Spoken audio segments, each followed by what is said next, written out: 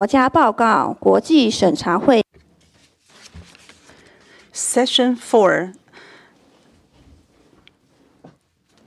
In this session, we're going to cover ICCPR Articles 12 to 17 and concluding observations and recommendations, paragraphs 82 to 86. May I remind all speakers to speak at a reasonable speed to facilitate interpretation. Also, when you speak, identify your affiliation and turn off the mic after you finish. Thank you. Good morning, everybody, to the last day of our interactive dialogue on a number of important provisions of the Covenant on Civil and Political Rights. And we start with Article 12, freedom of movement and residence. And I would like to give the floor to my colleague, Geoffrey O'Leary. Good morning, everybody. This is the last of our 3 days of exchanges, and I hope that, like us here on the panel, you are still full of energy. We're very much looking forward to exchanging with you during the course of the day. My first question relates to Article 12, and specifically to the issue of the imposition of exit bans on persons alleged not to have paid their taxes. Let me frame my question by saying very clearly that all states, Taiwan included, have the absolute right to frame their tax policies, and it is in the public interest to recover unpaid taxes. There's no question about that. The point, however, is, of course, that the human rights of those involved have to be respected. In the materials, the government explained the initiating conditions that can be imposed before an exit ban is adopted. And it makes reference to administrative remedies, supervision by higher administrative bodies, and the availabilities of avenues for appeal. However, no concrete detail is provided. So my first question relates to those remedies. Could the government provide, in more detail, an explanation of the remedies available to persons who have been subject to an exit ban? And specifically, what I'm interested in knowing is by which body is there an assessment of the lawfulness and proportionality of an exit ban? What percentage of exit ban cases are heard by a judicial body? And if possible, what percentage of bans are overturned at first instance or on appeal?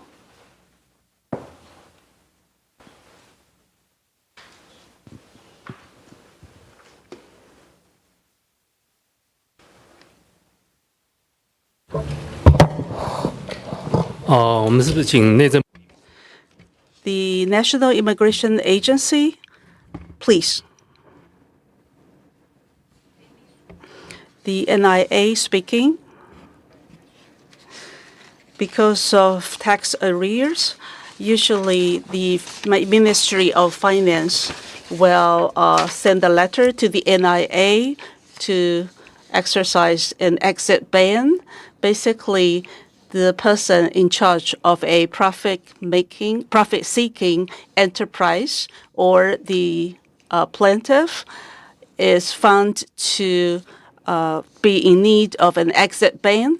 The Ministry of Finance will make the decision asking us to put such an exit ban, and the plaintiff will also receive a copy of this disposition, and they can seek remedy to the MOF according to the Administrative Appeal Act.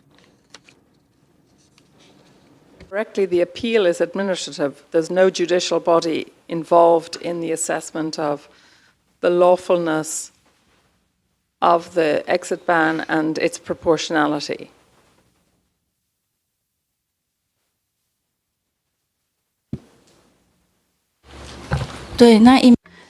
Yes, and when we perform this exit ban, we follow the decisions set by the MOF.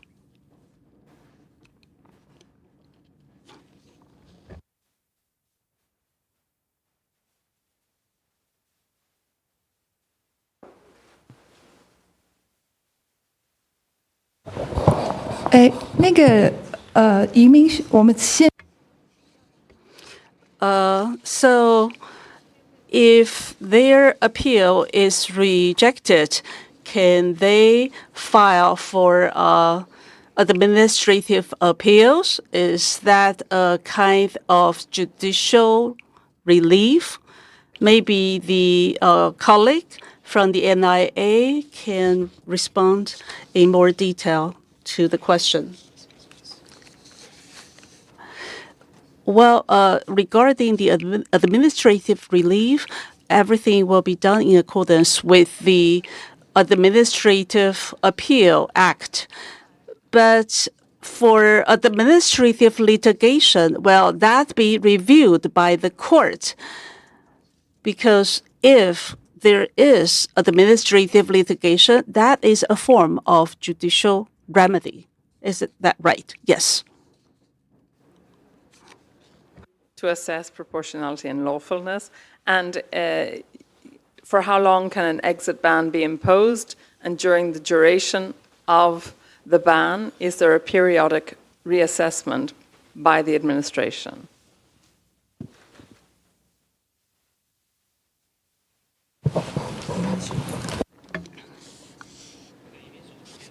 The NIA, please.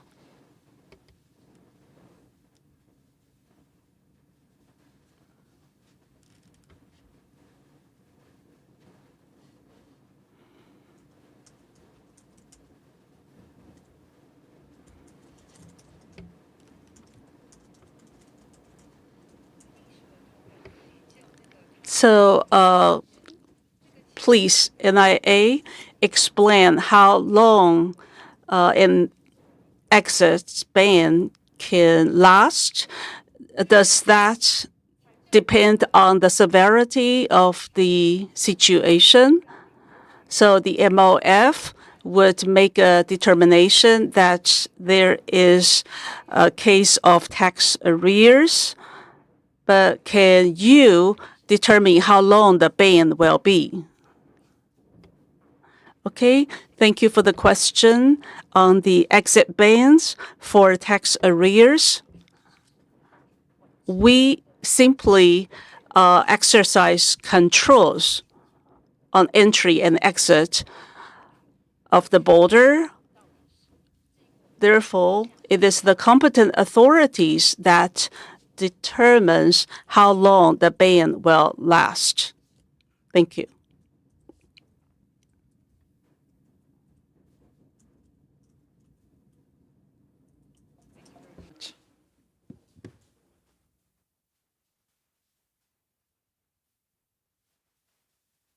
Yeah. Is there anything else on Article 12? Then we move to Article 13, and I ask Dunja Mijatović. Thank you. Good morning. In relation to Article 13, I think, what I still find important to raise, and I thank you for responding to many issues that I listed when I submitted questions to you. It's very comprehensive, and there is a lot of information that is comprehensive and very clear. This being said, I think it's important to mention that some of submissions during the previous review process in Taiwan noted that there's no legislation prohibiting refoulement, and the Convention on the Status of Refugees, the Convention Against Torture, and the Convention Against Enforced Disappearance all contains provisions preventing states parties from forcibly returning a person to a country where they would be subject to violations of some rights that are protected by those instruments. However, these instruments have not yet been incorporated in the laws of Taiwan. Here, what I think is important to raise and also maybe ask for a bit more clarification is the question of the absence of asylum procedures. And the question is, how are Article 13 procedural guarantees ensured for individuals expressing fear or persecution who face denial of entry or expulsion?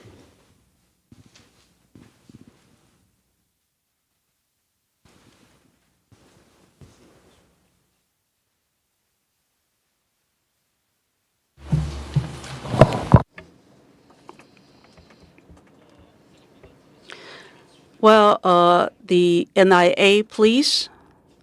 Yes, NIA speaking.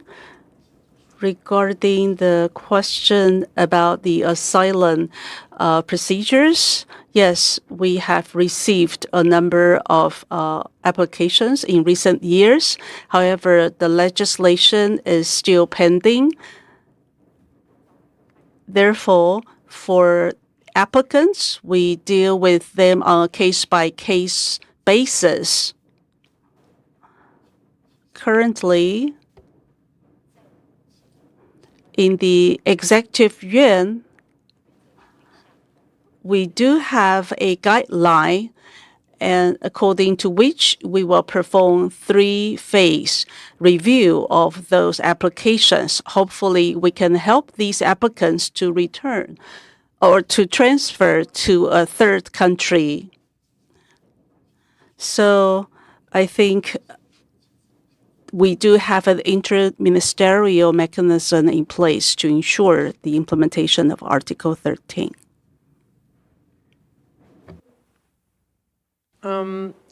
In para 168 of the fourth ICCPR report allows expulsion with 10-day notice for persons under investigation.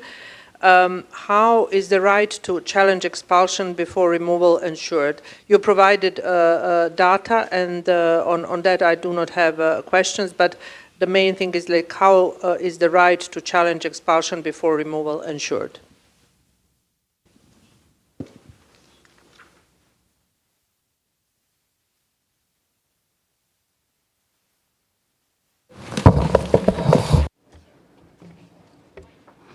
For foreigners facing deportation disposition and they apply for asylum status, and after review, we found that if we find that there's no way we can help them transfer to a third place, then we will have to do it, on a case-by-case basis, because these applicants or these people may be a student studying legally in Taiwan, or some have overstayed their visa. So again, we will follow the Immigration Act. We will give them at least a 10-day notice, and they still have the right to appeal against this decision. So there are definitely judicial relief procedures available.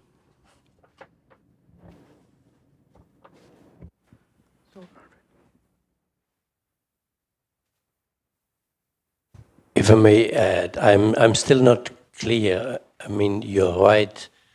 The Convention Against Torture and Enforced Disappearances and the Refugee Convention have not been incorporated into Taiwanese law.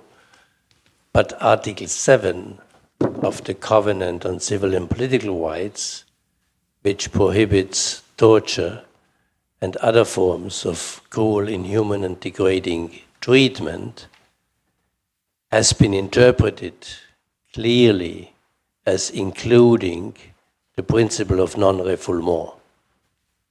So in other words, Taiwan is prevented from deporting an individual, whether this is an asylum seeker or anybody else, to a country where there is a serious risk of being subjected to torture or ill treatment. And I'm not clear how is this provision implemented by the National Immigration Agency. How do you assess the risk, or do you assess the risk at all? So what's the procedure really in which you apply or should apply the principle of non-refoulement?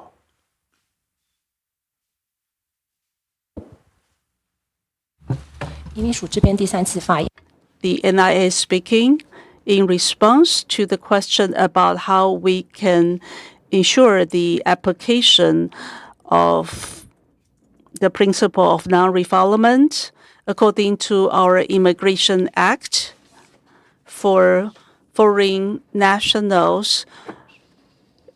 We don't necessarily have to send them back to their native countries.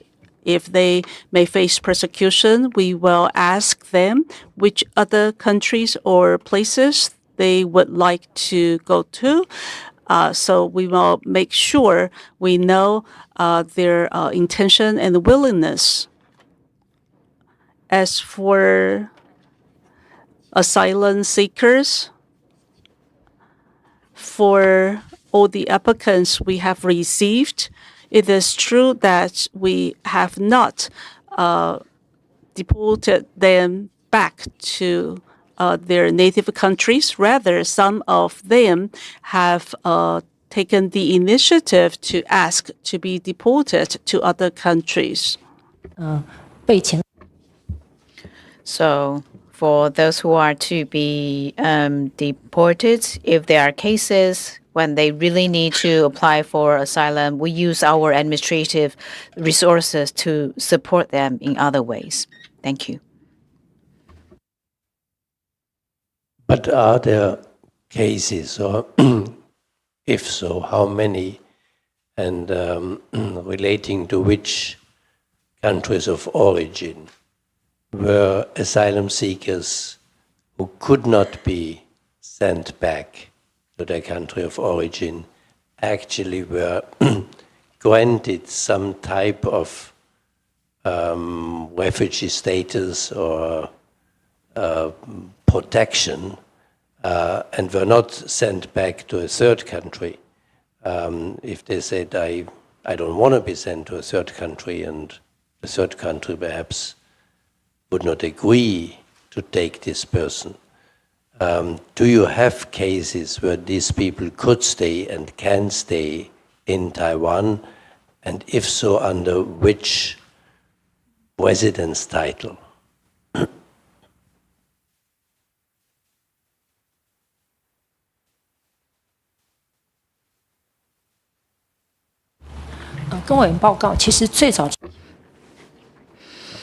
I think back in 2011 or 2013, a lady from Uganda applied for asylum, and with the help of the executive yuan, she was able to stay in Taiwan for a short period.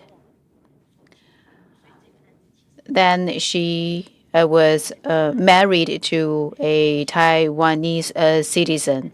So this is the case of my example. So we did provide assistance. We were helping her to be granted with the status of short-term residence in Taiwan, but then she got married with the Taiwanese system. So for current cases, we confirm with the applicants whether they have any concerns of persecution if they are sent back to the country of origin.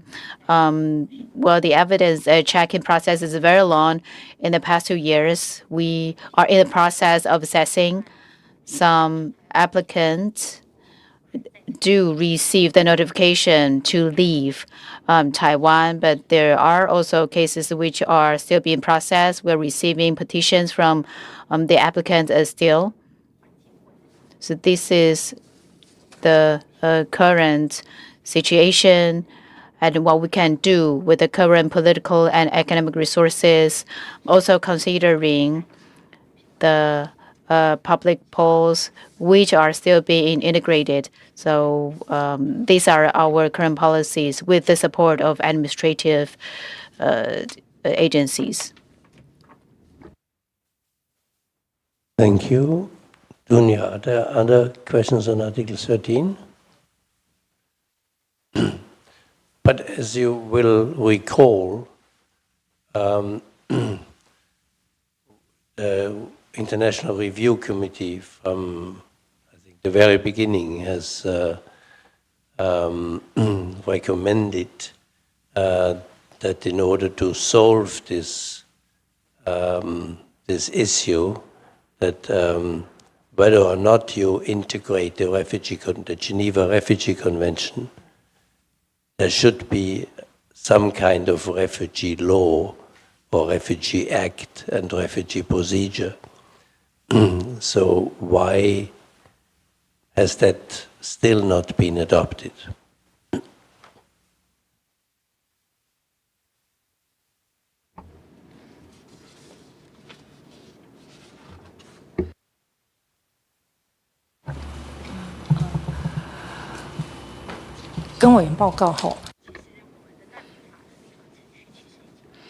The legislation process of Refugee Act was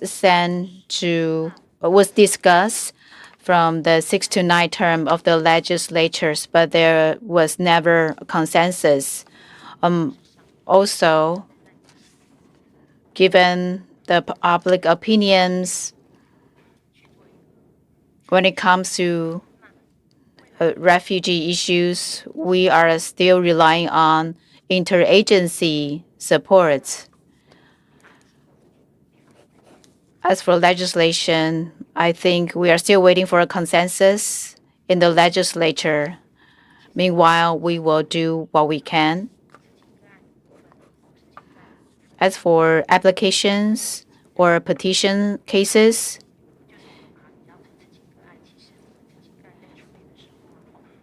well, for us, they are all petition cases, and we do support petition cases. We try to coordinate, but currently, indeed, there isn't really a legislation that we can announce to the public.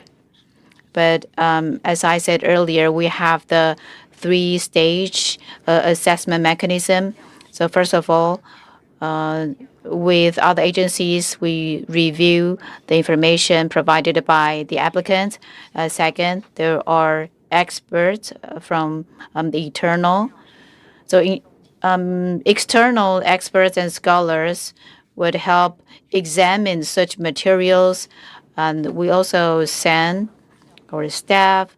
We also collect information from national security agencies, experts and scholars with analysis. There is an interagency meeting to include MOA, MOE, and other agencies. So these are our efforts. Even though there is an official legislation, these are the current efforts that we're making. Thank you. Are there any other questions from my colleagues on Articles 12 and 13? Then we move on to Article 14, and I pass on to Bill Shevers.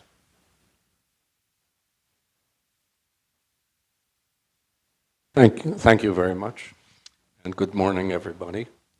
This is Article 14 on the right to a fair trial. I think one of the longest, maybe the longest article in the Covenant, with its detailed provisions on a fair trial. We addressed it in some detail in the previous report and raised a number of issues, and then in the list of issues for the fourth report, we raised certain questions, and I want to speak to some of those and to the responses that were provided. the first one was not really about an obligation under the International Covenant on Civil and Political Rights, but it seemed appropriate that it be addressed in the context of the discussion on Article 14. And this is the relationship between Taiwan and the International Criminal Court. I think it's pretty clear that Taiwan cannot become a state party to the International Criminal Court. It cannot ratify the treaty, and therefore it cannot accept the treaty obligations that are imposed by the statute. But at the same time, it could engage in a very constructive and positive manner with the institution. For example, by, and as we suggested in the previous report, making a declaration under Article 12, Paragraph 3 of the statute, whereby it accepts the jurisdiction of the court, whereby it gives its consent to the jurisdiction of the court. Article 12, Paragraph 3 recognizes that any state can make such a declaration. And this is not a procedure that is subject to the approval of the Secretary General of the United Nations, which would be the case were Taiwan to attempt to ratify or accede to the Rome Statute. This is a unilateral act that Taiwan can take, and it would enlarge the jurisdiction of the court to the territory of Taiwan, as well as to its citizens. Other states have made such declarations, including states that were not member states of the United Nations. I'm thinking in particular of the state of Palestine. So this is an option that we raised, and the answer to on the list of issues was not very informative. It simply said the matter is under consideration. Which one we would hope it would always remain under consideration, but I want to underscore the significance of doing this, particularly in this very troubled time globally of conflict, and where there are possibilities that Taiwan could be affected, even indirectly, by the work of the International Criminal Court. Just today, the news reports a senior official in the Philippines who has now been subjected to an arrest warrant by the International Criminal Court. He is apparently trying to avoid arrest in the Philippines. It's not unthinkable that he might find himself at the airport here in Taiwan at some point. I assume he's going to try and make a run for it. And it would be a very positive thing if Taiwan in some way were to indicate that it would honor and respect the obligations or the duties to assist the International Criminal Court in bringing a fugitive to justice. And as I say, Taiwan could do this as other states that have not joined the court have done. So I really just want to renew that point and suggest that you keep it under consideration. It's an opportunity, really, for Taiwan to flag its own participation in the global justice system. And there are also other consequences, and these are referred to in the answer to the list of issues, which is the incorporation of the crimes under the Rome Statute of the International Criminal Court into the domestic criminal law of Taiwan, which is something that is, I think, very logically an obligation, if not under the Rome Statute, an obligation under customary international law, which, after all, binds Taiwan as it binds all other states in the world.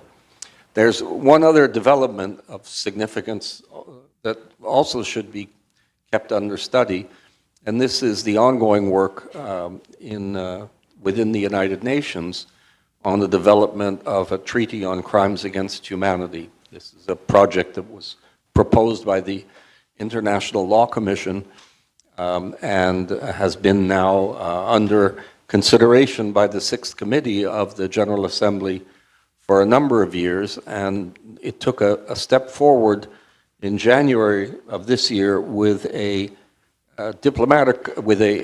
preparatory conference, as it's called, to study the draft. And the idea is there will be another session of the preparatory conference in 2027, and then there will be a diplomatic conference for the final negotiation and adoption of the treaty. It might be even a place to try and carve out and ensure that there is a possibility in the statute or in the Convention of Taiwan actually ratifying the convention. Or the negotiations will be underway, and that might be a place to raise that issue, plus to take positions here on the various aspects of the law concerning the prosecution and international cooperation in dealing with crimes against humanity. I want to now turn to the, I'm sorry, Professor Novak is suggesting that if somebody would like to speak to this, I would be very happy to hear a little more about it. As I said, the answer in the list of issues was not very informative, and perhaps more could be said to reassure the committee that the matter really is being examined.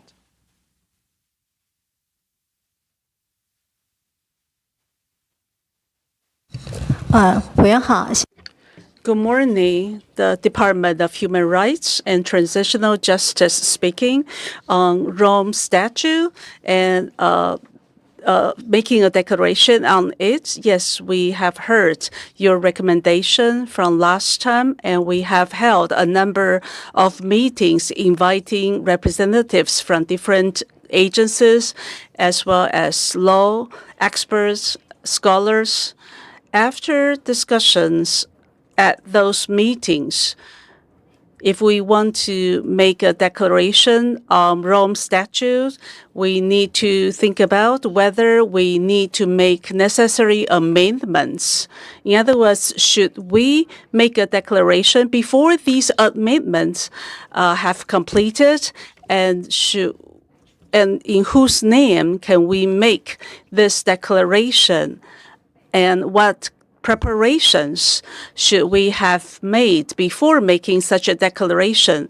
If ICC responds to our inquiries, what changes maybe we need to make beforehand? So last year, the MOJ was also asked to provide opinion as to what preparations or amendments to our regulations are needed. However, we know that international relations as well as national security are also at stake. So we have asked the Ministry of Foreign Affairs to make necessary analysis and studies. Next, the Convention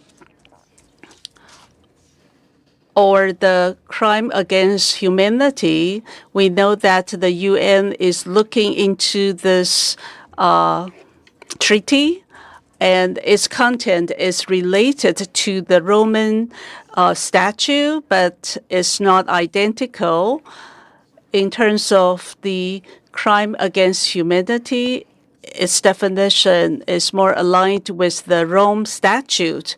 I know that this treaty is still under discussion. Its scope and specific content are not yet very clear. We will continue to pay attention to the development as to the content of the treaty on the crime against humanity, as we will make necessary regulatory reform. Thank you. A more general statement.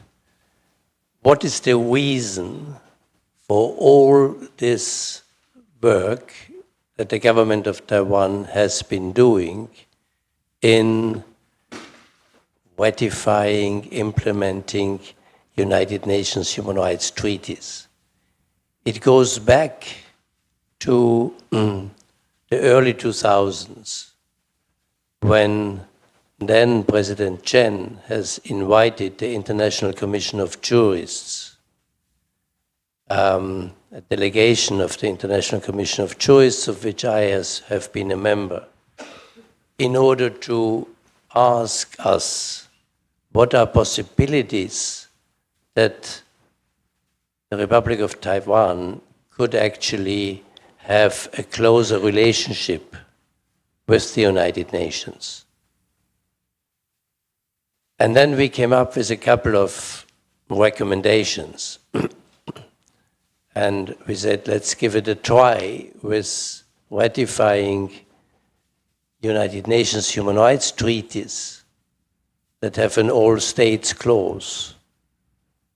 However, unfortunately, the legal office in New York said, we cannot accept this ratification. So that's why you did kind of a sui generis type of ratification, which is not accepted by the United Nations, but still showing the good intent to fully comply with the substance of these human rights treaties of the United Nations. And you have done a great job in that, and invited different review committees to assess compliance. Another recommendation that we made at that time was invite special rapporteurs or other special procedures of the Human Rights Council. And I have not seen very much progress in that, and I'm sure that there are those are independent experts who would say, I accept this invitation.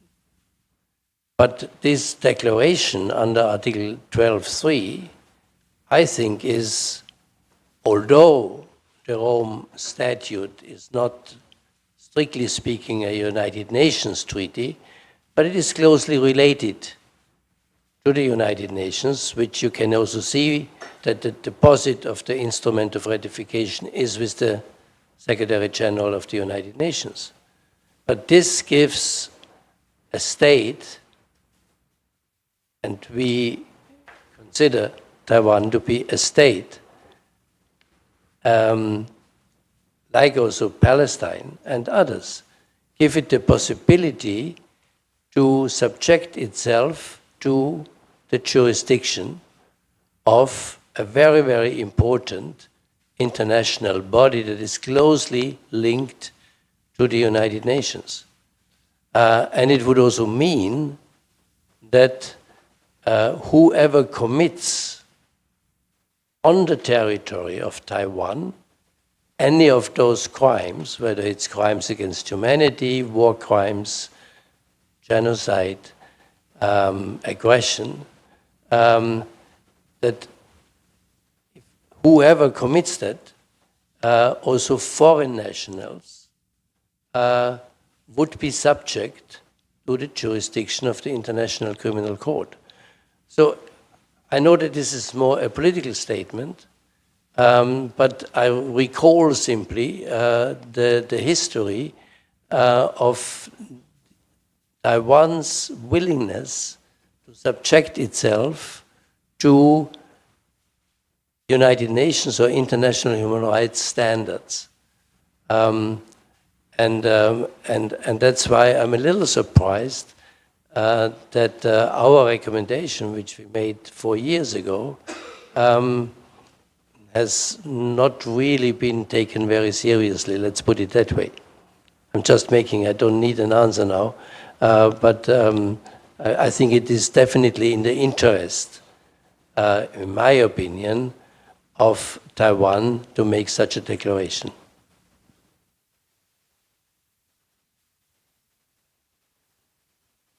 On this general issue I just would make one final point. In the response to the list of issues, the reference was made to the Crimes Against Humanity Treaty. And what you've just said in your very helpful answer to us about how the definition of crimes against humanity in that convention is very similar to the definition in Article 7 of the Rome Statute. And I think that certainly was the case with the draft of the Crimes Against Humanity Convention prepared by the International Law Commission, which mirrored very, almost exactly the definition in Article 7 of the Rome Statute. But it would appear, following the preparatory committee meetings in January, that there is a lot of impetus to adjust, to enlarge the definition of crimes against humanity.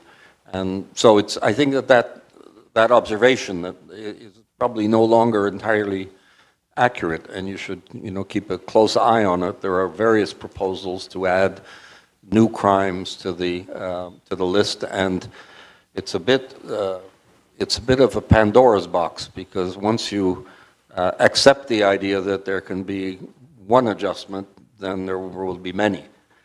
So I think that issue is going to continue to evolve in the next few years as the debate goes on.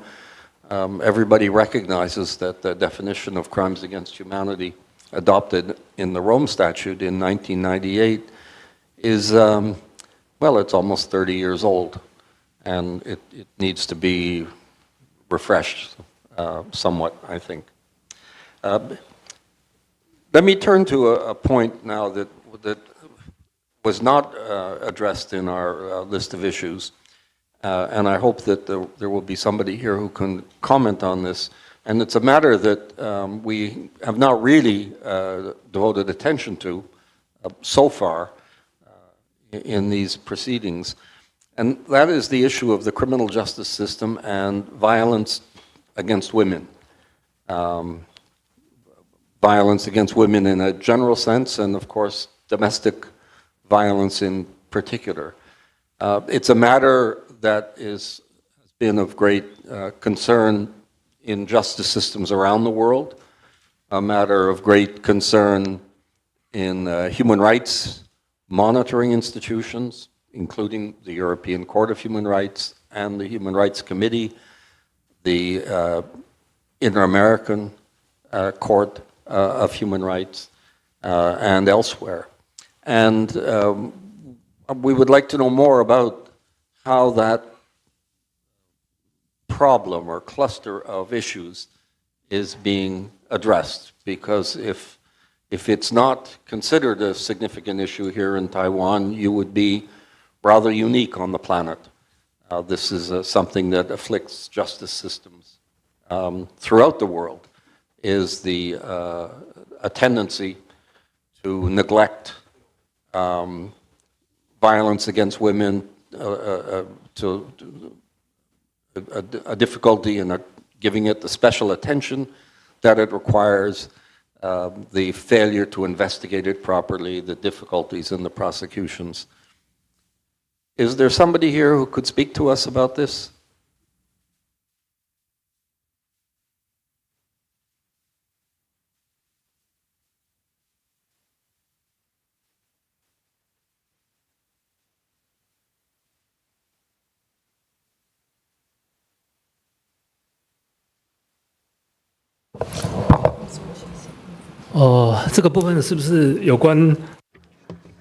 Well, maybe we can ask the Department of Human Rights to respond first. As for violence against women, the Ministry of Health and Welfare, please.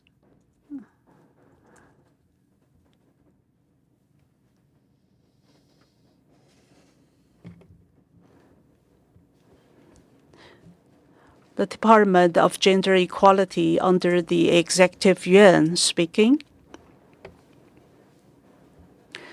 Based on the general comment number 19 and 35 under CEDAW, the Executive Yuan has announced a plan to combat gender-based violence. This is a national action plan incorporating the judicial yuan, the executive yuan, and all the sub-agencies under them to create an environment that would tolerate zero violence. There are 4 topics. 1, prevention. 2, protection and support for the victims. The 3rd topic is legal and judicial interest. The 4th one is the statistics and database as well as R&D. We have asked the MOE, the MOH, and the MOJ to provide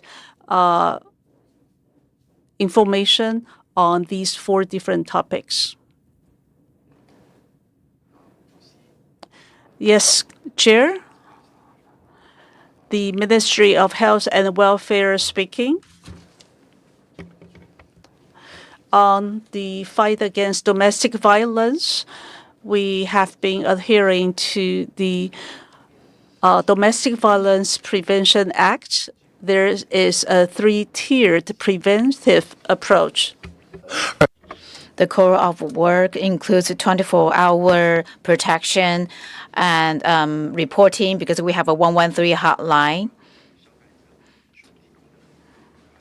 We provide diverse supports, including sheltering placements, economic aid, legal and judicial assistance, psychological counseling, employment seeking, independent living, and so on. We also include the execution of the protective orders. And we have community campaign and education as well. We work with other ministries, including police agencies or education agencies and medical institutions.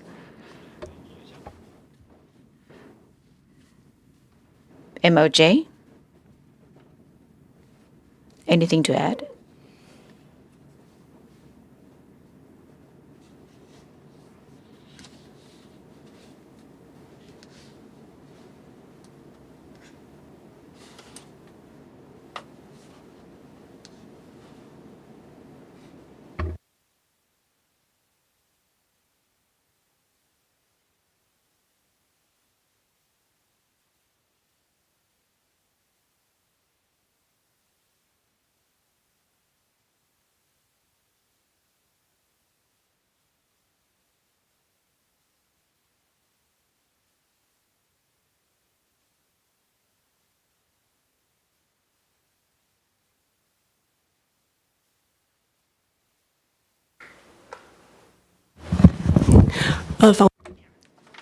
This is MOJ.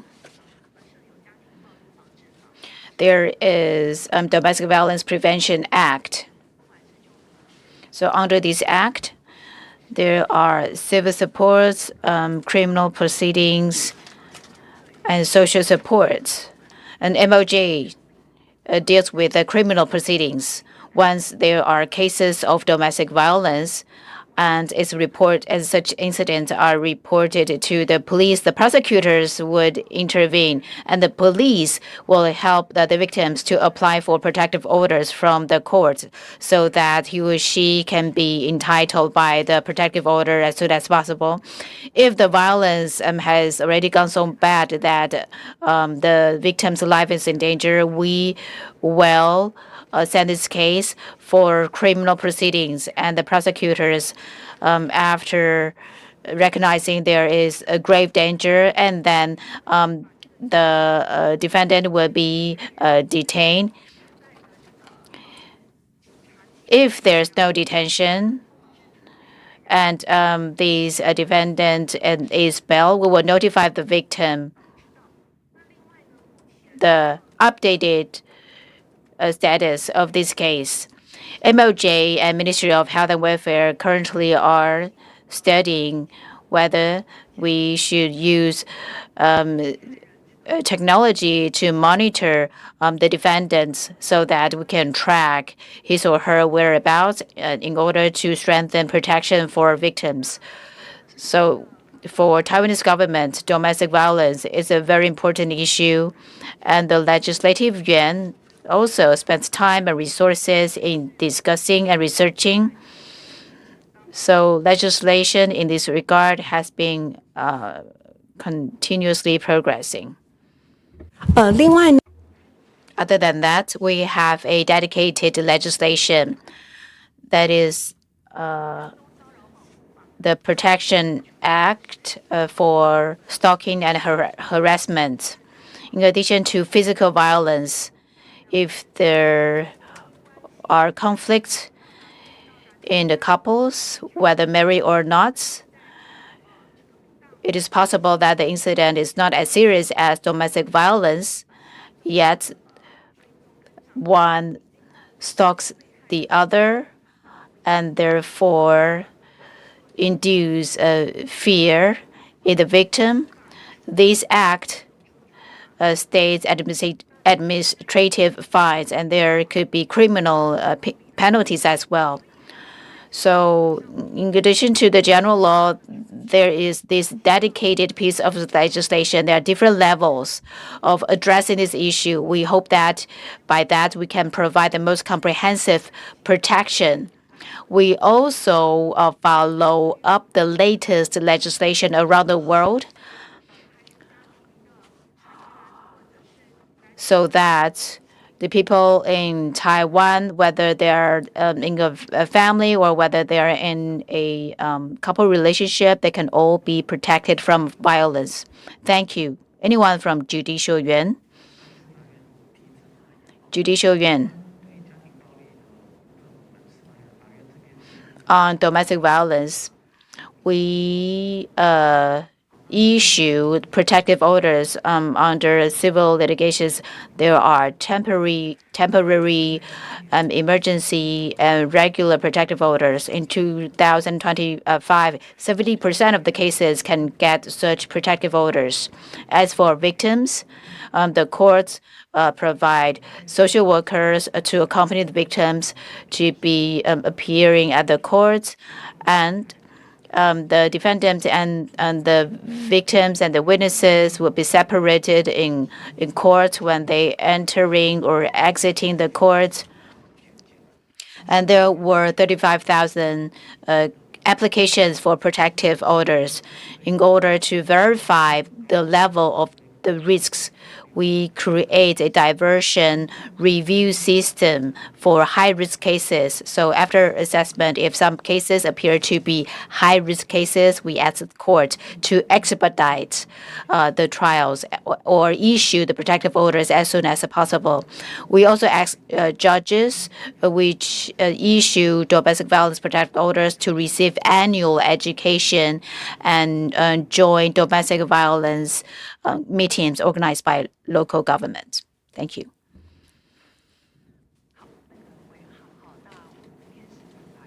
This is Judicial Yuan, the Department of Criminal Affairs, on Domestic Violence Prevention Act. If there is violence against women,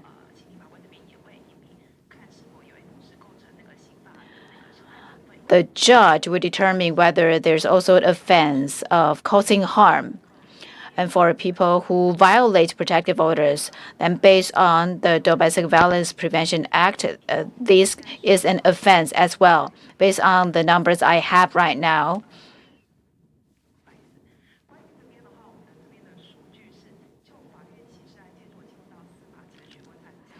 so criminal cases in local courts is quite high, like 5,152 in 2020 to 6,455 in 2022 to 6,969 this year. So the judges are very active in reviewing domestic violence cases. In addition, there are sexual abuse or sexual assault cases. There are more cases, and indeed in the court, but we've established social safety nets and the better reporting mechanism in order to support the victims with diverse resources. Even though the number of defendants has grown, but the judges sometimes send them for criminal considerations. So these are the numbers that I want to share. Thank you. Thank you very much for all of those answers. Very informative. I was going to ask a question about the numbers and the statistics, but you've provided some of that, and that's very helpful. I have a question about the statistics, because what I heard in the translation was that there has been a steady increase in the number of cases. That could indicate a number of things. The first thing it could indicate is that the problem is getting worse and not better, unless we know what happens with those cases. And do they lead to more convictions? My question really is, what is that showing us? Is it showing us that the problem is being addressed, that judges are more rigorous in dealing with it, and that old prejudices, traditional attitudes are being defeated? Perhaps you can speak to that. Thank you.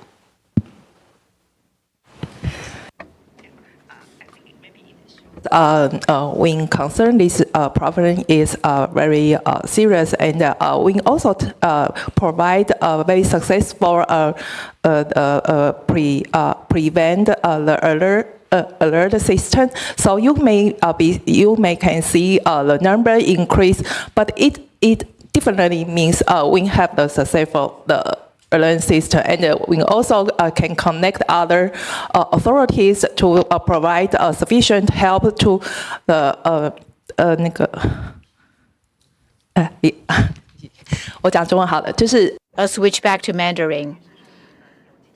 I think we proactively engage in many preventive mechanisms, including issuing protective orders and including helping the victims as early as possible. And that's why it seems that the number of the reporting has grown.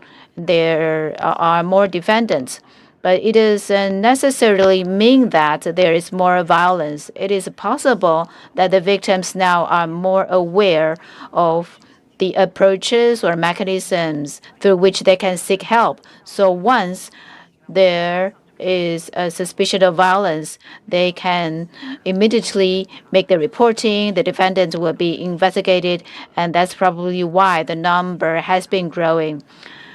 This shows that our legislation works very proactively. Thank you.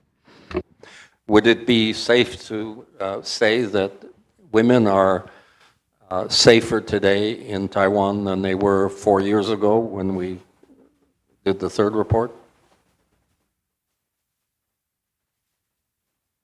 Are you nodding in agreement? Okay. Thank you. Thank you very much. Now let me move. I have one final issue that I would like to raise, and this was addressed in our list of issues, and it's about the system of citizen judges and the majorities that are required, or the unanimity that is required for judgments. And in the response to the list of issues, and I direct your attention to page 156, where you basically explain why, and I understand that this is from a judgment. It's the judges who made this point, or in some way, but you don't explain the rationale for it.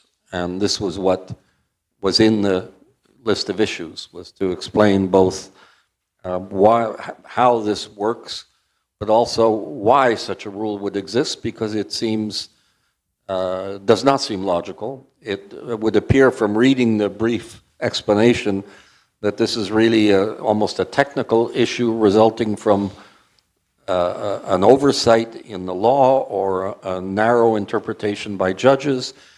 And if that's the case, then it's something that ought to be corrected. So I'd be very grateful for some explanation about this.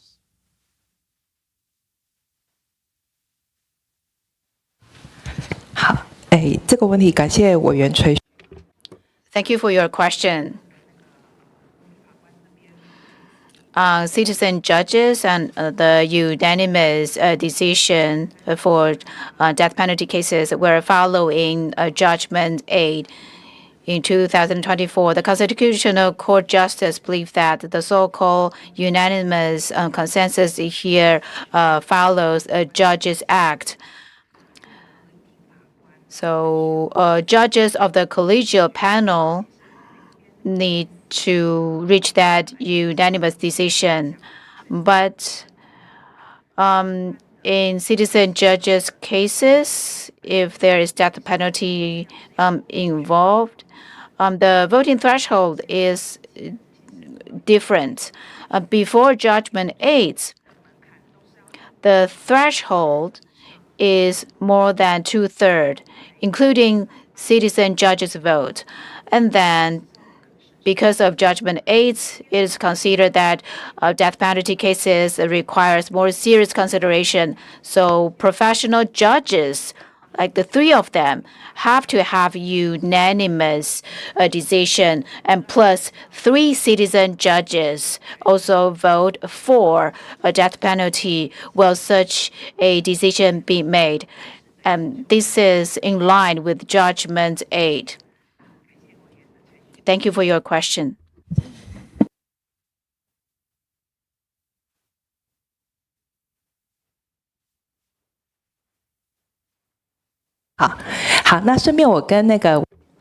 Also, in addition, citizen judges and their participation in deliberation and voting, because I am the presiding judge of the first term of citizen judges. Regarding our citizen judges, there are 6 citizen judges working with 3 career judges. So a total of 9 judges. When it comes to guilty or innocence verdict, 2/3 of the judges have to concur. If it's going to be a guilty verdict, then they have to decide on sentencing. If for sentencing only, then 2/3 of the 9 judges have to concur. That means 5 judges, including career judges. Then sentencing can be decided. But the death penalty is very special. So according to our Citizen Judge Act, again, 2/3 of the citizen judges and the career judges together must concur to support the death penalty. So at least 6 judges. However, this practice was not compliant with the 2 covenants. That is why in the Constitutional Court Judgment 8, the grand justices emphasized that if there are citizen judges working together in deliberation and for death penalty to be valid, career judges have to give unanimous verdict. In addition, they have to persuade the other citizen judges. At least 3 citizen judges concur. That means 6 judges in total, including 3 career judges, give this death penalty decision. Thank you for the explanation. So this is in a death penalty case. You would have, after a guilty verdict, the determination of the sentence is done by a panel of 9 judges, 6 of whom are lay or citizen judges. And the professional judges must be unanimous. And the citizen judges, 3 of the 6 citizen judges must be in favor of the death penalty. Is that correct? In other words, if half the citizen judges are against the death penalty, it would still go ahead. And what is the rationale for this? I mean, maybe you don't, maybe we need psychologists to analyze the rationale of legislators, but it's difficult to understand why the professional judges, why you would require unanimity of the professional judges and not even a special majority of the lay judges. Because in this case, as I say, if it's only 3 of the 6 lay judges, the death penalty goes ahead. This is very hard to understand. Is there an explanation?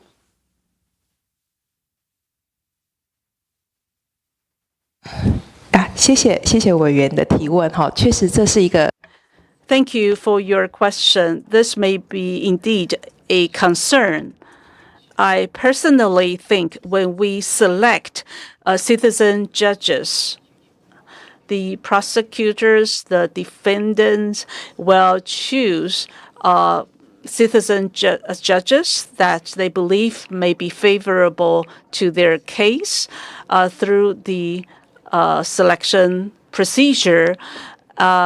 So when it comes to the death penalty, the selection of citizen judges may exert some influence. I cannot speak on behalf of the legislators or the grand justices. Maybe in the future we can adopt the U.S. Jury mechanism, and for all jury members to have unanimity for a death sentence. But for the time being, we have to comply with the Constitutional Court judgment. A little more how the lay judges are selected. You said when they're selected, that if I understood correctly, you said they may select judges who they think will be favorable to the prosecution case. This is also kind of a troubling suggestion. Yes, I can explain a little about the selection procedure. 那不好意思，我用中文讲。First of all, during the selection process, for all candidates, there will be a background check. So the court will provide both sides the information for their reference, and then the 2 sides will interview these candidate citizen judges. For example, they will ask them how they think about some sensitive issues that are related to the case they are going to review. So they tend to pick those they believe whose stance may be in favor of their case.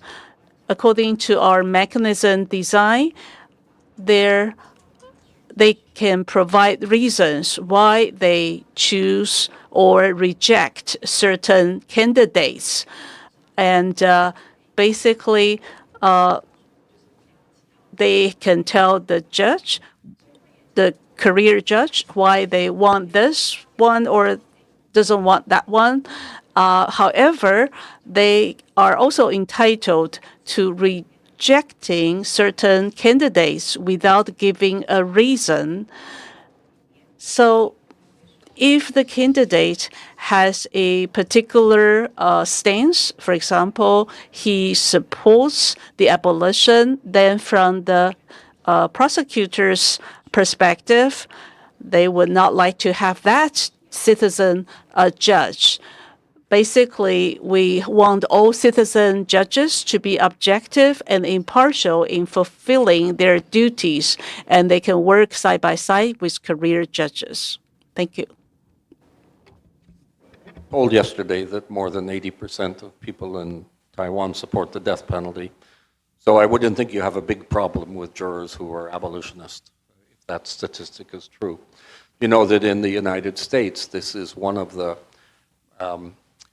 manifestations of the fact that the public is not as enthusiastic about the death penalty as is sometimes suggested, the fact that jurors refuse to vote for the death penalty, and we can measure that.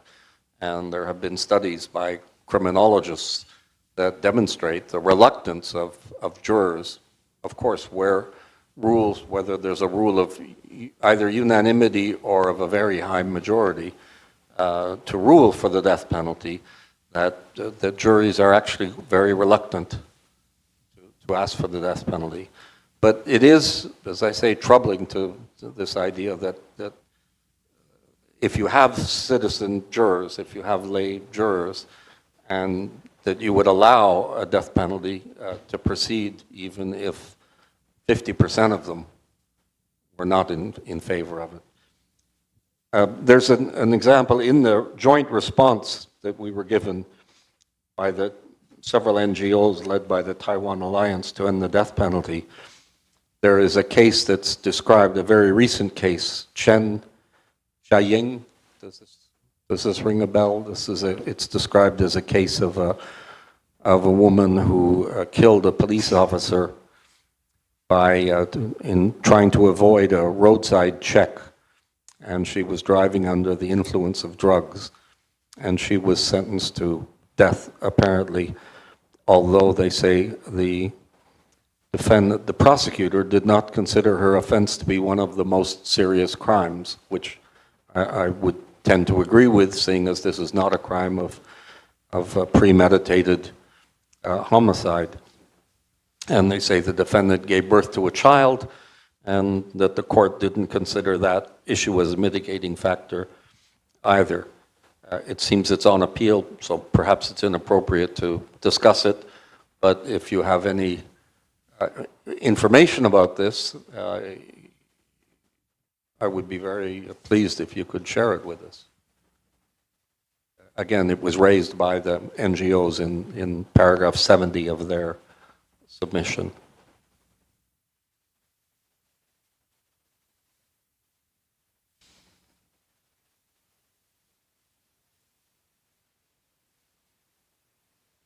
Colleagues, does anyone?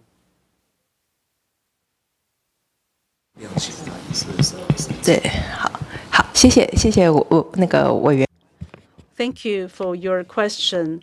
Regarding individual cases, I think this trial is pending because the defendant is still going through the appeal procedure. I am sure the upper level court will make very cautious assessment of the case. Thank you. Much. I'm finished with Article 14, unless colleagues have other points on this. And Manfred, I'm responsible also for 15, which is on, yeah. I would like to go back for a moment to domestic violence. You spoke, the representative of the Judicial Yuan, about the number of criminal cases in local courts, and I understood these cases are filed when people, men in this case, violate protective orders. And could you please explain a little bit more, does a protective order also include that the violent husband or partner is actually sent away from the common household and is not allowed to come back, to enter the household? Or what do you mean exactly with protective orders?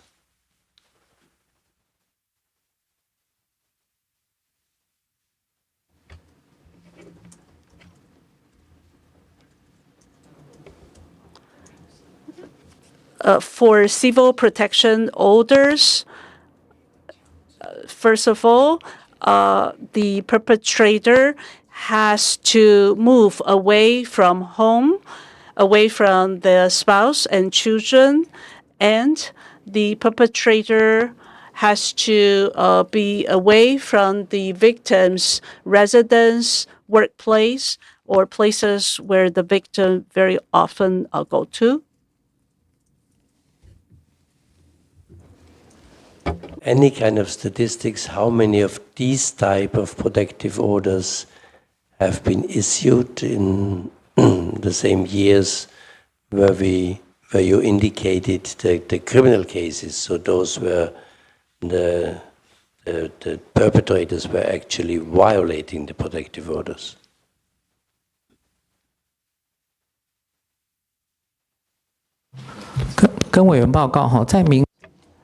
For civil protective orders, for ordinary protective orders, last year we received applications in the number of 25,000, and the issuance rate is 73%. And about in 6,000 cases, the perpetrators were told to be away from the victim's residence. As for the criminal part, I will ask the Department of Criminal Affairs to explain. Okay, yes, we do have statistics at the Judicial Yuan, but I don't have it with me. I will provide you later after the session.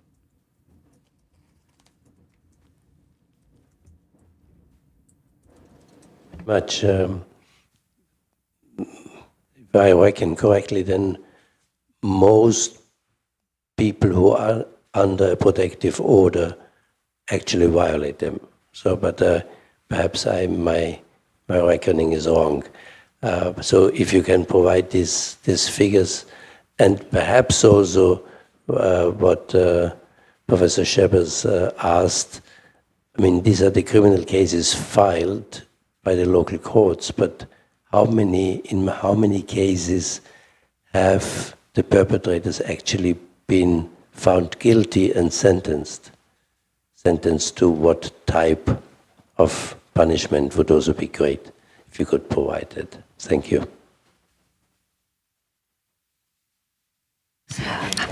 Okay, I can provide some supplemental information about the violent protection crime. 就是我可以这边提供有关。So first instance, violation of protective orders, if you look at 2024 numbers, violations reach 2,594. They violate that.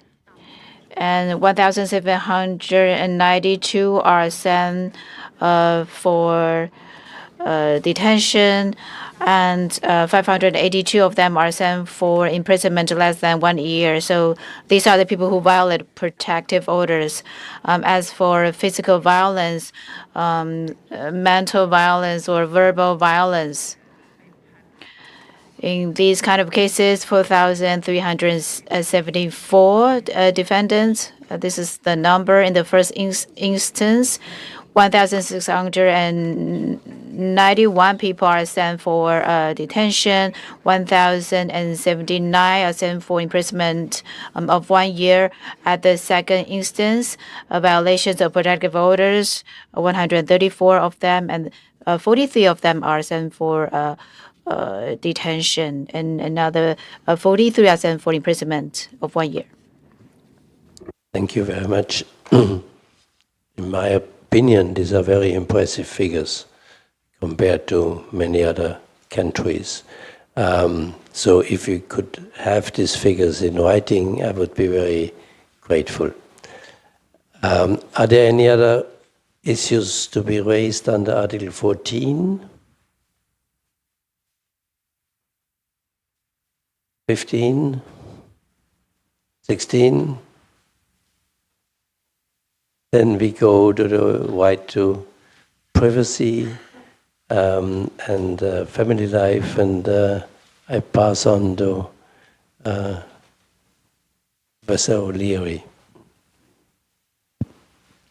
Thank you very much. My questions in relation to Article 17 cover a number of areas: facial recognition technology, use of that technology in prisons, data protection law, the independence of the Data Protection Commission, lawyer-client privilege, search and seizure in law firms, clarification of the legal situation in relation to gender reassignment, and the use of national health insurance data. I give you the list so that the different speakers who will intervene on these different subjects have some notice. There are other questions that arise under Article 17 relating to the regulation of internet platforms and social media, in particular the Social Order Maintenance Act, an amendment of that act, but I'm going to leave those questions to be addressed by Professor Kay under Articles 19 and 20. So moving to my first question, when will the guidelines for government agencies on use of facial recognition technology be ready? And when adopted, what sanctions do those guidelines provide for breach of the relevant rules?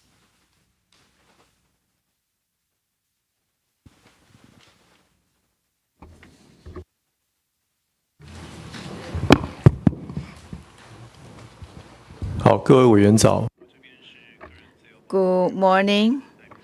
This is a preparatory office of the Personal Data Protection Commission. So you ask about the guidelines of facial recognition technology. Well, facial recognition technology is a very broad term. So there are different forms. So especially after the previous CORs, we went on to understand what situations may involve facial recognition. There could be confirmatory facial recognition. That's one-on-one, meaning that one has to record his or her facial recognition whenever their status has to be verified. They go to certain device and have their face recognized. And the other is identifying use of this person. So these people didn't give out their facial data willingly. Maybe it is initiated by the government agencies. They collect such facial information and then use such information to identify people. And that's one to many identification. After CORs were issued 4 years ago, we went on to understand how many agencies are using facial recognition technologies. We understand that how such technologies are used in 300 or so agencies, including central and local governments.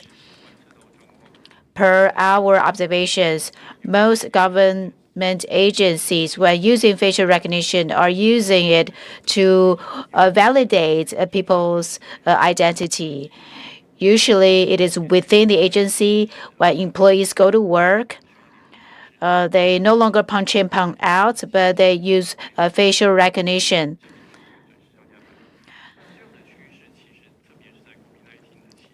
During COVID-19, such technology was used more widely because that was to reduce the need to have any contact. When we assess the use of technology, we start to consider what the committee members want us to understand. Well, in the current situation, most agencies are using this technology to verify person's status. So we have drafted guidelines for facial recognition. So government agencies need to obtain the consent of the individuals, and the agencies must have the legal mandate which allows them to use such facial recognition technologies. And the agencies need to notify the individuals this technology is going to be used and how this technology may affect the records of his or her working hours. And the facial information must be regulated. For example, they need to be deleted after a certain year. These guidelines, after being drafted, will be seeking feedback from other sectors. As I said, I am from the preparatory office of the PDPC, so there isn't an official office right now. At the end of last year, the AI basic law was passed in Taiwan. And the supervising agency hasn't been created, but that agency will have the responsibilities in regulating how AI is used. Thank you very much. So when can we expect the guidelines to be adopted? I know you're going to get feedback from other bodies, but do you have any timeline in terms of when they'll be adopted?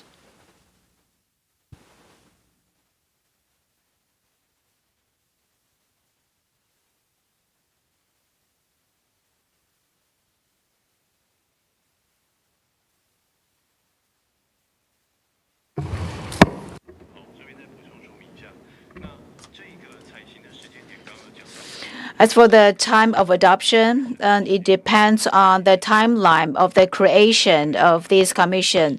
Because if the commission had been created last August, we would have already have the guidelines already. But the preparatory office responsibility is to help create the commission. That's our legal mandate. And as I said earlier, in line with AI basic law, privacy protection, AI usage will all be covered. But that law was newly passed at the end of last year, and it was promulgated by the president only in this May. So we're still discussing whether these guidelines of facial recognition need to be adjusted given AI. So my apologies that I'm not able to give a specific time. This has a lot to do with the creation of the Personal Data Protection Commission, because when it comes to mandate, if there's an independent monitoring agency, it would be the agency that issue the guidelines because it has the legal mandate to do so. Talking about is the Data Protection Commission or an AI commission, or both?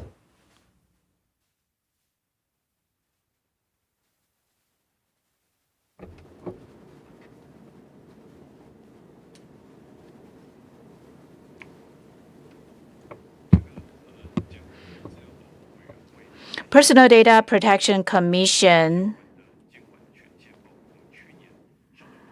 has the right to monitor or to supervise other agencies on how these agencies use facial recognition.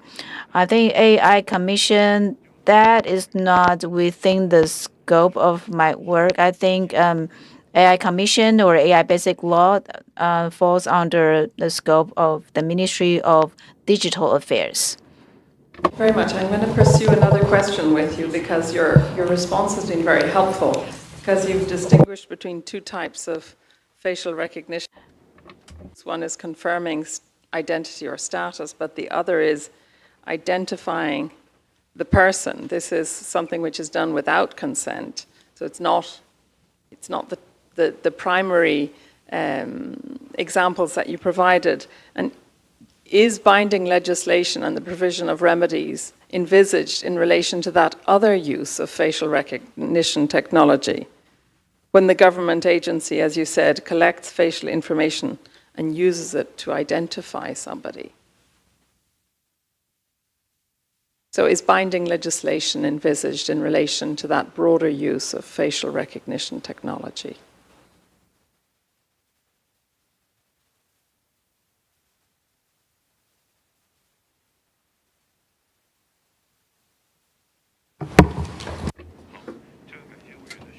Thank you for your question. And again, this is the preparatory office of the PDPC. In terms of remedies, well, let's say some agencies say that government agencies, without notifying the individuals, they go ahead and scan the facial data of a person. For example, customs in the Immigration Act may do this. Maybe you can ask other agencies for this. But if we are coming back to the personal data protection law, Article 3 and Article 10 and Article 11 gives the individuals such fundamental rights. If individuals come to become aware that their facial information is collected, they can ask to inquire or to review or to be given the copies. They may also think that now I no longer belong to this agency. I don't serve here anymore. There's no need to use my facial recognition information. So I can ask that agencies to delete my facial information. So that is under the protection of the Personal Data Protection Act. But in cases of customs or prisons, maybe there are other policies. You can ask them.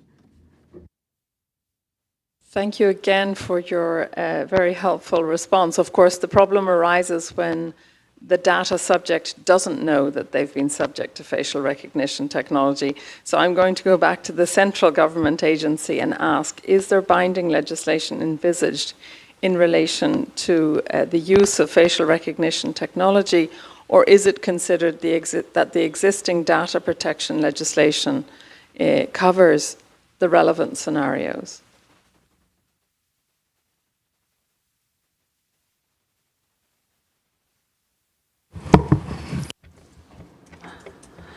Okay, so the preparatory office of the PDPC speaking. So does the central government plan to have a overarching legislation? Well, I think it will be up to the PDPC to decide. For me, the preparatory office aims to strengthen the procedure and legal safeguards.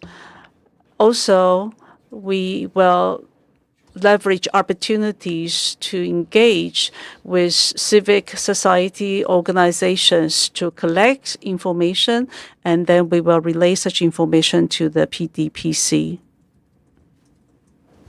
I'm going to go on to broader questions relating to data protection, because based on some of the submissions made by civil society organizations, I have some doubts about how the data protection legislation works.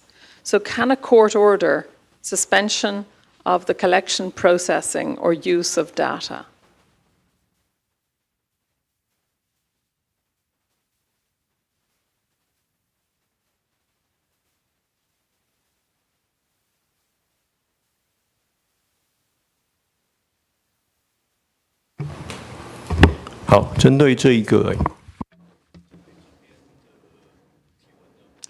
Regarding this question, I think the NGO's entry refers to Article 25 of the current Personal Data Protection Act, also in Article 22. So for private entities, if they are found to have violated the Personal Data Protection Act, then according to Article 22, we can initiate administrative examination, and on this premise, we can seize certain evidence, devices, or equipment. And through such administrative examination or inspection into private entities, this practice basically is okay according to the administrative Penalty Act or Personal Data Protection Act, this can be done without the court authorization. So maybe you're thinking about a search warrant or search order issued by the court, but we are talking about an administrative inspection, so it may be a different scenario. My next question, which is this distinction between breaches of data protection by public and private actors. From the material submitted to us, I understand that private actors and agencies can be fined, but that public ones can't. In relation to public agencies, the response is limited to disciplinary actions against personnel and disclosure of the public agency's name. And I'd like to understand this discrepancy between the response to data protection violations by public or private agencies.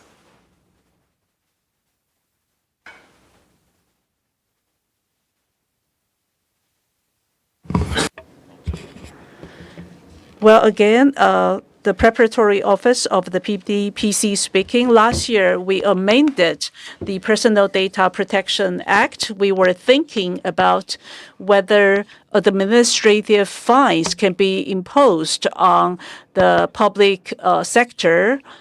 Of course, there are pros and cons. People who support this believe that there should be equality in terms of penalty between the private and public sectors. On the other hand, we also took into account two issues. First, the oversight of personal data protection in the public sector is not so adequate. Before the last year's amendment, the oversight of the public agencies was not very appropriate, was not adequate. So this, of course, boils down to another issue, that is, we did not have a dedicated agency to protect the personal data protection or to oversee the implementation of the Personal Data Protection Act. So in the wake of last year's amendment, the PDPC is expected to play the role of overseeing the public sector. Therefore, it again will be up to the PDPC to how it will exercise its duty and whether or not the PDPC will be authorized to mete out penalties. We have also drawn reference from other countries' legislature. For example, ICO from the United Kingdom. If you want to penalize the public sector, on the surface, it is equality between the public and the private sectors. However, in the future, there may be some implications for the public sector's effort to implement protection of personal data. So the ICO finally decided that you need to disclose this particular public agency so that the Congress or other agencies that are in the position to oversee that agency can do something, or even the general public can exert pressure on that agency in question.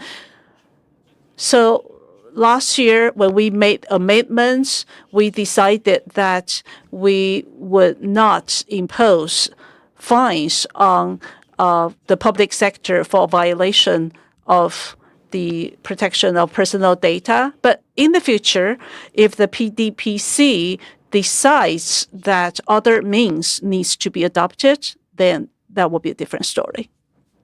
The answer is both clear and not clear. What I want to know is there a legal basis in the existing data protection legislation as amended last year for the imposition of fines on public agencies. You say that the future Data Protection Commission can decide to do this, but it can only do this if there's a legal basis for it to do it. So, on the basis of the existing legislation, can fines be imposed in future on public agencies? 好，这个抱歉，刚刚前面我没有针对 My apologies for not being clear about the current status. Well, as you put it, now there are no imposition of fines on public agencies. Before the implementation of last year's amendment, yes, there were no penalties or fines at all, but in the wake of the amendment, if the PDPC finds a public agency in violation of personal data protection, the PDPC can audit that agency in question. If there is indeed a violation, the PDPC can disclose the name of the agency and its violations. Fine. So for private agencies, a fine can be imposed. For public agencies, it's disclosure of the agency's name and disciplinary sanctions within the agency. Thank you very much. Now I understand. The second, and a further question is in relation to interception warrants and data protection orders. So interception warrants, which compose a very small percentage, need judicial authorization, but data protection orders do not need judicial authorization. And the government has explained, I'm referring to page 164 of the government's response, the procedural safeguards applicable when communication subscriber information is retrieved and retained pursuant to a data protection order. And this information is very helpful. However, what I want to know is which body verifies compliance by the authority retrieving the information with the procedural and substantive safeguards which are mentioned by the government? And do other appeal remedies exist? So is it just the retrieving authority which verifies its own compliance with procedure and substantial obligations? Or is there an oversight body, either in the Independent Data Protection Commission and or judicial oversight?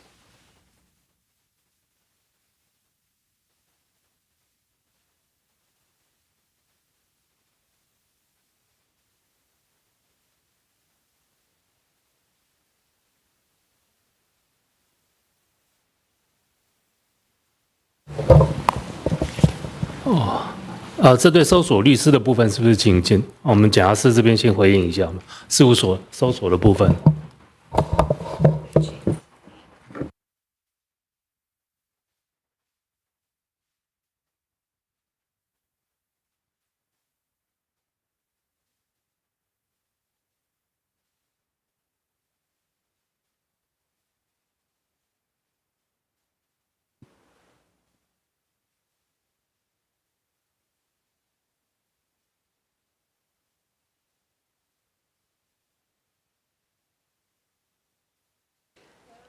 ？Would you like me to repeat the question? So I'll repeat the question without any difficulty. My question relates to data protection orders for which no judicial authorization is required. At page 164 of their response, the government explained the procedural safeguards applicable when communication subscriber information is retrieved and retained. However, I would like to know what body or bodies verify compliance with the relevant procedural and substantive safeguards. Is this done by the Data Protection Commission, or is there also the possibility of judicial oversight on appeal?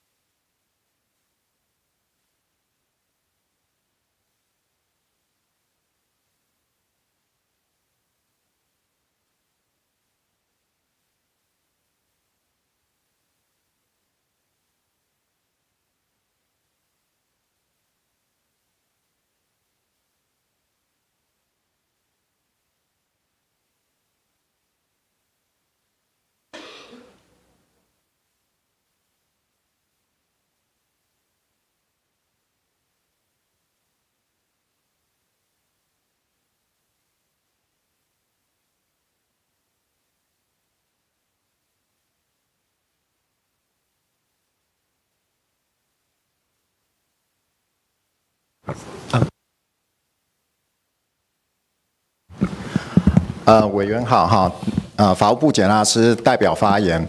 MOJ speaking. First of all, on the data production orders, or if you are referring to information under the interception warrants, maybe without judicial intervention, the prosecutors or the criminal police can obtain the data. I assume you are asking about this. Well, let me clarify. So without judicial authorization, the scope of data that can be produced usually involve issues that do not harm human rights to such a great extent. For example, such data may be telephone, correspondence, communication records. Rather, there's no data on the content of such telephone communication. So these are minor issues without court authorization beforehand. The police, the prosecutor can ask for such data. And during the process of obtaining such data, there are safeguards. 要求说，所调取的这些资 Another requirement, all the data that is produced has to be kept confidential, and such data has to follow another act, that is Archive Act, for further regulation. There are audit mechanisms as well to ensure that after the production, the data is used or processed, follow the procedures. That's my brief response for now. Thank you. Understood that there are safeguards. What I'm trying to establish is who can verify whether the safeguards have been respected by the police and the prosecutor. Is the administration the authority which verifies itself? Because you rightly point out there is a difference between the content of communication and communication traffic data. However, under data protection rules and legislation in many parts of the world, in fact, telephone numbers, communication data, traffic data is considered potentially very serious in terms of protection of human rights because of the profiling you can establish in relation to data, the data holder.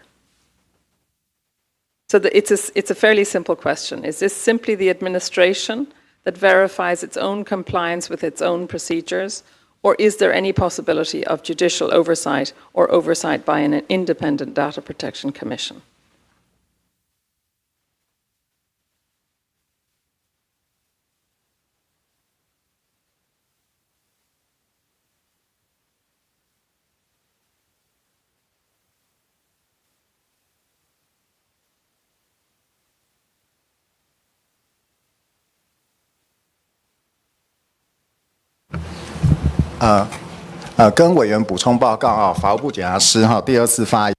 This is MOJ, Prosecutorial Office.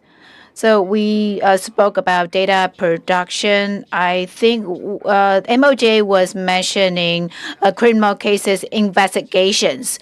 So in criminal investigations, data production and the data used in the following criminal proceedings, when these cases are prosecuted by the prosecutors, this case will enter the courts, and the courts will review the process of obtaining such evidence. So the courts, in a way, is the gatekeeper. Thank you for those responses. My next question relates to the issue of lawyer-client privilege, and the government explained very helpfully, I'm referring to pages 164 and 165 of your responses, that following the Constitutional Court's judgment on lawyer-client privilege, all the relevant bodies act in accordance with the spirit of that judgment. But there is an executive signature which is pending on draft legislation which was submitted in October 2024. So my question is, why has there been such a delay on signing draft legislation which was submitted in October 2024 following the Constitutional Court judgment?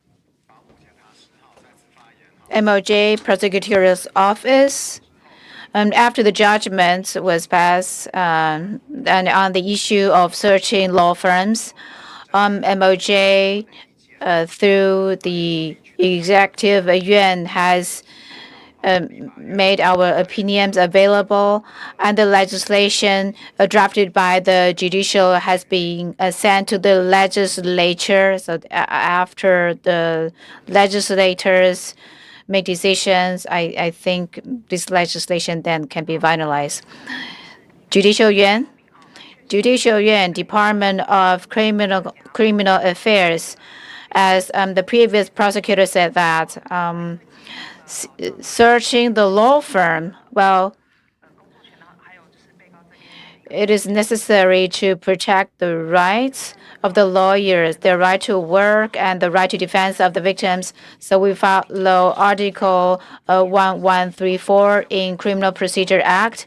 So based on the document of the communication, well, in fact, the communication between the client and the lawyer must not be used as evidence, but there are exemptions or there are exceptions. And this has been sent to the Legislative Yuan for their deliberation. I also want to add, the spirit of the judgment is that even without amendment of the law, we can still follow the spirit of Judgment 9 to protect the privilege between lawyers and their clients. Amendment to the law is simply to make the boundaries or the scope clearer. As of now, MOJ and Judicial Yuan have a little bit difference in opinions, but we agree on the spirit of the judgment. We have different opinions on the details, but we're still waiting for the Legislative Yuan to review. And that legislature, Judicial Yuan has a legal mandate to propose bills for legislature to review too. My experience as a judge means that when there are different interpretations of what the law means is why you need legislation. So I understand from your responses that the draft legislation is with the Legislative Yuan since 2024, so we can expect movement on that front in the near future, or we can hope that there will be movement on that front. But your responses have been very helpful.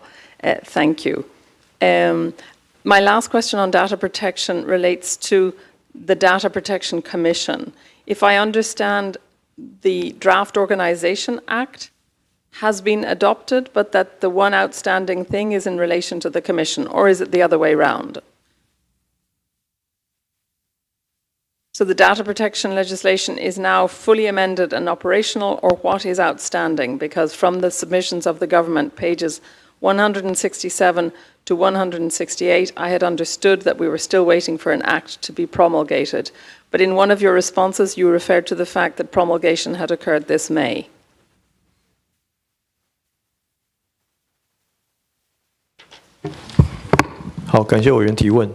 Thank you for your question. This is a preparatory office of the PDPC. The legislation progress here, I think you are aware of the Judgment 13 in 2022 that requires that within 3 years, Taiwan need to create an independent supervisory for PDPC. we want to meet the 3-year deadline, and that's why in 2023, such office, the preparatory office of the PDPC was created, and we started preparation work in December 2023. So we continue to research how other independent agencies work in other countries. And then the Organization Act for PDPC Commission and the draft amendment to the Personal Data Protection Act were submitted already. So for personal data protection amendments, it's aiming at giving the necessary mandate to the PDPC. And such provisions were sent for legislature and were passed and were propagated by the president.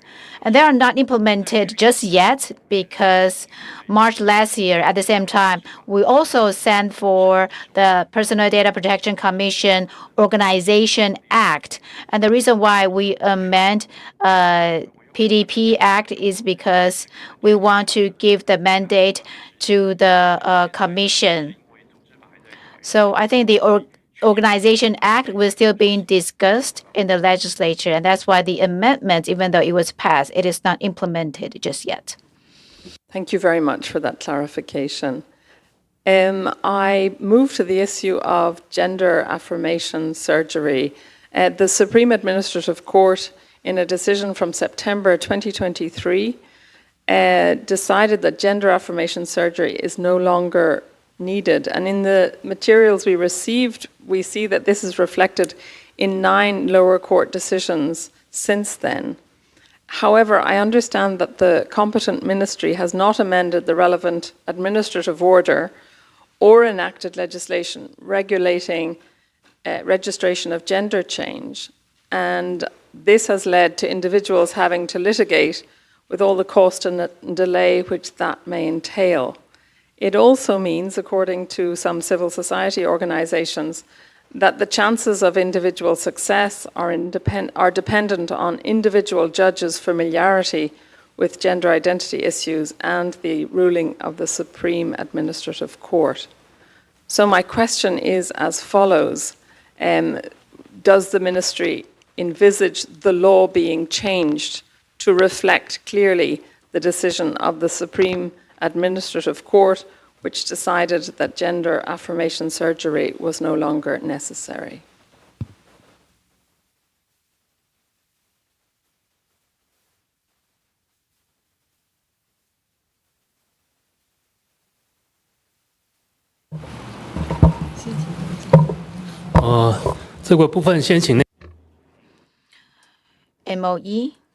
MOI, Ministry of Interior, Department of Household of MOI, about legal marker change.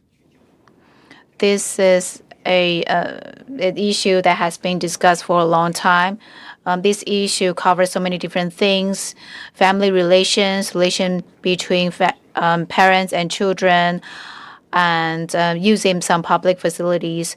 So it involves different ministries, medical expertise, or household, and our department is in charge of household registrations, because when people are born, they have their sex registered on the national ID. As to how to change that legal marker of gender, the Executive Yuan has been coordinating cross-agency meetings after multiple discussions. We have a policy direction that is to have a dedicated piece of legislation, but the content is still being discussed. Currently, there are relevant judicial verdicts saying that individuals should have the right to change their gender legal marker. I think by the end of 2025, per my understanding, there have been 9 judgments stating that the applicants can change or are able to change their legal marker. So the current administration states that maybe in practice, individuals have to go through surgeries and psych evaluation before they can change their legal marker. So administrative order states it is necessary to go through surgeries and psychological evaluation. But as I said, there are 9 judicial verdicts saying that such surgeries are no longer necessary. And these cases have been successful in changing their gender legal marker. So there are 2 tracks in our status quo. The one track is that they have to follow the administrative regulation to perform the surgery. Without the surgeries, their request will be rejected, and they will have to go through the judicial approach. After receiving the judicial verdict, they can change their legal marker. But we think that in the future, we need a better legal framework to have a more comprehensive procedure as the regulation for legal marker change. Thank you very much for those clarifications. And that brings an end to my questions on Article 17. I don't know if any of my colleagues have further questions.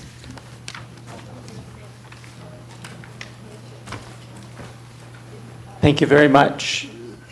David, I think there's another response coming back to me. I'm sorry, I couldn't hear you because you're not using the mic. 性平处这边是不是要补充说明？行政院性别平等处补充说明哦。那诚如就是刚刚内政部有提到，那因为这个跨性别的变更的部分，那我们在2020年就开始针对这个政策。I'm sorry. So the Department of Gender Equality in 2020, we began to discuss this issue, gender change. I'll start from the beginning.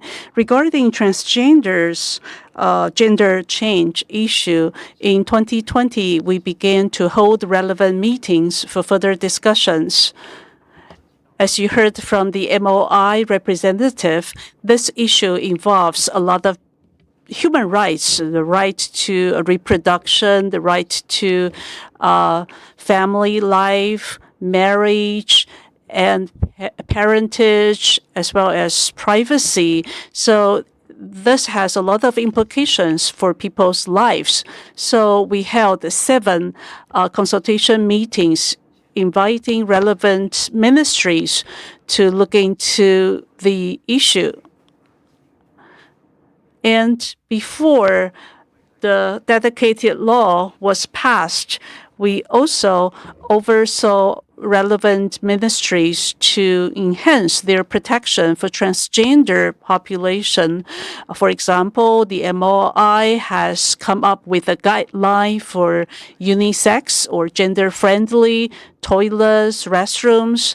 The Ministry of Environment also has similar programs and plans. The MOE has come up with guidelines for gender-friendly environment on campus. The Ministry of Health has also issued a guidelines for LGBTQ population health care. We will continue with this outreach programs. For the further pieces of information provided. Professor Kay. Great, thank you. I wanted to just briefly go back to the facial recognition technologies questions, which I found the discussion very illuminating and very helpful.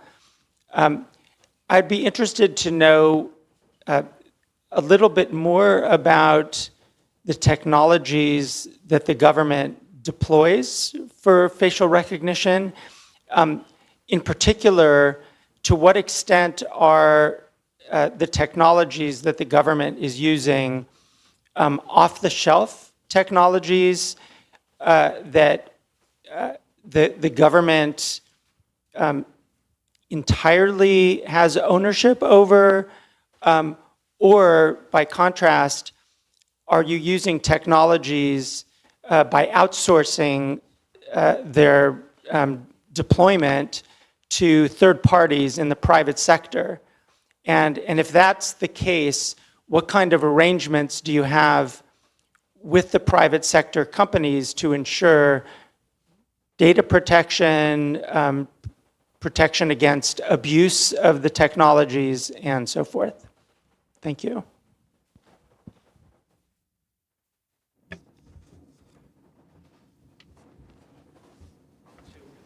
Thank you for the question. The Preparatory Office of the PDPC speaking. So you are concerned that if the private sector outsource the use of facial recognition technology from a private entity, in fact, most public agencies use the face verification technology. We did not ask these agencies whether they outsourced or they procure the product directly. Basically, if the device or equipment was procured by the public agency, that means the control of the data collected, the use of the data collected will be under the purview of the public agency.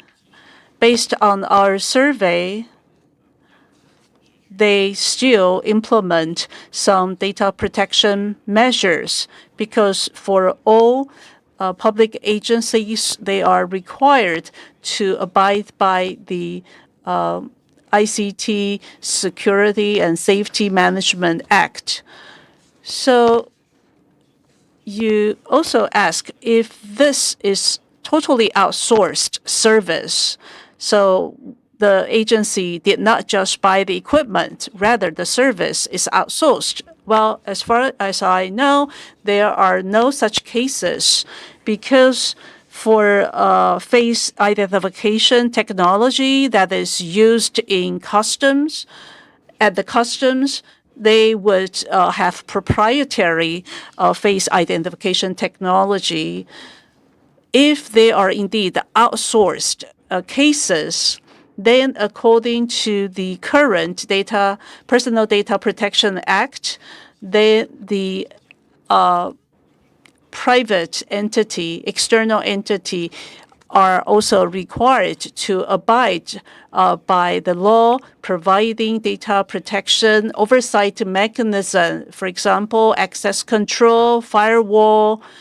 So in addition to the data security measures implemented by the agency, they will also ask the private entity or vendor to do the same. Thank you very much for that really illuminating answer. One related question is about the degree to which agencies at both the national and the local levels are able to share information about facial recognition hits, essentially. So not just the technology, but about the findings. Are there requirements for example, immigration authorities sharing with law enforcement and vice versa? But perhaps my question is broader about general sharing of information.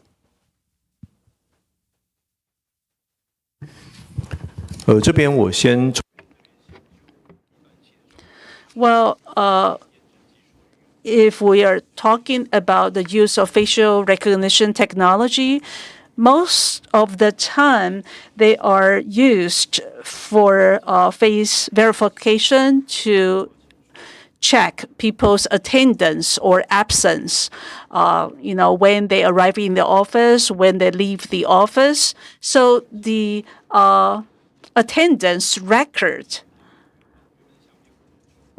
this would have to do with the photos provided by the employees. Basically, such data is not shared with other agencies. In the scenario you described, the data sharing between the NIA and the customs, maybe the NIA can respond.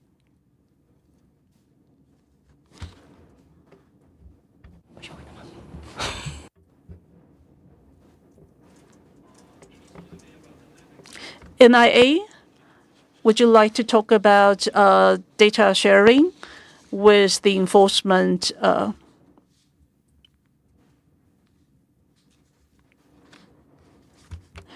So at the NIA, according to Article 91 of the Immigration Act, for foreign nationals, if through the biological feature recognition technology at the customs, we will record personal data, including the facial photo and fingerprints at the customs.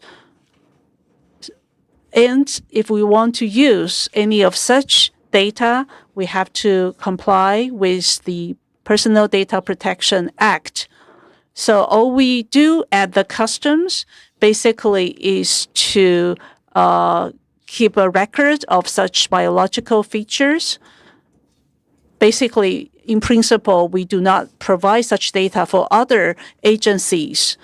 Sometimes when we handle migrant workers who have overstayed their visa, again, we may use such biological feature database to help compare those who have been caught by the police as working illegally in Taiwan.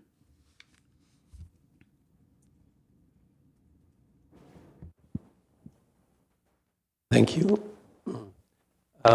Could you also provide me with a kind of overview where facial recognition techniques are applied in Taiwan without the knowledge of the person concerned?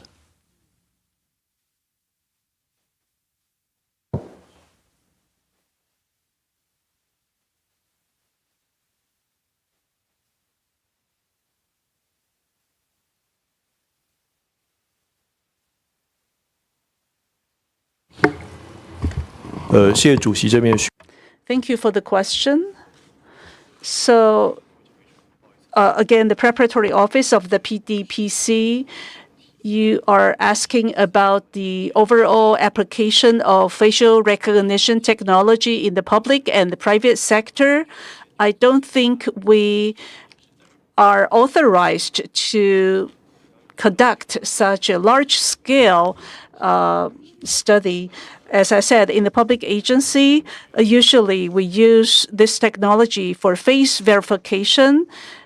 As for the use in the private sector, we don't have the data because we are not authorized to collect such information. Well, in response to the paragraph, the note 85 of the COR, the discussion focused on the use of this technology in the public sector. If there's a need to have a survey of the application of this technology nationwide, I think we need more time and to do this study.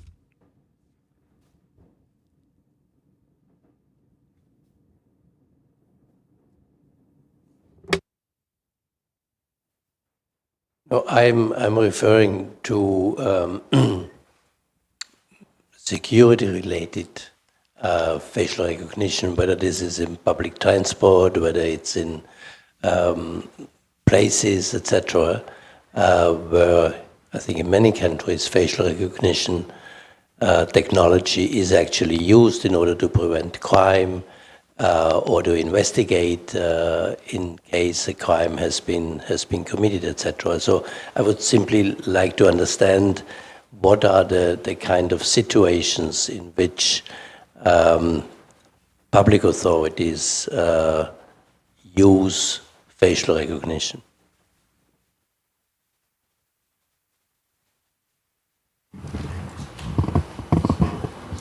这边脸部辨识技术。Well, facial recognition used in public spaces is like that's not facial verification. That's facial identification or facial detection. That is to say, without the knowledge of this individual, you collect the facial information and try to detect or identify this person. Per our understanding, maybe the agency of police of MOI or National Immigration Agency use this kind of technologies. But as you mentioned, facial recognition being used on trains or in subways, I don't think the technology is used in those kind of spaces. But is it but if you're talking about what the police or the immigration offices they have to manage people in and out, they may use this technology in a different way. So maybe they can respond. 是不是请警政署这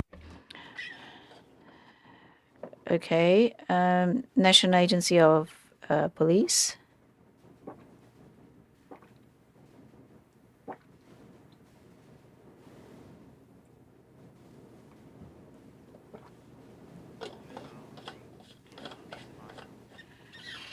Hi. On this, we do not use this kind of technology using cameras, monitoring cameras to identify people. Usually, we need to rely on smart analytical system, and we feeding a photo, then we may be able to identify some individuals. Anything from the immigration agency? I want to say that we're dealing with the foreigners, so biometric information of aliens, there are very strict regulations. Such information is only used for customs purposes. As for police agencies, we may provide some information relevant to some foreigners, but usually we don't provide biometric information. Usually, such biometric information is used on the spot for coming in or for coming into the country. So for us, it is only used for customs and as regulated in Article 91 in the Immigration Act. Thank you very much. Are there any other questions from our side on any of those articles 12 to 17?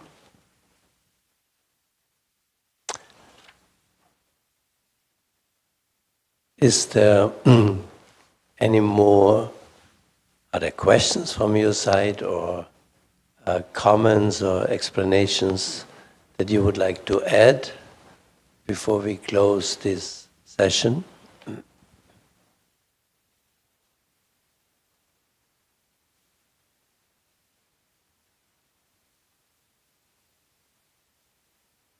I don't see any requests for the floor.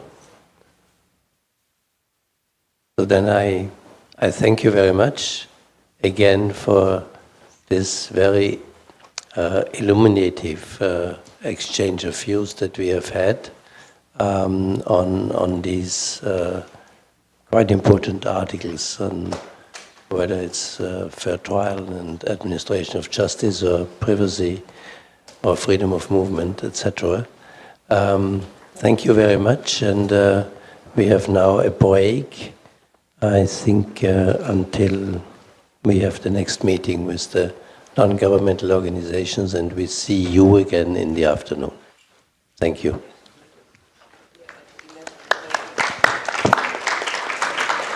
本场次会议设有餐点，请自用餐区领取。接下来为与非政府组织第4场场次会议，将于11:30。The next session with NGO will start at 11:30. Please come back.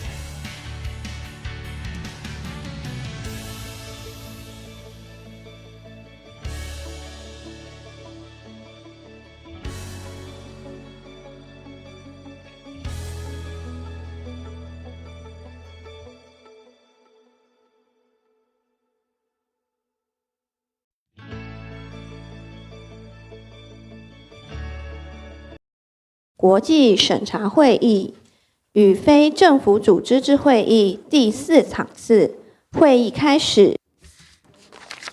Now we will begin the meeting with non-governmental organizations, session 4. We will ask the chair to ask questions, and please raise your hand before you speak. Identify your affiliation and speak at a reasonable pace. Make sure you turn off the mic after you speak. Thank you.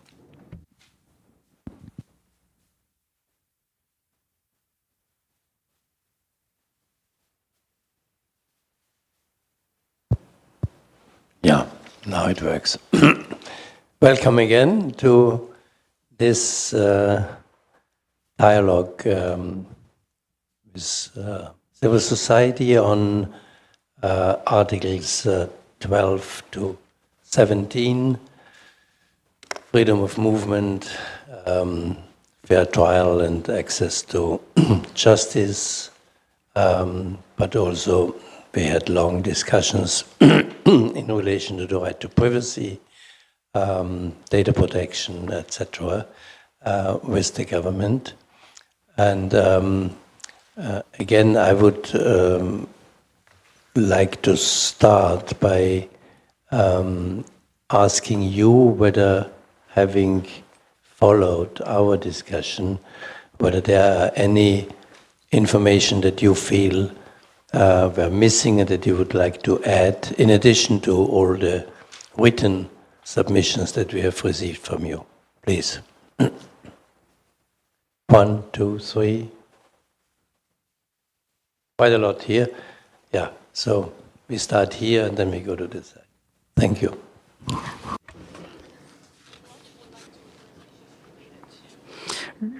And the principle of non-refoulement, the non-refoulement.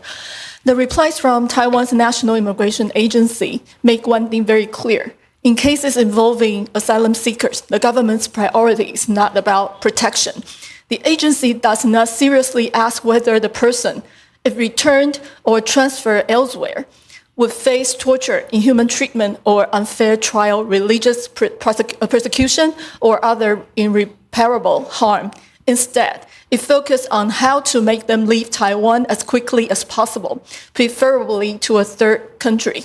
What happens to them after that does not appear to concern the authorities, whether they can survive, whether they will have legal status, or whether they will be sent to other country. This is not comparable with non-refoulement under Article 7 of the ICCPR, which prohibits not only direct deportation, but also indirect or chain refoulement. The Tibetan asylum cases handled by Covenant Watch and the Human Rights Network for Tibet and Taiwan are a clear example.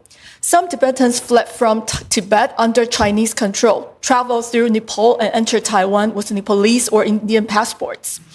But possession of such passports does not necessarily mean real nationality, legal residence, or effective protection. For more than 10 years, instead of granting lawful residence, the immigration agency has tried to obtain a one-way travel document for them, but not passports, so that these individuals can leave or can be deported from Taiwan and become someone else's responsibility.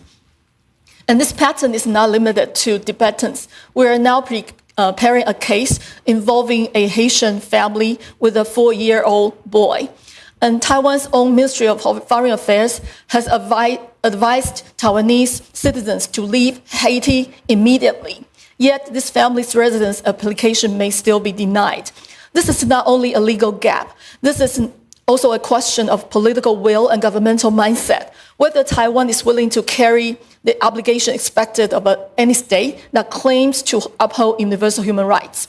We ask the committee to call on Taiwan to establish a genuine asylum and protection mechanism to provide lawful residence, work access, and basic livelihood support where return is not safe, and to ensure that non-refoulement is applied in practice, not only in principle. Thank you. Thank you very much. For the next one. 民间司法 Judicial Reform Foundation speaking, we would like to make 2 points about the right to fair trials. In the last session, there's a question about the search of law firms and the seizure of communications.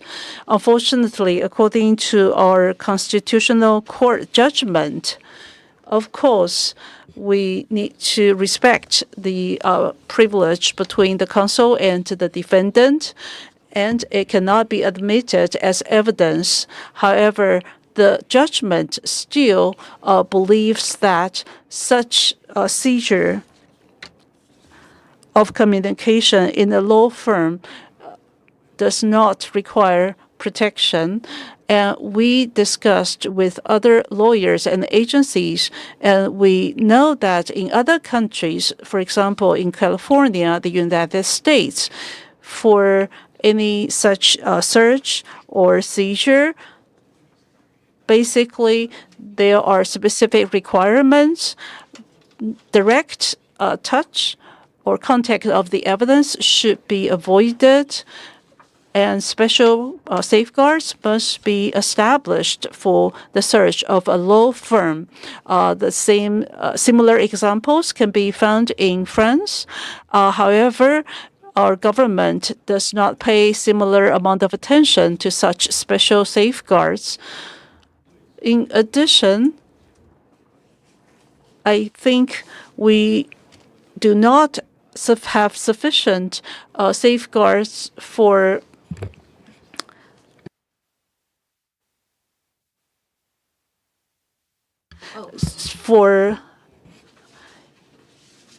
example, there's one case in Taiwan involving two brothers. They went to do business in China, and they were accused of homicide, and they were deported back to Taiwan.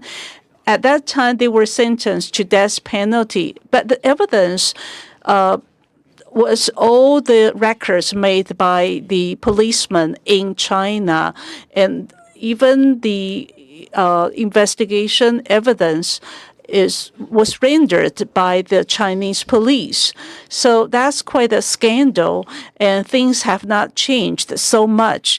So the statements and records made by Chinese policemen, according to Taiwanese police at that time, said were of similar quality to those made by themselves.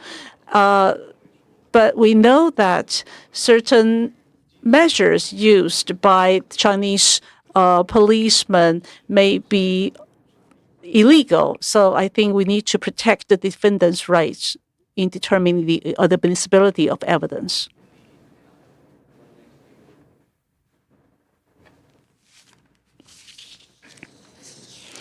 Good morning, Judicial Reform Foundation. I have a follow-up issue, that is the right to a fair trial. According to Article 14, Paragraph 2, as well as the General Comment number 32, it is mentioned that government agencies should try its best to maintain innocence presumption. The same applies to the media's coverage. But in terms of laws and regulations, we need to make sure that the investigation is not revealed or disclosed to the public. According to Taiwan's Criminal Procedure Act, the restrictions are put in very simplistic terms. There is one regulations governing the non-disclosure of investigations. However, this may be a problem in ensuring people's right to a fair trial. For example, according to that regulation, the law would apply to cases that are of high profile. However, we do see some gaps in this regard. In recent years, some high-profile criminal cases have been disclosed even during the investigative stage. A lot of media reports talked about what evidence had been found in the investigation process. And there's also a report about the content of a certain Excel file found in the process. There's another high-profile case involving a nanny abusing a baby to death. While the investigation was ongoing, media continued to disclose relevant evidence or detailed information about the case. In addition, Taiwan has seen a lot of fraud investigation cases.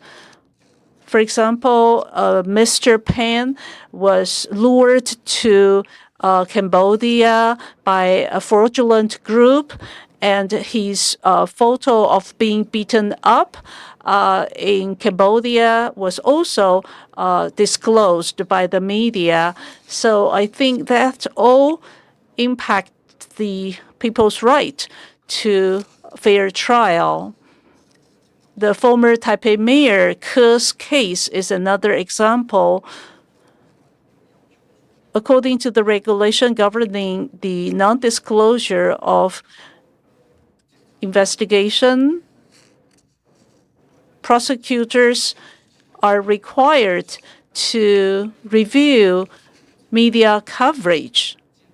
However, all we can see is the number of cases that have been reviewed, yet specifically what cases have been reviewed, what penalties or dispositions have been meted out. Again, we're not aware of that. So there's no transparency. Wait.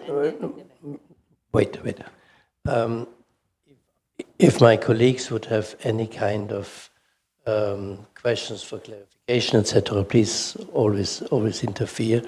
No, I think at the beginning there were later. There were people here in the back. 委员好。 Perhaps one person would be enough, and don't have too long statements, please. 好，委员好，这边是 Taiwan Association for Human Rights. We think the government is regressing in handling asylum-seeking cases. In 2023, originally they were supposed to.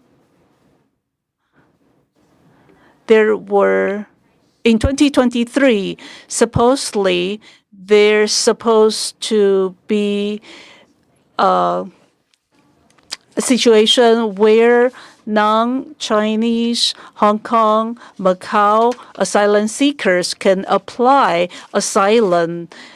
At that time, the legislature urged the MOI to look into the situation and issue ID to those seekers. However, at the end, the MOI had second thought, and the MOI did not issue any ID to those asylum seekers. There are 60 of them. 90% of them actually come from Myanmar, and the asylum-seeking procedure is rather opaque. At first, it was shelved for a long time. For over 2 years, there's no review of their applications, and their cases were closed in a rush. In other words, the applicants did not hear anything until finally they heard, they were notified. All of a sudden, they were not aware who did the review of their applications because the MOI was unwilling to respond, nor clarifying about their review criteria. So their applications were rejected. it's difficult for these asylum seekers to seek relief. They just got a notice. With that notice, there's no way they can get any administrative relief. They were simply told that you're just a foreign national who has overstayed your visa. As a result, it's difficult for these asylum seekers to obtain relief or remedy. Even if they did file for petition litigation or appeal litigation, the MOI would say that they have extended to them temporary protection, and these people actually had come to Taiwan illegally to work, so they do not comply with the criteria for protection according to the ICCPR. And they also said that asylum seekers are supposed to produce evidence that they would or have been prosecuted or they were wanted by their country of origin.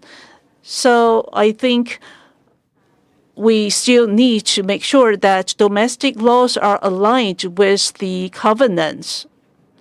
Again, please urge the MOI to issue ID to those asylum seekers. Again, in general, write it in writing, and in particular, read in a speed that the interpretation can follow. I think the next was next to you. And I represent the Association of World Cities.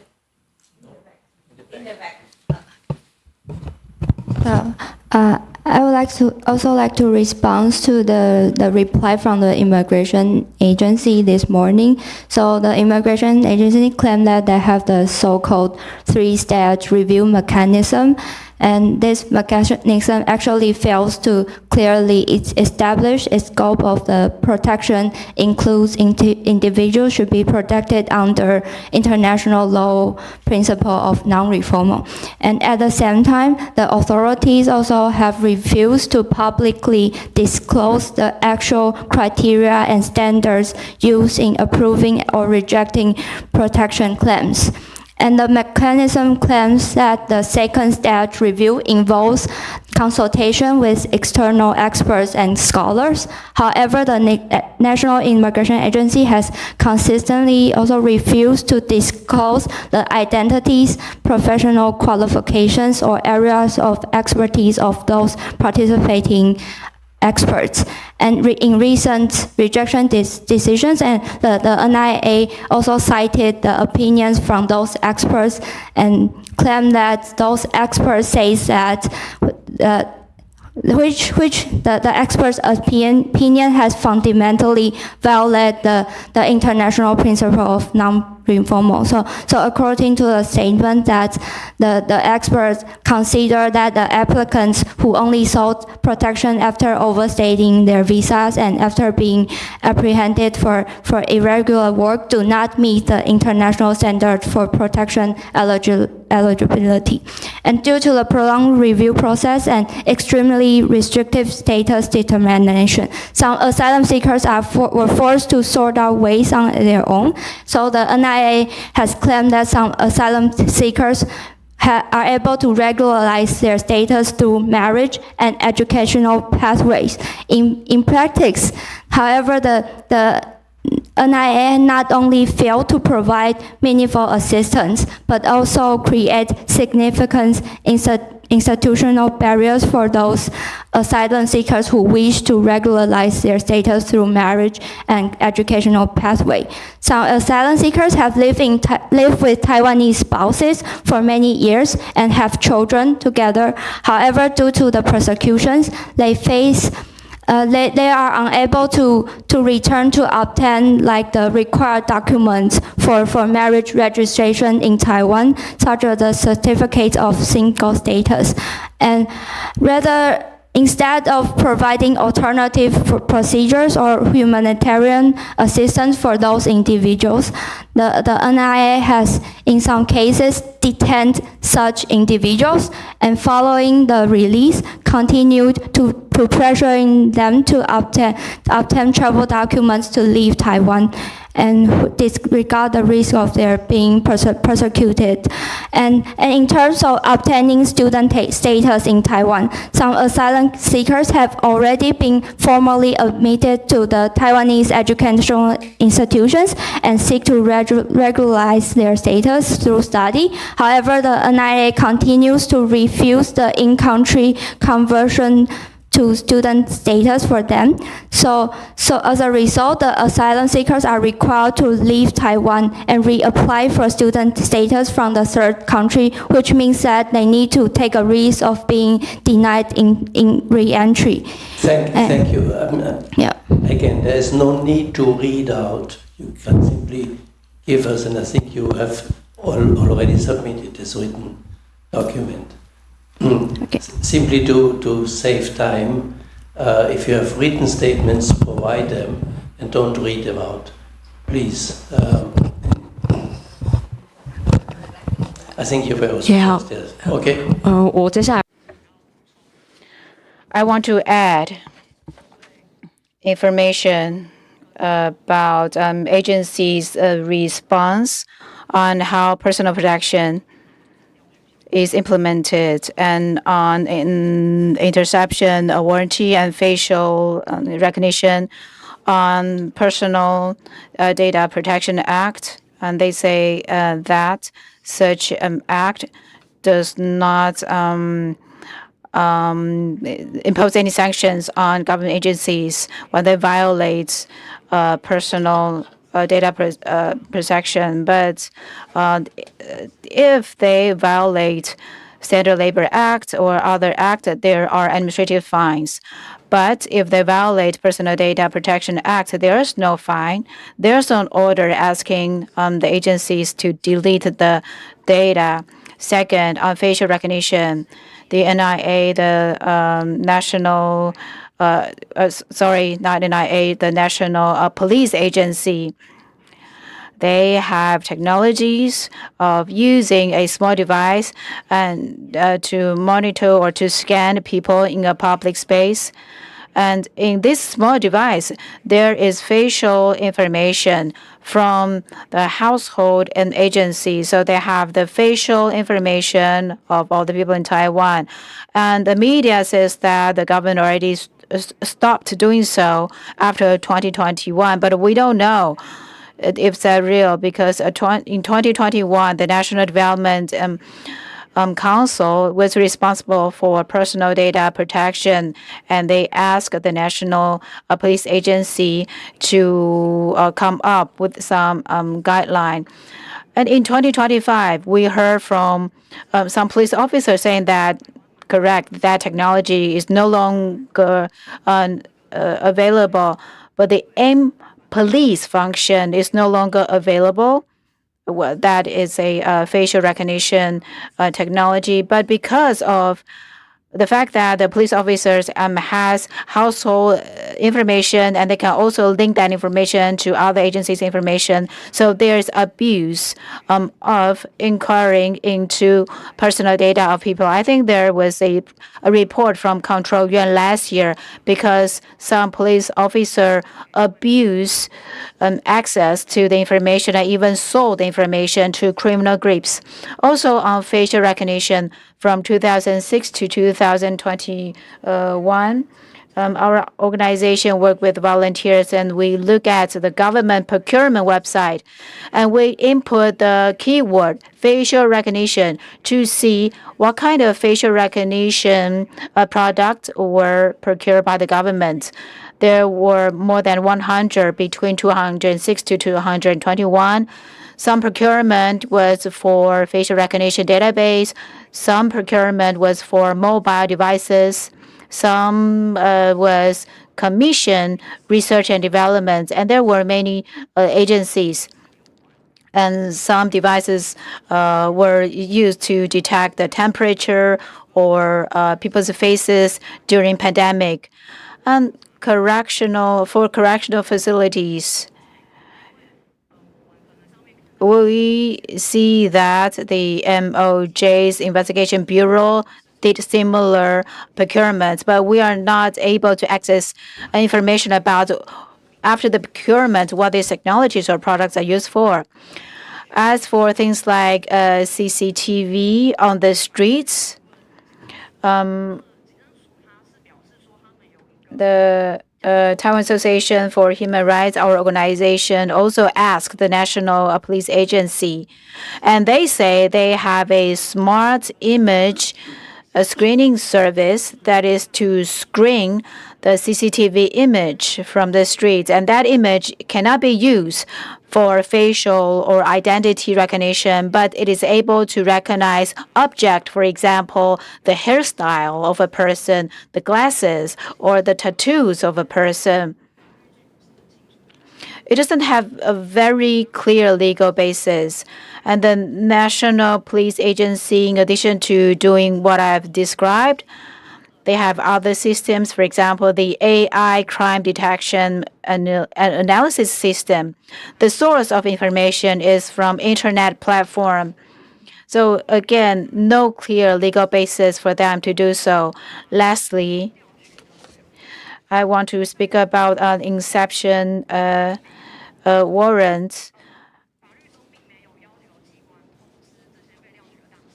And per the law, the agencies do not have to notify the persons whose data was produced, so that makes remedies very difficult. And in 2024, there was an amendment. I don't remember the term they used, but they asked the internet service providers or the telcos to provide the names of the subscribers for at least a year, including what domains these people are accessing, what kind of app they're using. So at least for a year, and there's no limit on preservation period. As short and succinct as possible, please. Distinguished committee members, I represent the Association of World Citizens in Taiwan. Under Article 24, Paragraph 3 of Taiwan's Tax Collection Act, when taxpayers are alleged to owe a certain amount of tax and fail to make payment or provide security, the administrative authorities may impose excise bans against them. In this morning, government citizens committee members also raised questions regarding remedies of access restrictions, but the Ministry of Finance did not respond. I would therefore like to briefly supplement that.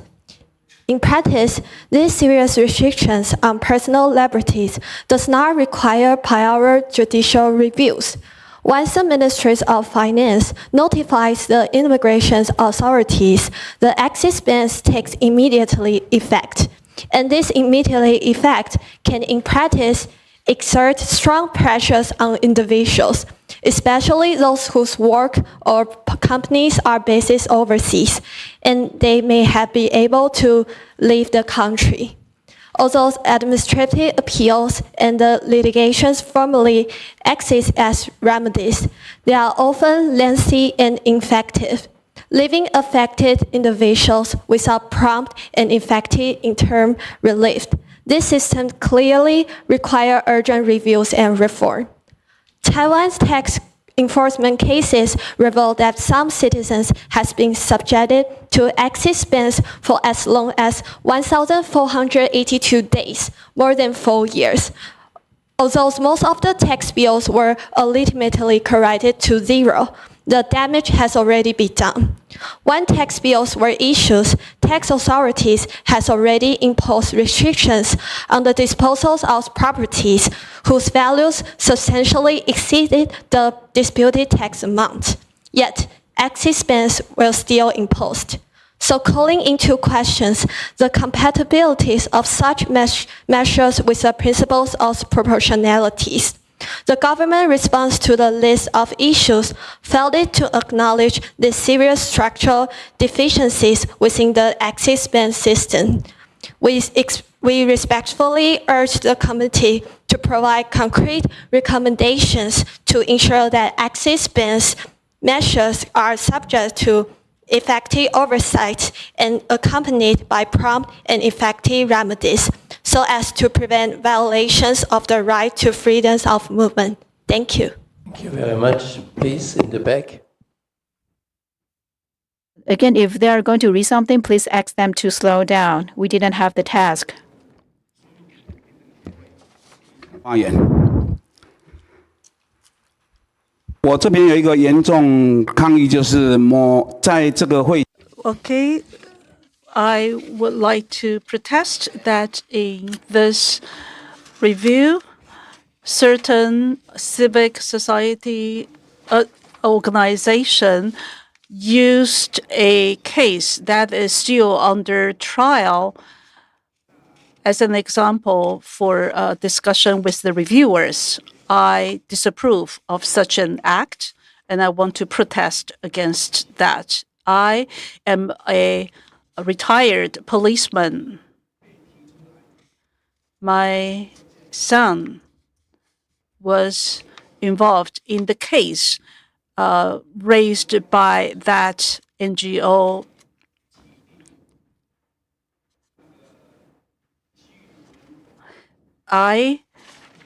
So the Mr. Liu Zongxin, as cracking down on drug addicts, and my son was run over by the suspect.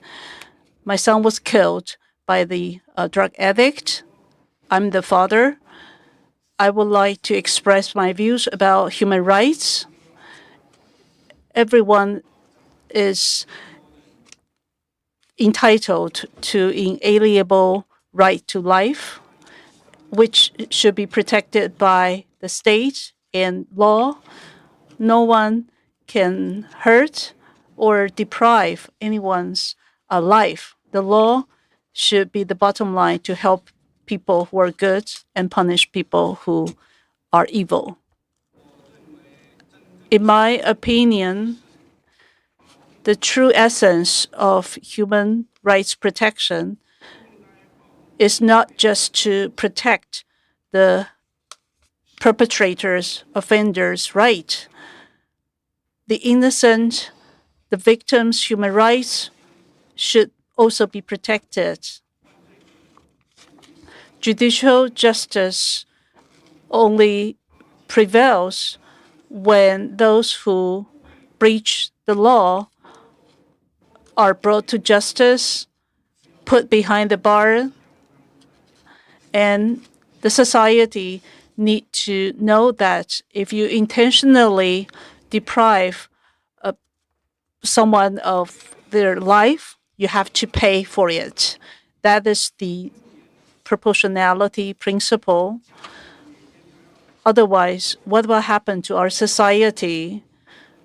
The victim is dead. The victims are still grieving, yet the perpetrator, the offender, still lives on.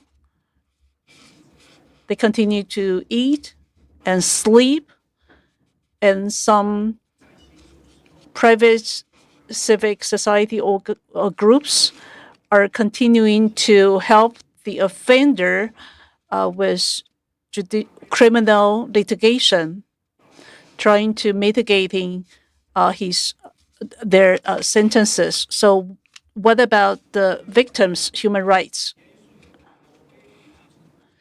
I support, I would say I strongly oppose the abolition of the death penalty. In such a chaotic world, we need to have harsh penalties. Otherwise, everyone will worry, maybe I will become the next victim. That was yesterday. We are now dealing with Articles 12 to 17 of the Covenant. 我希望委员督促。I hope you urge government to indeed implement the safeguards for victims' human rights. Thank you.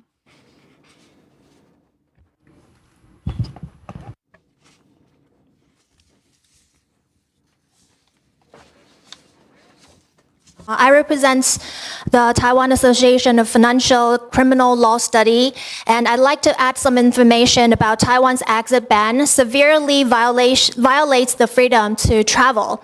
First of all, the current system has a major loophole. While the Tax Collection Act sets a minimum restriction of 5 years, the Administrative Enforcement Agency often gets around this limit by later imposing a restriction on residence. This effectively keeps people stuck for over 10 years. And this is a massive impact on people's employment, family life, and basic human rights.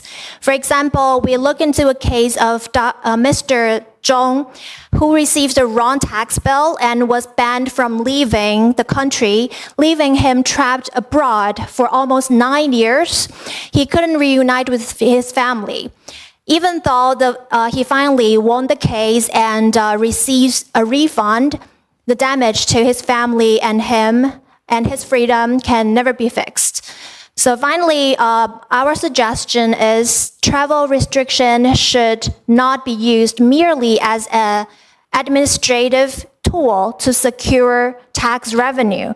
We urge the government to repeal unconstitutional laws like Article 24, Paragraph 3 of the Tax Collection Act to implement freedom of movement and personal liberty.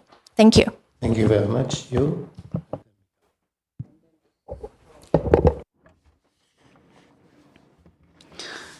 Good morning. I speak on behalf of TAPCPR. I would like to make some clarification about the legal gender marker change. I think the government's response was misleading and erroneous. In 2021, there was the first case in Taiwan involving the Supreme Court, Administrative Court decision, according to which the person concerned can change the legal gender marker without mandatory or compulsory surgery. In 2023, when the judgment was made, there were 3 points in the judgment. The first one is gender identity is at the core of the right to personality according to Taiwan's constitution. And according to that decision, basically the compulsory surgery requirement is wrong. It contravenes the proportionality and equality principles, so we cannot tell transgender individuals to go through surgery before they can change their gender.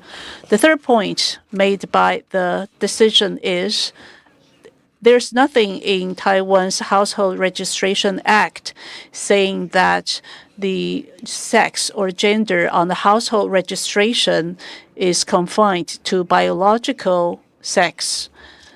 So with the 2023 Supreme Administrative Court decision, there are over time similar court decisions removing the compulsory surgery requirement for a legal gender change. However, the administrative agencies, i.e. the MOI, continues to refuse to change the law, to change their administrative order in 2008.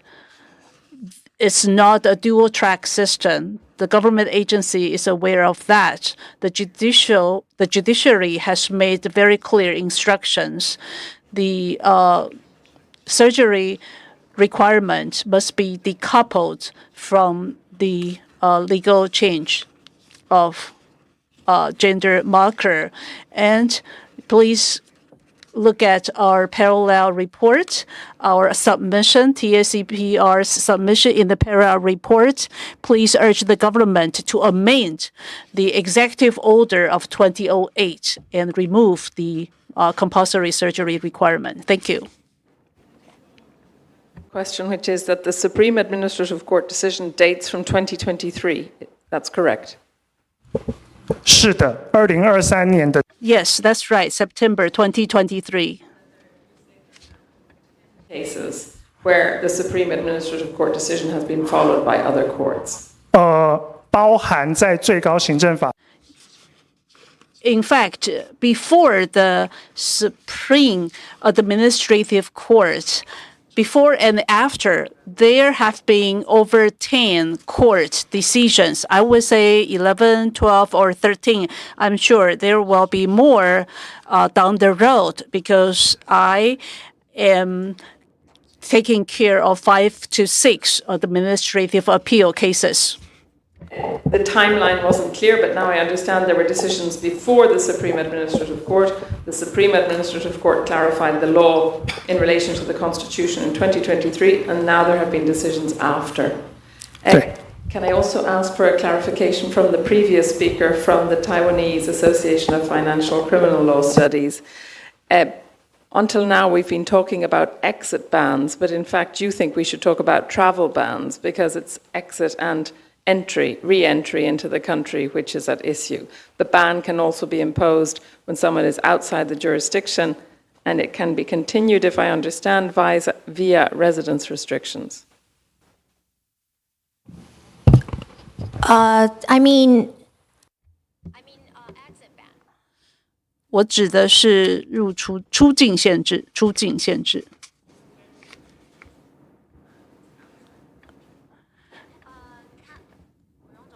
Okay, so that gentleman, Mr. Zhong, he was outside Taiwan. He was unable to come back to Taiwan to unite with his family. So I would say it's a travel ban, not exit ban. Of the 5-year limit, the legislation provides a 5-year limit on travel bans, but in practice, this can be extended via additional residence restrictions. Yeah. Thank you. Thank you for the clarification. Thank you. The third one.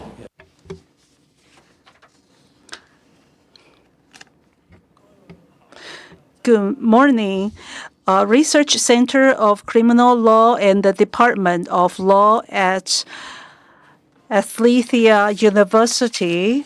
In democratic countries, freedom of movement and freedom of entry into and exit from the country are fundamental human rights. However, Taiwan imposes exit bans on tax debtors as a means to ensure tax revenue collection. Of course, this is a huge violation of people's right to move freely. And according to Article 12, Paragraph 3 of the ICCPR and the General Opinion Number 27 of the Human Rights Commission, a state's restriction on freedom of movement must be necessary and proportionate. However, tax arrears only involve property interests, not major legal interests such as national security or public order, especially when alternative measures such as installment payments, property seizure can achieve the same purpose. Prioritizing travel restrictions violates the principle of least infringement. So we hope that the Article 24 of the Tax Collection Act must be amended to clearly list the specific requirements for exit restrictions. For example, it should be proven that the taxpayer has the ability to pay but intentionally fails to do so, and that the tax authorities have fulfilled their responsibility to investigate assets. A prior judicial review mechanism should also be established. Thank you. Thank you. In response to your question on exit ban and travel ban, how to remove such restrictions? Well, for exit bans on tax arrears, basically no judicial approval or authorization no judicial investigation is required. The administrative agency can just send a letter and impose such restrictions. It is horrible. So the administrative relief mechanism is actually a nightmare in Taiwan. The administrative court is very often where we get rejected. 90% of the time, we would fail to get a satisfactory result. The second issue is privacy, right to privacy. The Taiwan enforcement officers can actually release a lot of information about tax debtors in order to collect tax. It's very humiliating. Sometimes they even ask the bank, stop lending to the tax debtor, causing the person to go bankrupt. So this has been done without the prior knowledge of the person in question. And I hope you can remind the government to be mindful of the privacy protection. Thank you. Okay. Dear distinguished committee members, I am the representative from the Financial and Economic Research Center of National Zhongzhen University. And related to the fair trial as well, the Article 14 shows that the state has the responsibility to establish a comprehensive system to ensure judicial fairness. However, we observed that the judicial practice in Taiwan, we found that in administrative litigation procedures, one of the Judge Huang participated in as many as 34 hearings in related tax litigation cases without recusal. And based on a survey report conducted by National Zhongzhen University in 2026, it showed that the positive evaluation rate regarding judicial impartiality was only 32.95%, indicating that many people in Taiwan do not believe the judges and courts can handle and decide cases in a fair and impartial manner. Back to the back to the example that the judge participated the 34 hearing in related tax litigation cases clearly demonstrate that Taiwan's current judicial recusal system has structural problems that require further review and reform from the perspective of the international human rights standards. Furthermore, the paragraph 82 of the concluding observations from the third review already urged Taiwan to comprehensively examine the judicial recusal system, not only in criminal cases, but also in civil and administrative litigation in order to fully protect human rights. However, 4 years have passed, yet Taiwan still not have improved its judicial recusal system. Therefore, we would like to ask if you might have any concrete recommendations regarding this institutional deficiencies so as to ensure that the right to a fair trial and effective remedies can be properly implemented. Thank you. Thank you very much. Please, in the last row.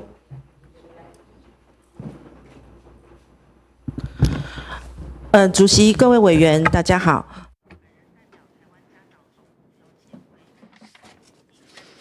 I speak on behalf of the Taiwan Parents Protect Women and Children Association with regard to Note 86 of the third review, concluding observations on gender marker change. But I want to first respond to earlier speakers.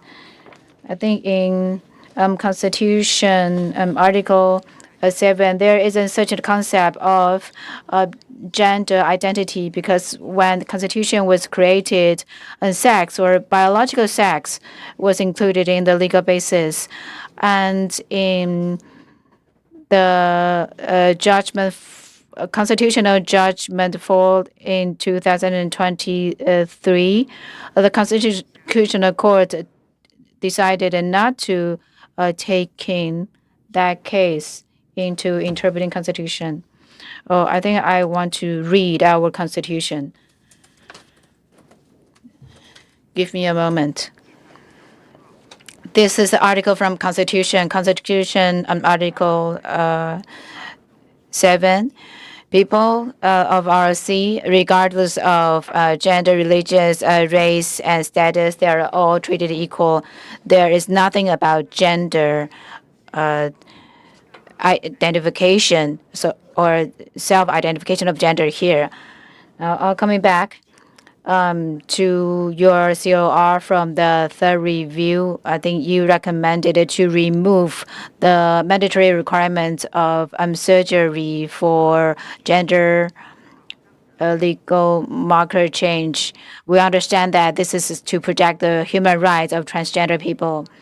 However, there are several cases by our courts. I think 9 of such change are men or male to female gender change. We understand that what is to be protected, but in this process, the security, the privacy of biological women are not protected, and there is also negative impact to the health system.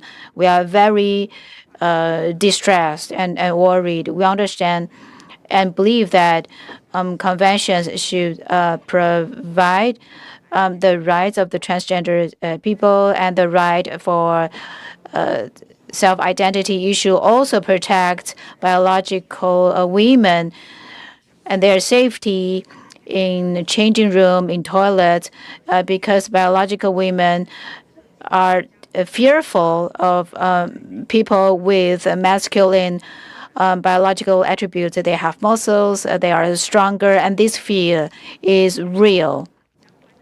As for health system, I would like to give an example. In January last year, a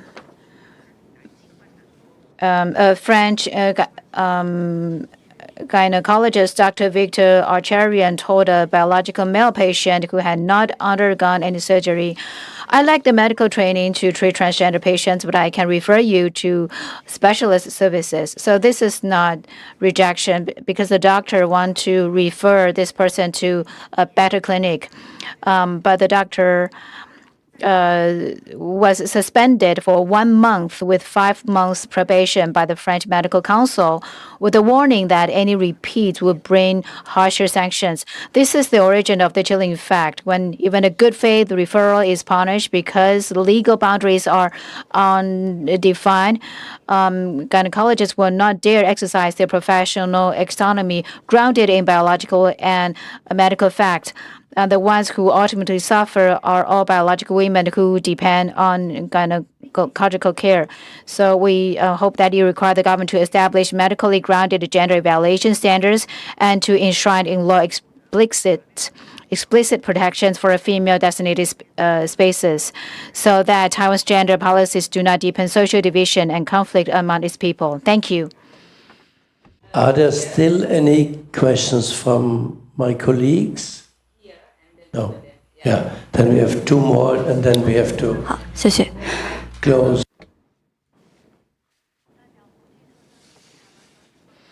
I'm from Amnesty International, Taiwan. Starting from 2020, correctional facilities started to use the smart prison system that uses facial recognition, including status, including behavior.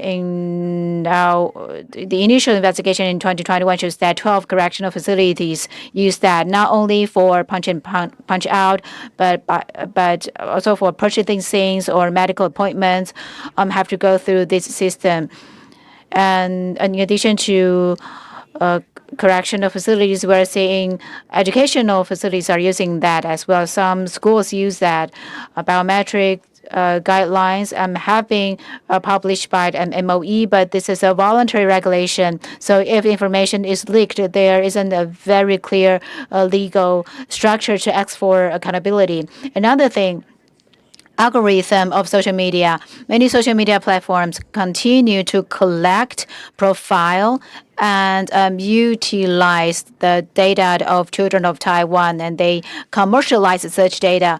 Currently, the Personal Data Protection Act does not forbid the social media platforms from collecting data of minor users. So this information may be used to develop the inclination for these children to continue to be hooked to these platform.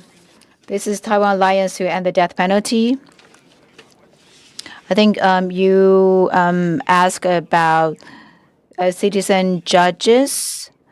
When it comes to Article 14 of the Convention, we want to point out that what Judicial Yuan said was wrong. First of all, Constitutional Court now published Judgment 8, saying that the sentencing has to go through the unanimous decision by the collegial panel, and it doesn't mention it has to go through unanimous decision by the professional judges in citizen judge case.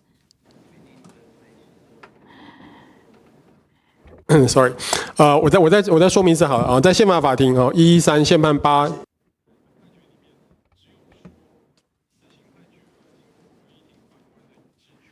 So Judgment 8 states that the death penalty sentencing has to go through the collegial panel of judge and their unanimous decision, instead of saying it has to go to the unanimous decision in the citizen judge cases. So the interpretation of the Judicial Yuan is not in line with Judgment 8. That's my first point. Second, on the nature of citizen judges.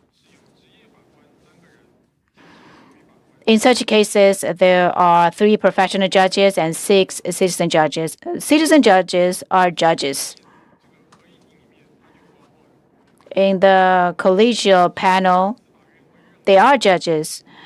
We don't understand why, when it comes to death penalty sentencing, the citizen judges are not considered to be professional judges, and therefore a citizen judge's unanimous decision is not required. But that's the Judicial Yuan's interpretation. Judicial Yuan allows citizen judges to join the trials.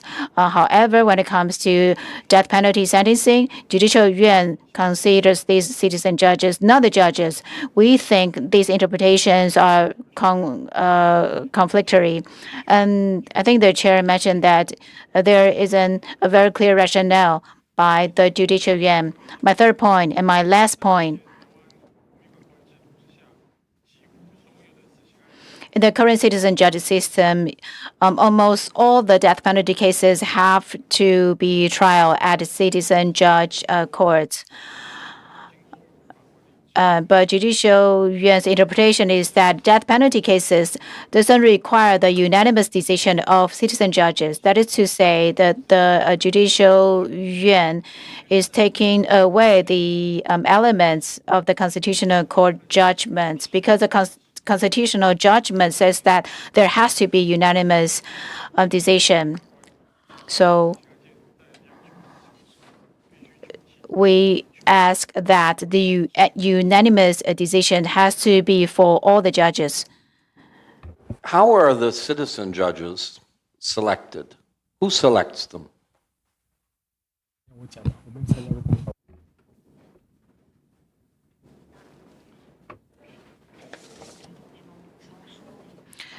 This is Taiwan Alliance to End the Death Penalty. The citizen judges, before the trial, are selected. There is a meeting between the prosecutors and the defense lawyers. They have some rights to choose the citizen judges they wanted to attend the trial. Is everybody in Taiwan, every adult, a candidate to be a citizen judge? I can add some more extra information. 所以只要年满So that is to say, as long as you are 23 years old and above, and you do not have some negative element, for example, you are not under custodial treatments, you do not have criminal records, anyone, any Taiwanese citizen who's 23 and above, as long as their household is registered at a certain local area where there's a local court for 3 months, then they may be the candidates. To what we know in the United States, for example, as a jury. They're like a jury. Okay. And the prosecutor can exclude a juror or a citizen judge who says that they do not support the death penalty. It's possible, or has it happened? We are not sure because for the prosecutor and for the defense lawyers, they will come up with a series of questions for the candidates to answer in advance. We are not sure whether this kind of questions would be included in their questionnaire, but we've been told by a lot of friends that, for example, people from TAEDP and from Covenants Watch, if we were selected as candidates, we will never be chosen as lay judges because we have a very clear stance on the whether to abolish the... You suspect this. You don't know this. We don't know for sure, but it's quite possible. I think even for the officers representing judicial yuan, I think they also hold this kind of position because they think that any abolitionists would be considered as biased. We could never be an independent or neutral lay judges to decide on any cases involving death penalty. Can I add a question? In the interest of balance, do you also suspect that the defendant's lawyers would equally exclude other citizens if they felt they held views which were not helpful to their client? So, as in the US system or any jury system, it works both ways. Thank you for that answer. Hello, 我补充一下，不是我针对这个问题。On this particular issue, I would like to provide additional information because this police killing case, there were 200 candidate citizen judges in the pool and 30 were selected. Finally, 10 were chosen and 6 were the official, the formal citizen judges, and 4 were reserve citizen judges. So the selection procedure may vary based on the total population of different cities and counties, but it's all the same. 6 formal citizen judges, 4 reserve ones. And as you just heard, there's going to be a fair and impartial selection procedure. If you are an abolitionist, if you are opposed to the abolition, most likely you will be excluded. Or if you are a judicial officer, you will be excluded. So the process is rather transparent. It's random. So in this police killing case, out of 200 potential candidates, 30 were selected before they were further screened down to 10. And the presiding judge, the defendant, the prosecutor were all present to see if you agree, if you would like to have this one. Thank you. I mean, I appreciate the fact that it's transparent, and I would suspect that if there are people who are opposed to the death penalty, and they know this, that they will not tell the truth.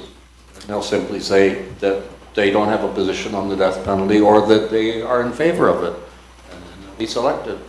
So I doubt that it really works in practice very effectively, this mechanism. Maybe. All right, we are over time, again, many thanks for all the information that you provided us, in addition to what we heard before from the government. We have to stop now to go for lunch, and we see you again in the...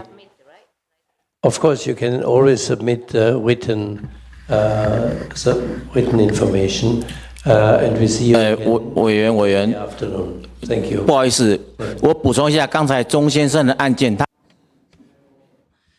Again, on the Mr. Jones case, it's not a travel ban. It's exactly an exit and entry ban because he, used futures trying to make money, but he didn't. So he fled to other country, and the national tax collection authority say that, well, your investment in futures resulted in tax arrears, so you must pay back.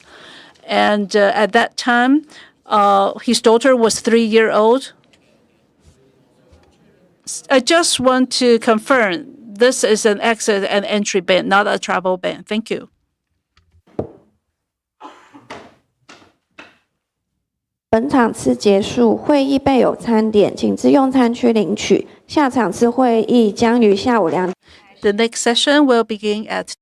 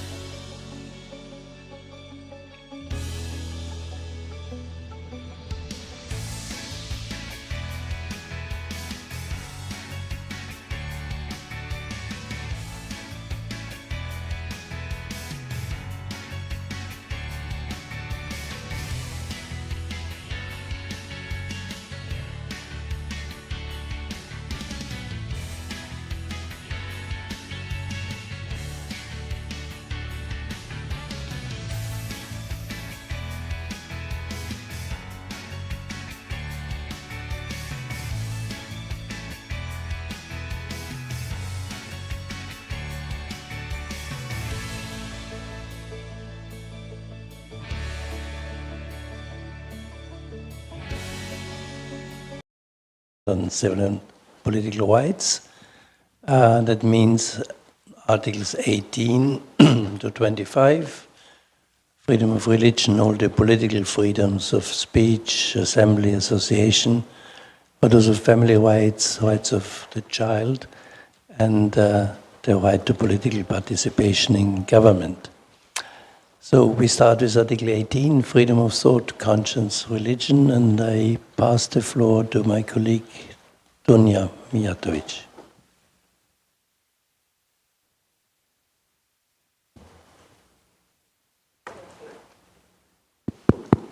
Thank you, Manfred. Welcome back. Good to see many of already familiar faces. So, thank you for providing all the answers to my questions on issues. Here, I would like to focus on one particular thing in order to try to understand a bit more. Just bear with me 1 second.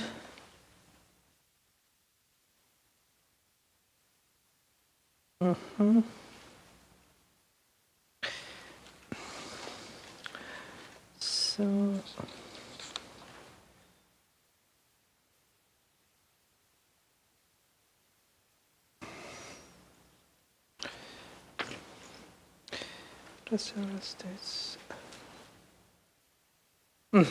So, para 238 to 239 of the fourth ICCPR report require consensus objectors to belong to an officially registered religion, and in some cases undergo psychological evaluation.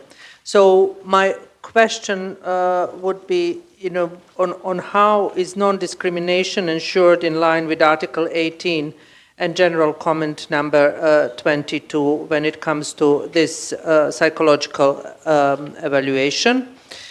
And what options exist for ethical or non-religious objectors?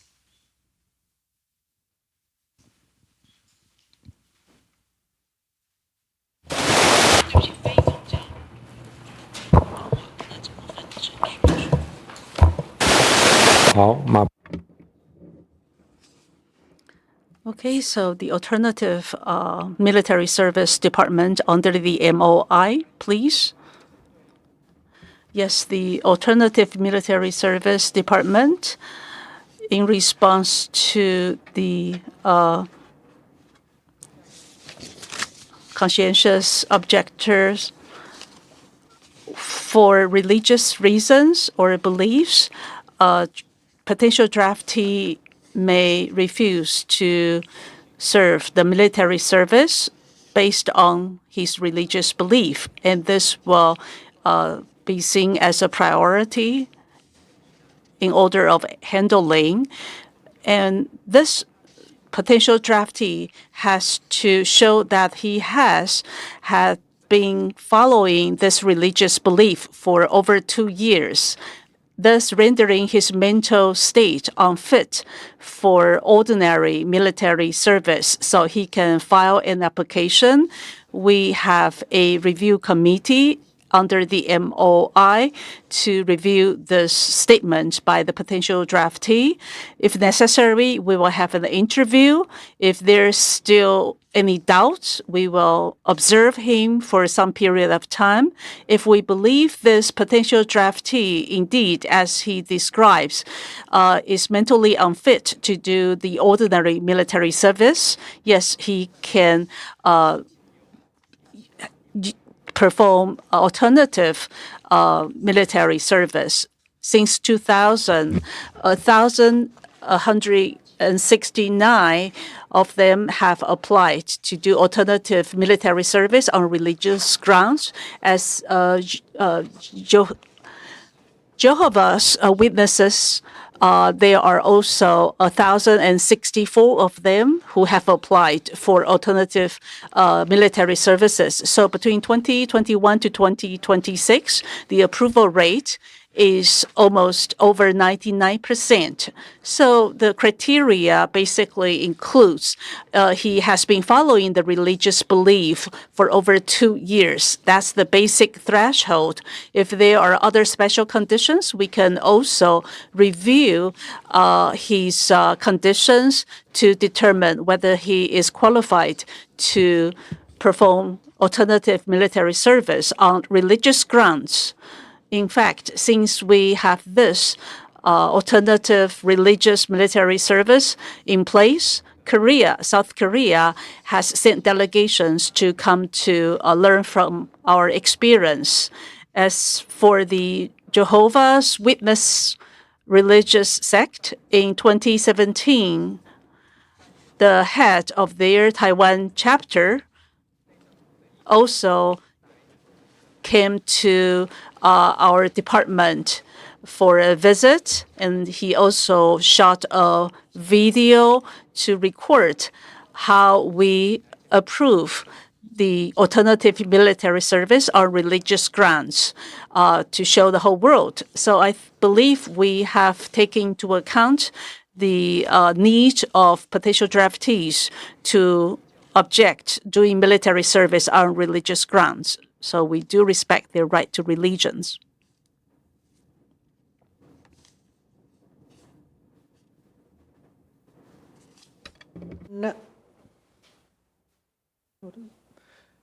Another issue that I would like to raise is, in a way, related a bit, and it's crossed issue with Article 24 when it comes to rights of the child. Nevertheless, I think it's important to look at it. And it is related to religious activities in private schools. What kind of monitoring mechanisms ensure genuinely voluntary participation? And also, how is parental guidance balanced with the child's independent right to freedom of religion under Article 18/4?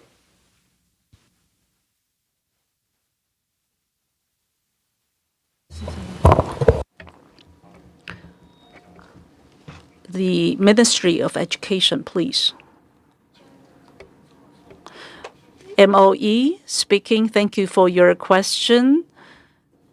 Regarding the private schools, how we monitor and ensure voluntary participation in religious activities in private schools, as well as the balance between parental guidance and children's independent rights to freedom. According to our Constitution, people have the right to free religion, and the Education Basic Law also provides for that private schools can be set up based on their educational missions. So it can be part of a religious group. However, all the administrative personnel, teachers, and students' participation in religious activities on campus, you must respect their willingness, and they can refuse to join such activities. As for religious schools or colleges, they are managed under the Private School Act. So if they are a religious college, basically, we will take into account the mission of this school and their unique nature in the management. So currently, for the rights of the child, we provide sufficient protection.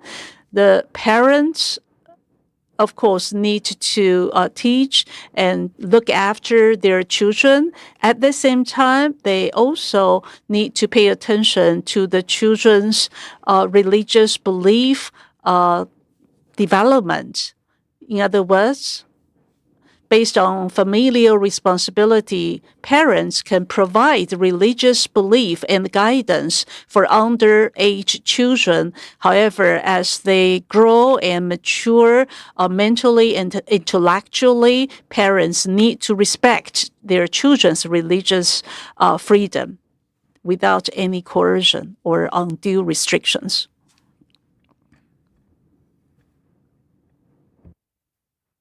And the last issue on this article that I would like to raise is related to religious data and privacy. Is any individual level data collected, and what safeguards you use to protect privacy and also prevent surveillance? And just when you reply, if you can just wave to me, because I'm looking for a colleague and sometimes I cannot really see, so I'm not looking at you and I'm just wondering.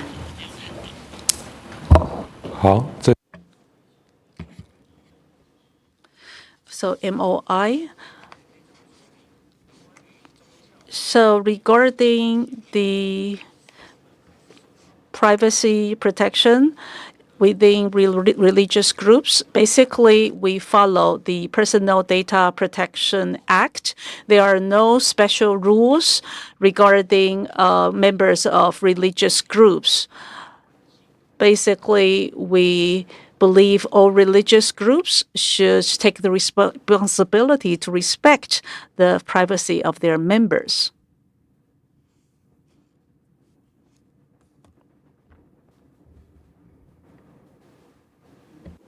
Are there other issues to be raised with regard to Article 18 by my colleagues? Yes, of course. Yeah, I want to follow up on because we received some information about the still ongoing discriminations or criminalizations of cultural practice of indigenous peoples, and it is part of the religious activities, which is rituals, huntings, and fishing. So is there any special protections or considerations on indigenous religions in Taiwan, like for example among the Amis? Because they are, and this is why I mentioned this, because the concerns is because they consider animism, and we are in the middle of the pressure from the particular religions that believe there's only one God. So, you know, and most of us part of that, including me. I'm a Christian, so I think it's good to know the situations of indigenous religions so far, the status. Thank you.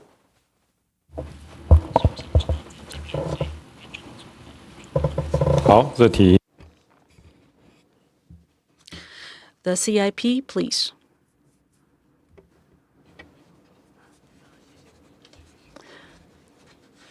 Thank you for your question about indigenous people's right to their traditional rituals, hunting, fishing.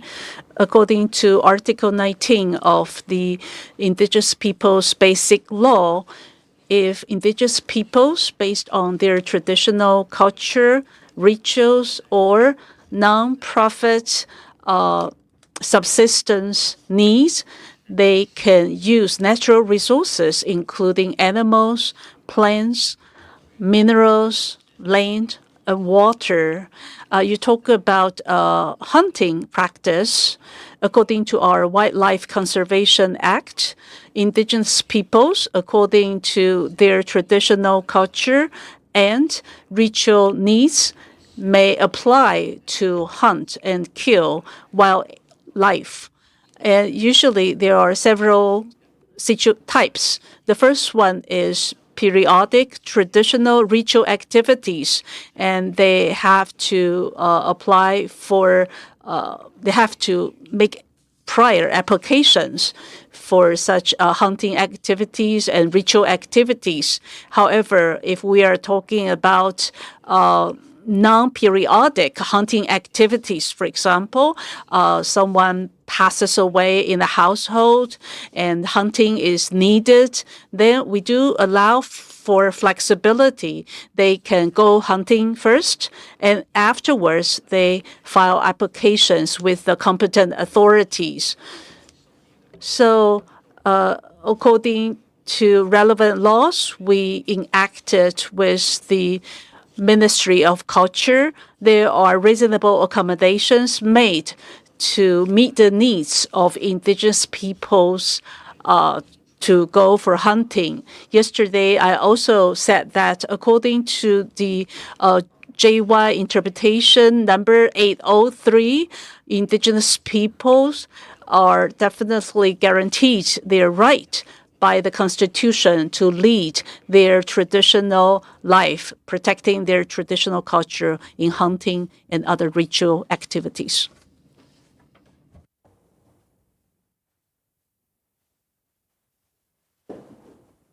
Well, I'm asking about the status of the religions and practice relevant to their belief systems. The indigenous religions.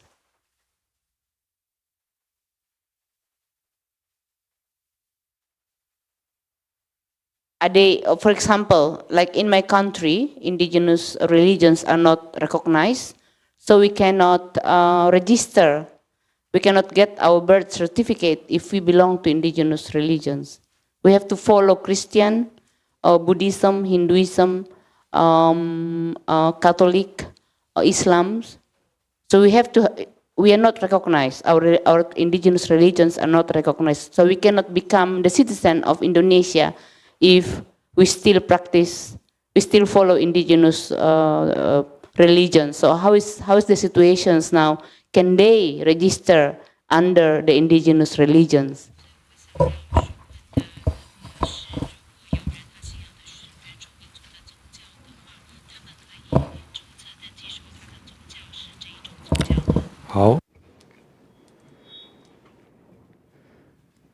MOI, Department of Religious Affairs. This is MOI.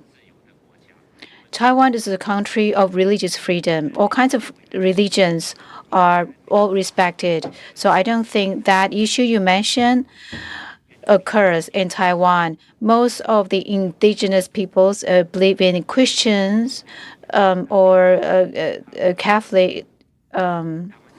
So they have the freedom to believe in any religions without affecting whether or not they can obtain citizenship. Are these indigenous religions registered as an official religion in Taiwan?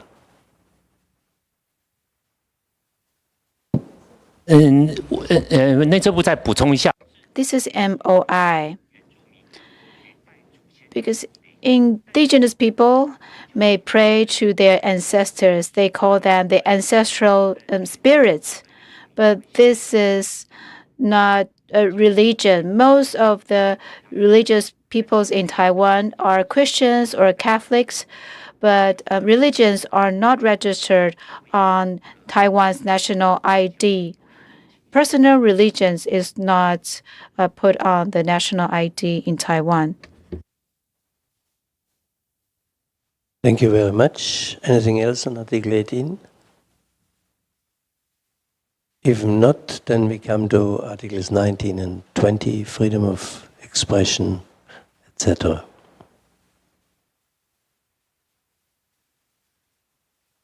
Okay. I think this works now. Yes. I want to start by thanking all of you for the constructive engagement that we've enjoyed today, and also to say that I especially want to thank the government for the constructive engagement in the context of the replies that we received to our questions, to our original questions. So thank you for all of that. I think that makes our task a little bit easier this afternoon. I'm going to address freedom of expression issues, including peaceful assembly. So perhaps as a reminder, we're talking about Article 19, Article 20, and Article 21 of the ICCPR. I am sure that I don't need to read those to you, so we'll have those in mind during this conversation. And I also want to note at the outset my understanding that Taiwan faces an unusual security situation. And so even though we'll spend hopefully a bit of time speaking about the Social Order Maintenance Act, I have very specific questions about the language in the act and the amendments, but I also understand that you're facing a security situation at the same time that we're having this conversation. So I want to start with criminal insults and defamation. So the Constitutional Court previously found that an earlier version of Article 140 of the Criminal Code was unconstitutional under Article 11 of the Constitution. An amendment to Article 140 was adopted by the Executive Yuan on January 29th of this year, I believe, and it provides as follows: a person who insults a public official during the discharge of his legal duties to the extent that is sufficient to affect the performance of official duties shall be sentenced to imprisonment for not more than 1 year, and mentions fines as well. So my first question about Article 140 is how such prosecutions are initiated, and who may initiate those prosecutions. So for example, does a prosecution under Article 140 require a complaint by a public official, or may it be initiated by the state separately? How does that work in particular?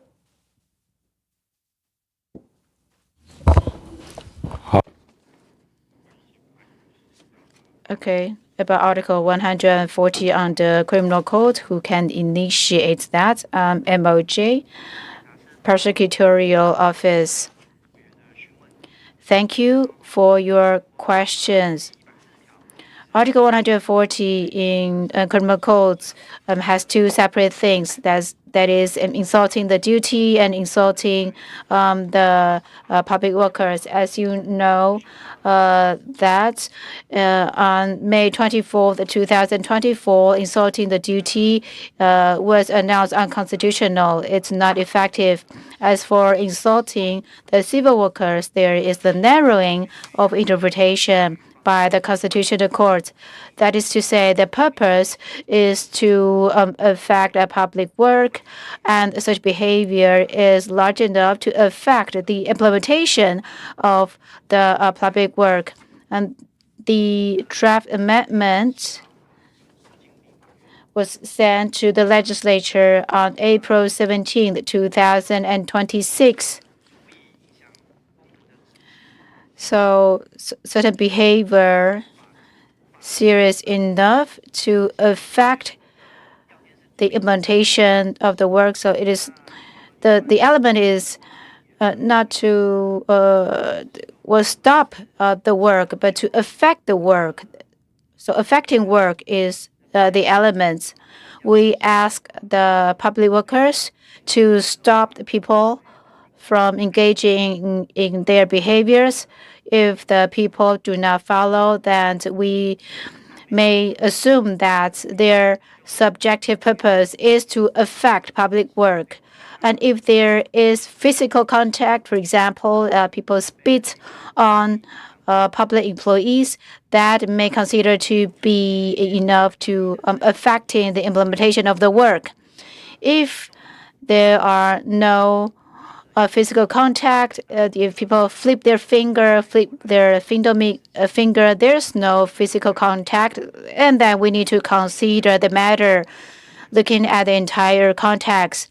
And if there is coercive behavior, then it is not under Article 40. So what I've been mentioning is the amendment of Article 140. As for your question, who can decide, who initiated?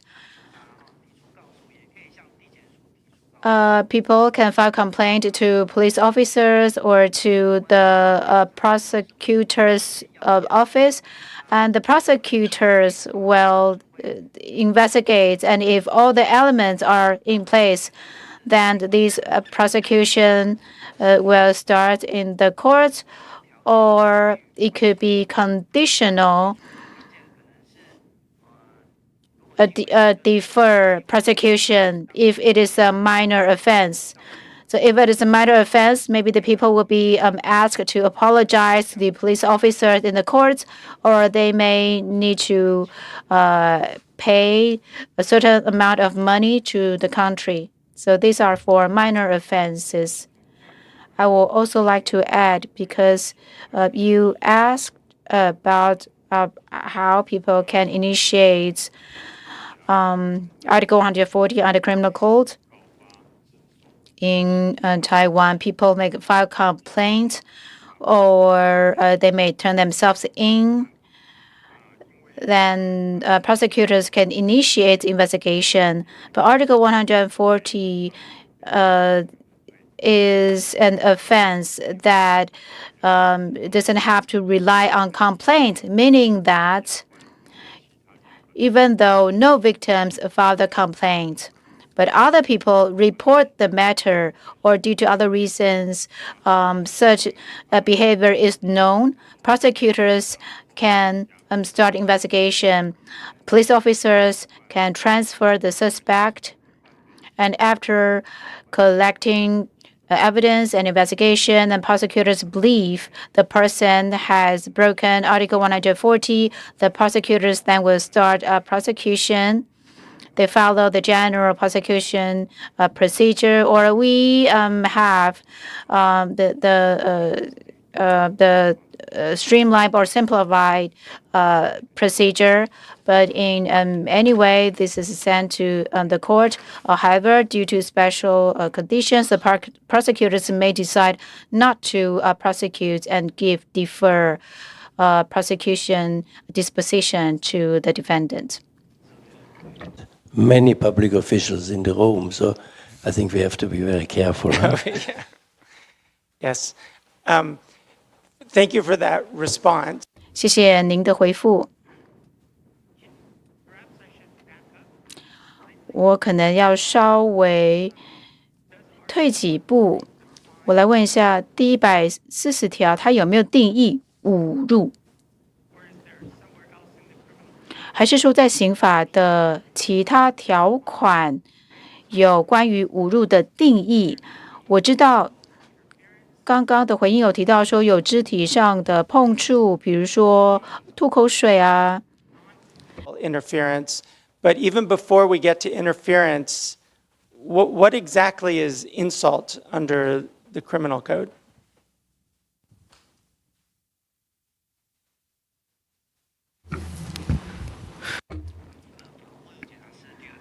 FOJ. In our law, there's no clear definition of insults. It relies on the interpretation of the court. It is a trial. So insults in court interpretation means reducing someone's public evaluation. This is an abstract criteria, whereas spitting is a fact in a certain case. So we interpret that kind of behavior into insulting. But you have to consider the entire context to decide whether certain behaviors constitute insults as an offense. 就是因为侮辱。Insults doesn't have a clear scope or definition in criminal code. That is why Constitutional Court gives a narrow interpretation of Article 140. Constitutional Court believes that in order to protect the freedom of expression, such behavior has to be subjective and it has to be having the purpose of affecting the public work, and the behavior is sufficient and enough to affect the implementation of the carrying out the public work. So it is not to say that any small behavior that may be interpreted as insult will become an offense under 140. So that's to balancing protecting civil workers and freedom of speech. I guess what I'm trying to understand is it seems like Article 140 is trying to address an interference with the carrying out of public duties, which is understandable. But if that's the case, why is insult needed in the law? In other words, the description of, for example, spitting, again using that example, spitting on a public official, that clearly seems like a kind of interference. Whether it should be criminalized is another question, but that seems like an interference that does not necessarily require insult. And I'm just trying to understand why insult is a part of the law as opposed simply to interfering with the performance of public duties. I mean, this may be too broad of a question, but if you have an answer, or if perhaps the court has answered this, that would be useful for our assessment, because I think, generally speaking, insult, because of its subjectivity, is difficult to meet the standard of legality under Article 19, paragraph 3.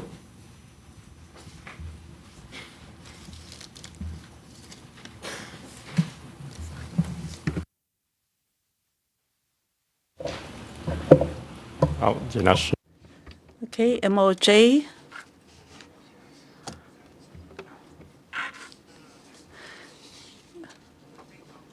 For this article, Article 140, the emphasis is that it's sufficient to interfere the discharge of public duties, and the word insult is used. Basically, we need to determine whether the insulting behavior is sufficient to interfere the discharge of public duties. For example, there's one case, the defendant came to report at our court, and he kept scolding, shouting at public civil servants in the office for 5 to 10 minutes. Everyone told him to stop insulting and scolding civil servants that would interfere their work. He didn't listen to them, and then he left. So the point is not that he insulted or scolded us, just that his behavior was sufficient to interfere our discharge of public duties. Other citizens coming to our court were also affected. So we took the initiative to investigate into this case. This happened after the Constitutional Court judgment.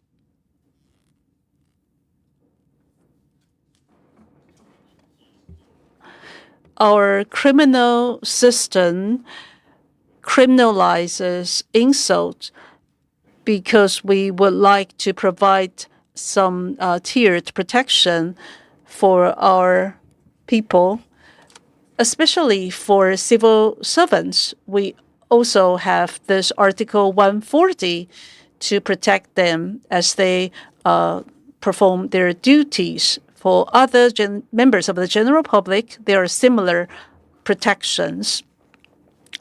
But I think Article 140 may raise concern, especially the protection of freedom of speech. That is also why, according to our grand justices, the offense of insulting public duty is unconstitutional. It's found to be unconstitutional. In fact, the grand justices also thought there were concerns about the offense of insulting civil servants. That's why they provided a narrow interpretation that is subjectively the behavior aimed to interfere the discharge of public duty. That is why we have special provisions for insulting civil servants. There's a historical context. It's just that the grand justices distinguished between the two, insulting civil servants versus insulting public duties. Thank you for these responses. They're extremely helpful in understanding this provision. This will be my last question about this provision. I'm not going to go through the entire criminal code like this, I promise. But the amendment suggests that the threshold is that the insult is, quote, sufficient to affect the performance of official duties. And I wanted to just make sure that I understand from your responses that that is a case-by-case, context-specific evaluation, which I think that was your explanation. But is there any further definition provided by the courts or that is provided to as guidance to prosecutors as to what rises to the level of sufficient to affect performance of official duties? The example that you gave of shouting is a very good one that also reinforces my question about the about the need for insult in the law, because it's just an interference. But is there any other standard that you might use or that you might direct your prosecutors toward in order to determine what meets that standard?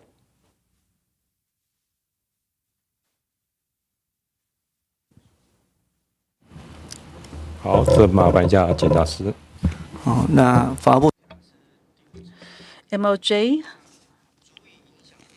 sufficient to interfere the performance of public duty. Yes, it will be evaluated on a case-by-case basis. As for the basic threshold, I think it relies on accumulated experience of the court. For example, my understanding is whether the public duty has been interrupted, and also the time and place when this incident happens. For example, the example I gave you is definitely a public space where civil servants and citizens are all there. Moreover, how long such interference lasts is another consideration.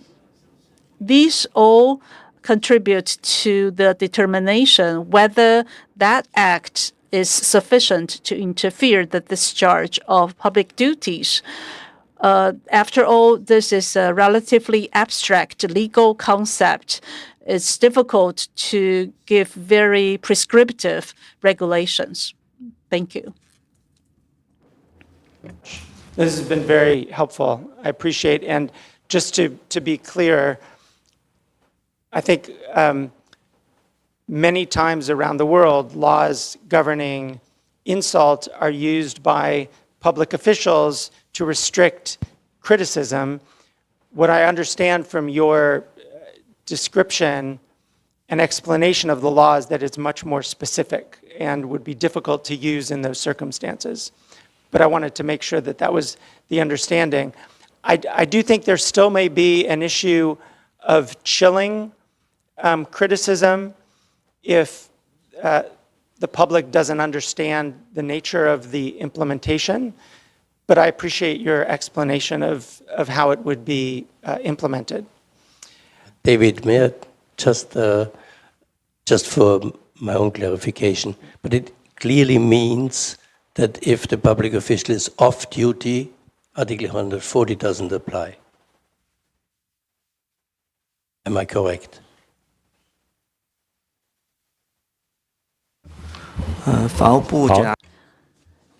MOJ, according to our current implementation of Article 140, one of the requirements is the public officials in performing public duties according to law, and he is insulted. So it has to be when the public official is on duty, and this act has to be sufficient to interfere the discharge of the public official's duty.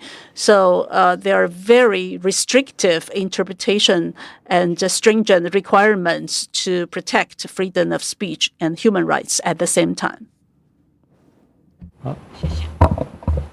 I wanted to also ask you about Article 309 of the Criminal Code, which is similarly touching on reputation, but it says that it makes it an offense to publicly insult another person, and then it defines that as hurting another's reputation to the extent that exceeds what a general person could reasonably tolerate. And I wanted to ask if you could just explain a bit how the law defines what it means to hurt another's reputation. Does there need to be any finding of particular damage? And then related, I will just ask this question as well, just to put this on the table, because Article 310 related to defamation, which is a related offense, shall not be punished if the speaker has undertaken a, quote, reasonable fact-checking process. And so I wanted to also ask what it means, or at least how the law defines what a reasonable fact-checking process might look, what it might look like in the context of defamation. So I realize these are two separate offenses, but they're obviously connected in spirit, in a way.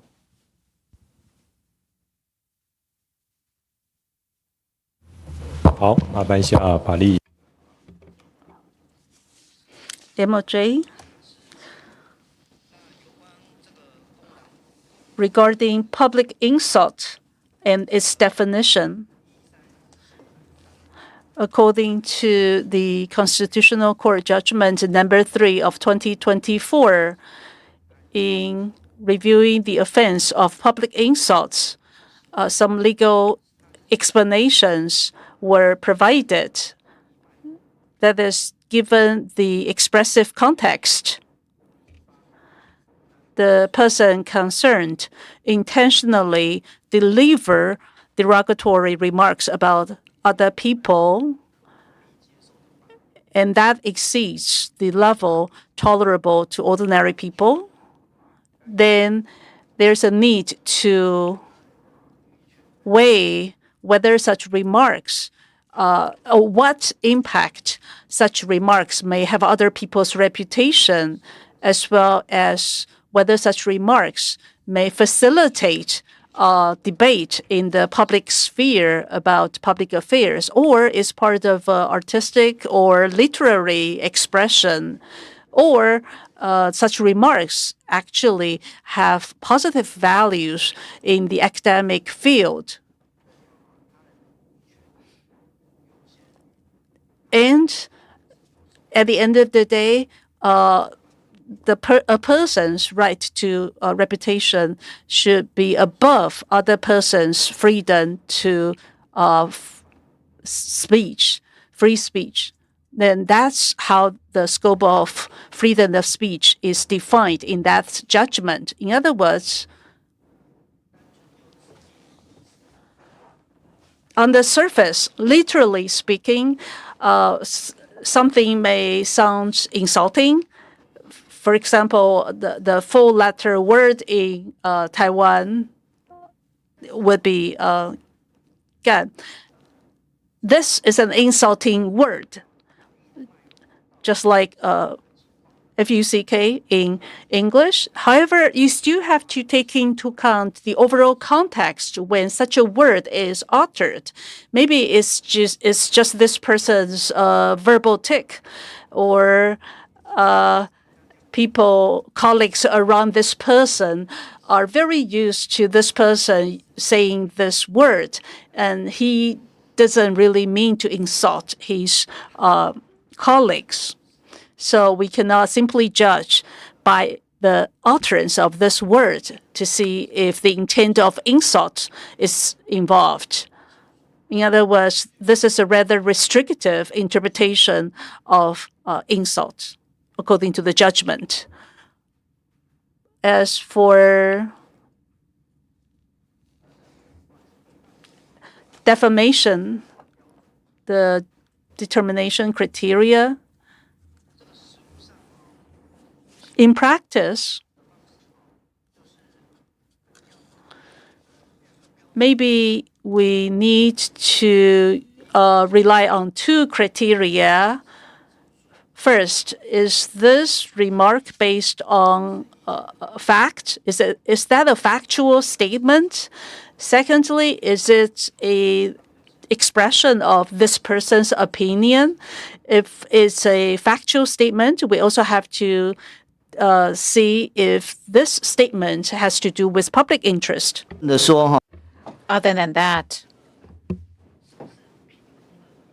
we also need to know whether it is a statement that comes out of the blue. Is the evidence believable?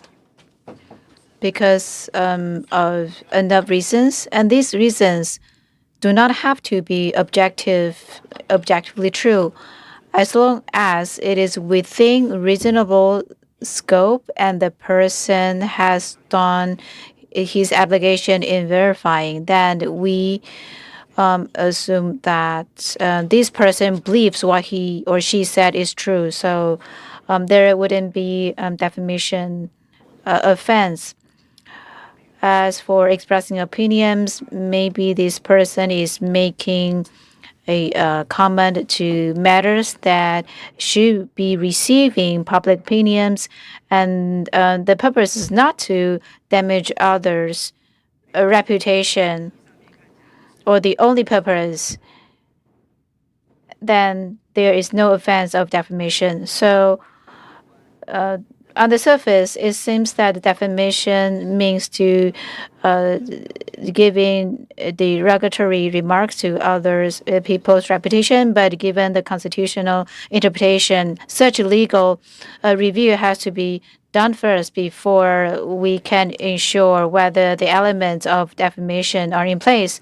And defamation is an offense that relies on complaints, and the actual sentence is quite lenient in the legal practice in Taiwan. Many of the cases are resolved after mediation. The cases do not go to court.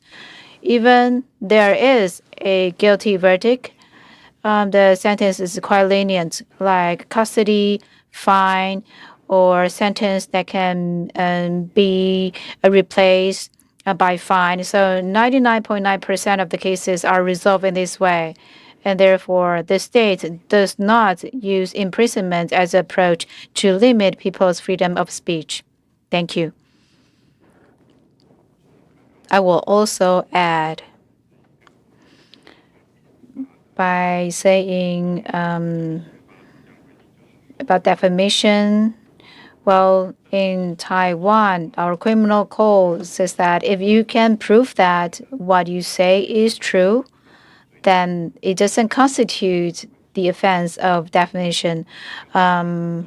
unless what you said is only referring to the private ethical matters of this person and has nothing to do with public interest.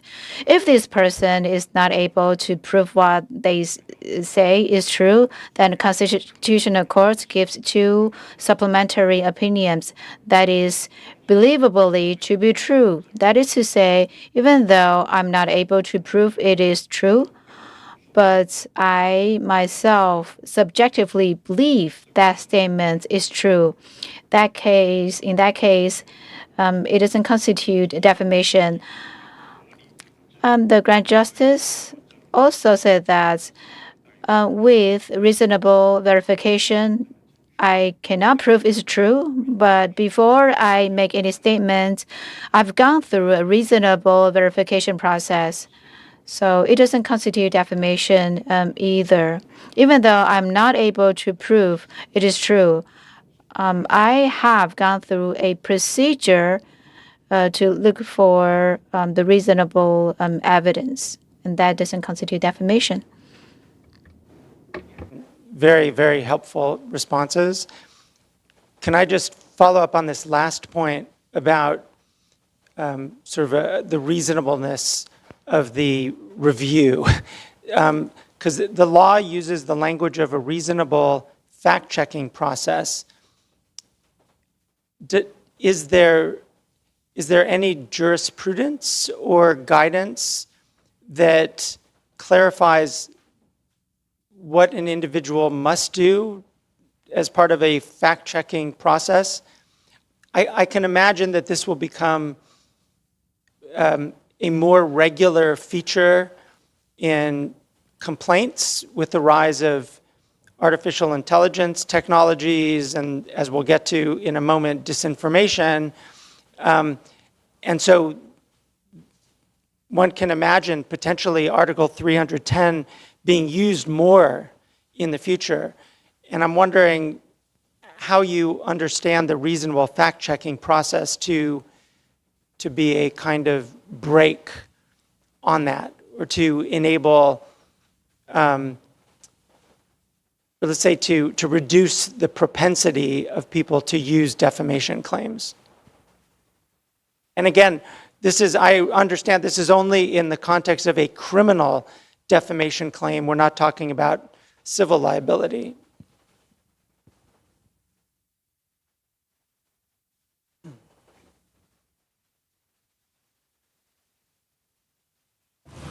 Hi, 好，检察师。法务部检察师报告哈。那这个 This is MOJ.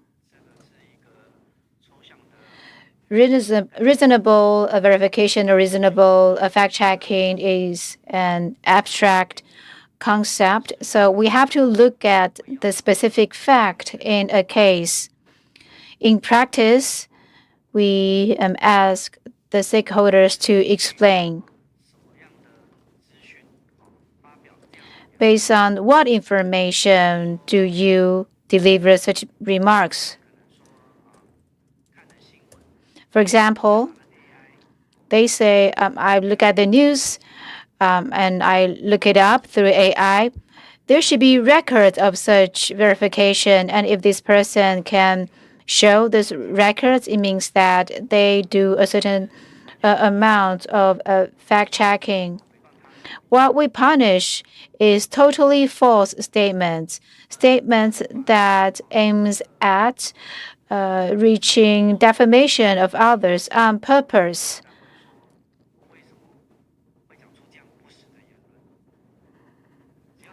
So as long as this person is able to provide some data or records, and then we believe that those constitute as reasonable fact-checking or verification.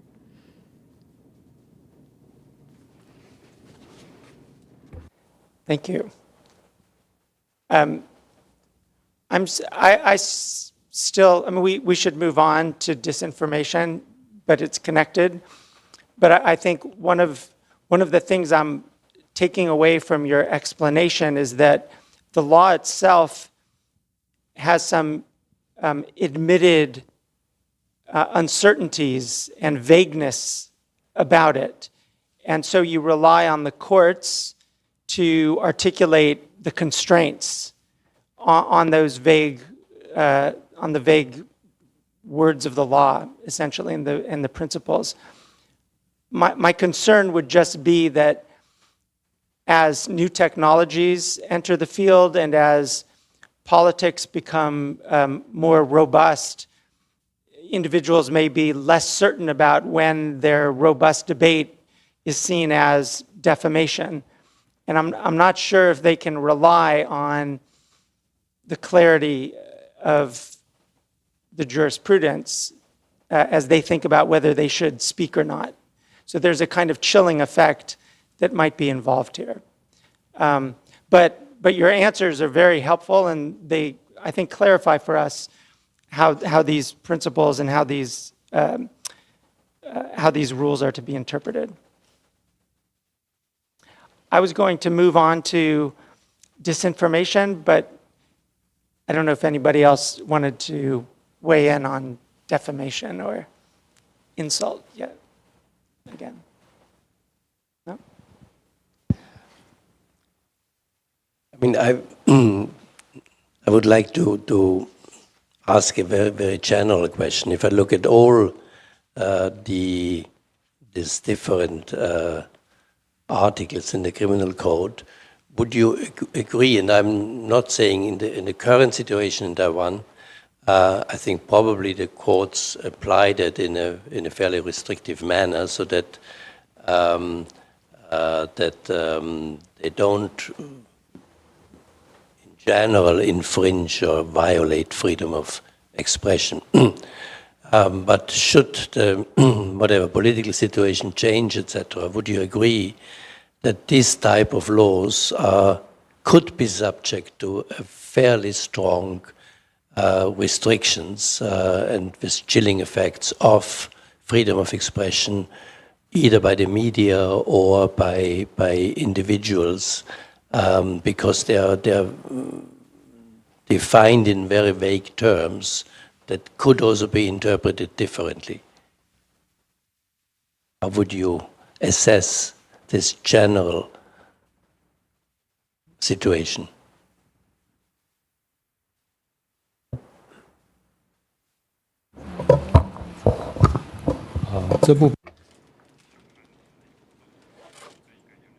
The constitutional judgment has made statements on freedom of speech and public opinion.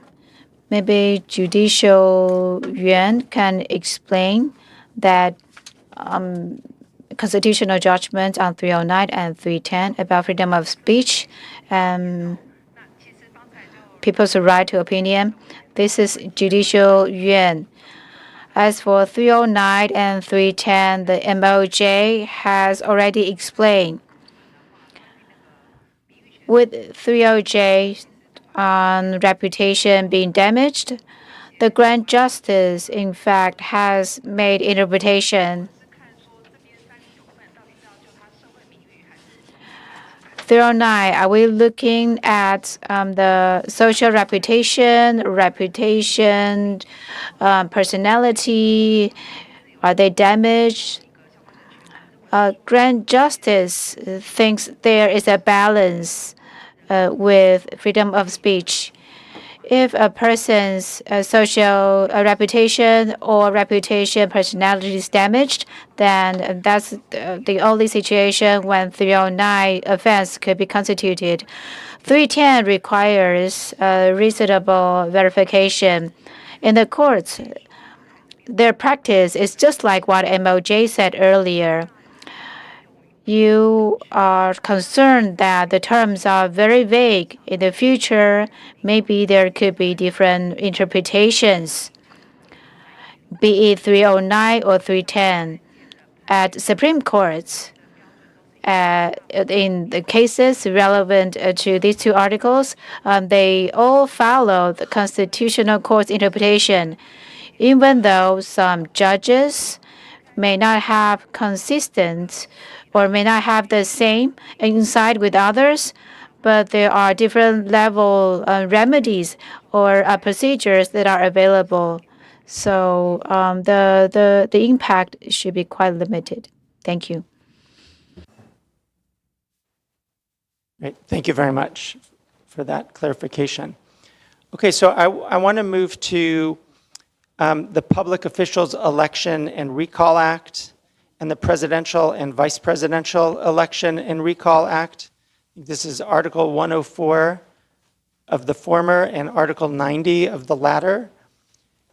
So I don't want to quote all of the guidance that's been given to prosecutors, but part of the guidance suggests that criminal liability under these acts arises only when the perpetrator fabricates, distorts, alters, or falsely creates, in whole or in part, information that can be objectively verified as false and intentionally or even maliciously disseminates or spreads such false information through, I think, essentially the media.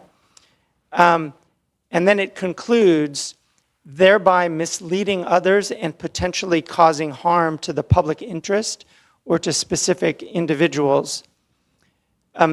This is, I think, a very broad rule against disinformation. I understand that it's particularly in the context of elections, but I was hoping that you might be able to shed some light on, first, how you determine information that is false, what constitutes false information, but probably more importantly, how do you determine what is false? And then the latter part on misleading others, could you explain what that means?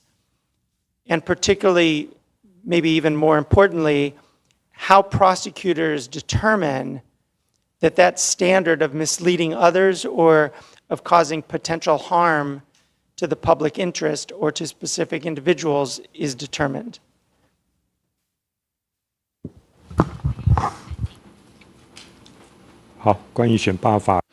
Okay, so Article 104 of the Election and Recall Act, MOJ. MOJ speaking. Article 104 of the Election and Recall Act, it's focused on election-related disinformation and false statement.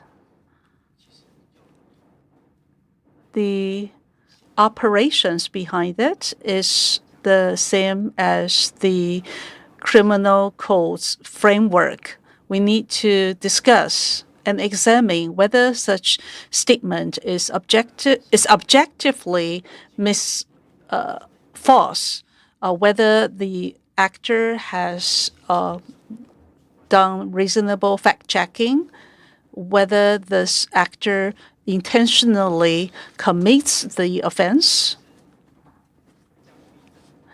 Well, objectively untrue, this part is easier to verify because some are truthful, some are not factual. As for reasonable fact-checking, it's the same interpretation as the criminal code system. If the actor's political statements or remarks, he's able to provide reasons why he makes such political statement. If he can provide reasonable explanation, then that doesn't constitute an offense. What we want to punish is subjectively, this person knows what he says is untrue. Objectively, what he said is not true. And since election is at stake, so maybe he intends to interfere the organization of the elections. According to our Election and Recall Act, which has been in existence for years, the legal boundaries set therein have been confirmed and affirmed by jurisprudence. Therefore, I don't think the general public would be confused. Thank you.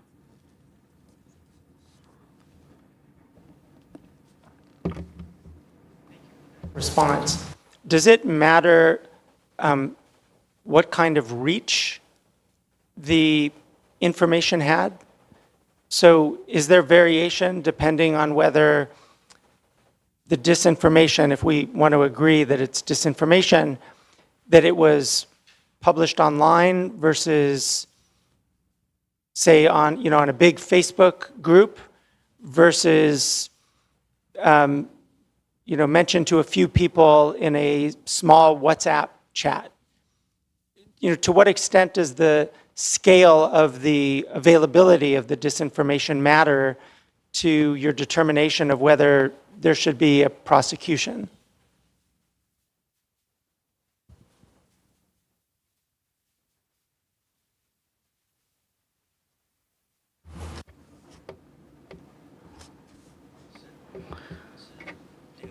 MOJ,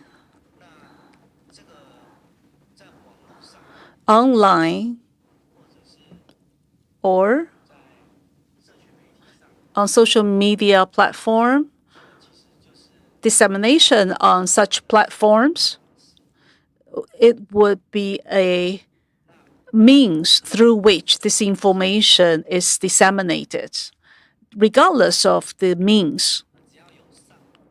As long as dissemination is there and the intention to disseminate such disinformation and other criteria that I described are also met, then there's an offense. However, if this actor just done something in his own notes, books, or he simply shares the information in his own fan page, and there is access control and restrictions to that fan page, there's no issue of dissemination. It doesn't necessarily have to involve the internet. In the rural area, maybe they will use paper-based blackmail and put that in everyone's mailbox from door to door.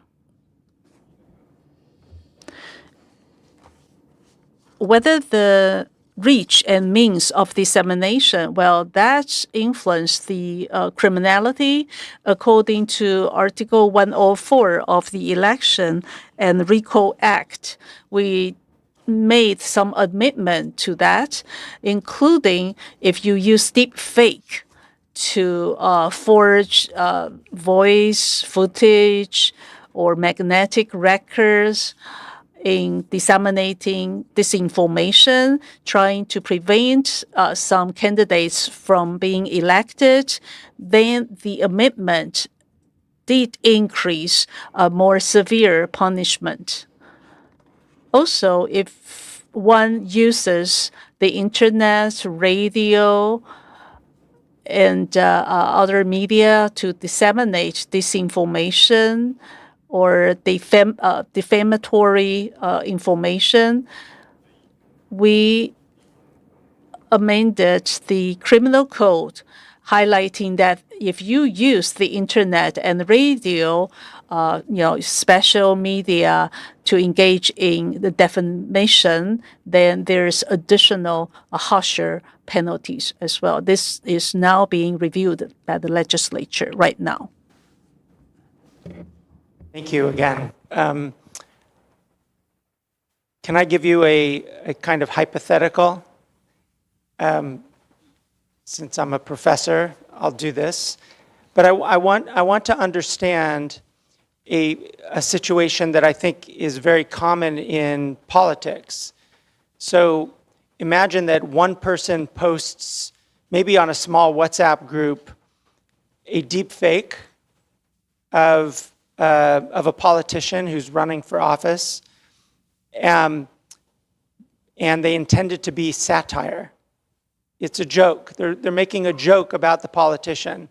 So they're not asserting the truth of what they're sharing, but they're essentially engaging in the kind of politics that we're all familiar with for hundreds of years. Okay, so that part, maybe that person would not be prosecuted under the Act. But then individuals don't know that it's a joke, and so they share it. Are those who share the joke, maybe they even are in on the joke. In other words, they actually know that it's a joke, but they share it. They have the intention of undermining the electability of a politician, but that's what politics is about.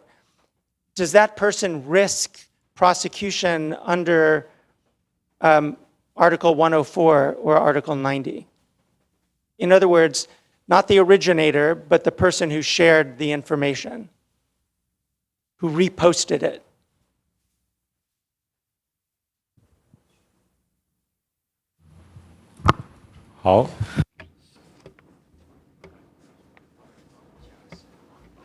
MOJ speaking.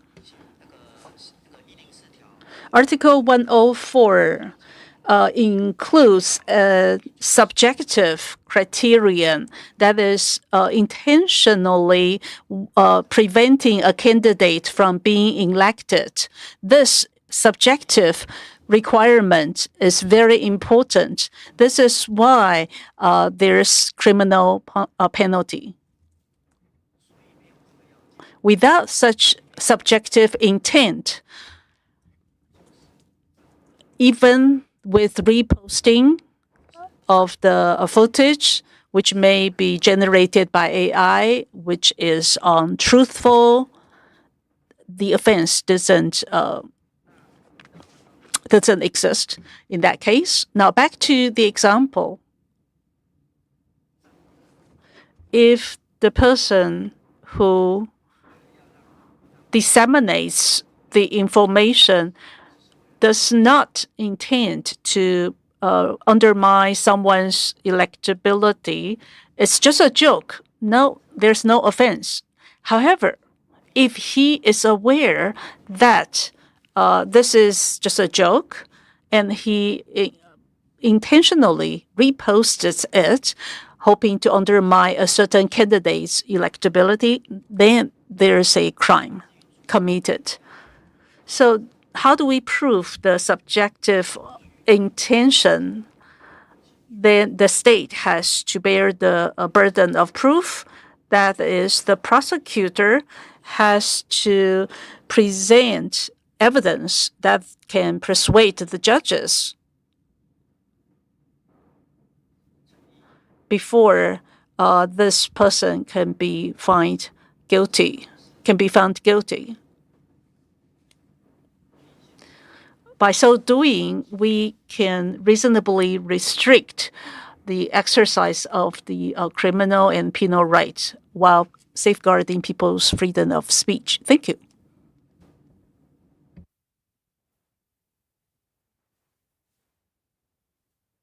Okay, thank you for that honest response. Maybe just so I can understand, to make sure that I understand, when you said that the government would bear the burden of presenting evidence, persuading the judges before there could be a guilty verdict, you mean that they would need to present each of the elements that you've described before? So the elements of falseness, of intentionality, and of misleading others. I guess I still don't quite understand where the misleading others part, how you show that. Is it the intention to mislead others, or is it you have to show that others have actually been misled? Because the way the law is written, it concludes by saying thereby misleading others, which seems to be a factual conclusion, which is separate from the intention to mislead others. And I'm just curious how you prove that. People vote for all sorts of reasons, and sometimes they vote even though they know the information is false. I'm just curious how you make that assessment here. Or at least how you would provide guidance to prosecutors on that.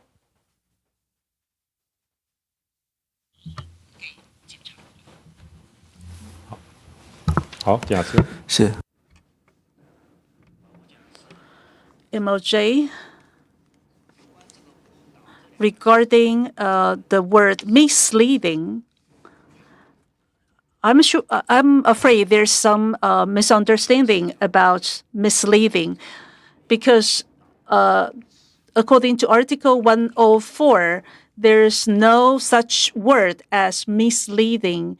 Again, allow me to share with you the criteria required in Article 104. First of all, subjective requirement is intentionally trying to help one candidate to be elected or to prevent a candidate from being elected. As for subjective requirement is with text, pictures, recording, videos, speeches, or other means.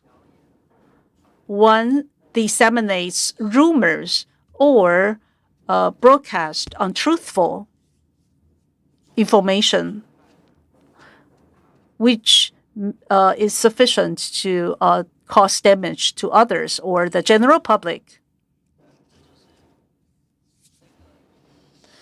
That's all the requirements set out in Article 104. There's no such word as misleading others.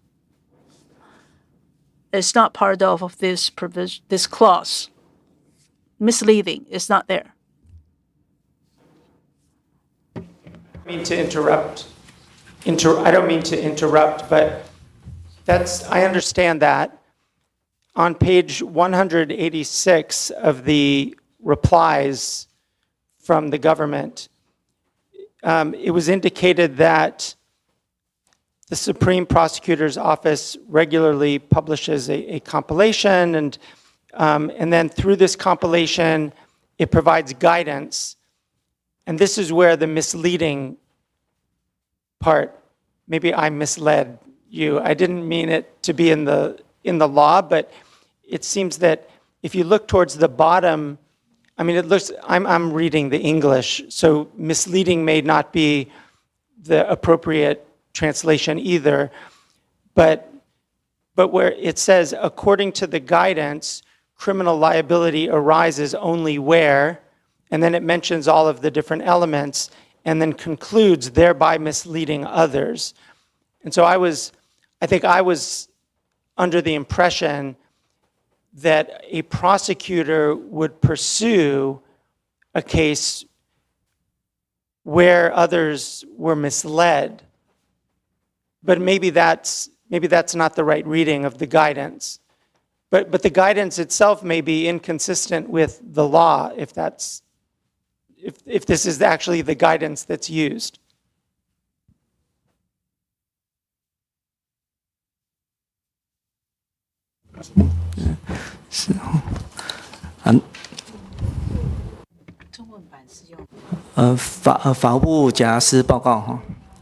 MOJ speaking. As for the requirements, as I described, there's one sufficient to cause damage to others or the general public. As for misleading,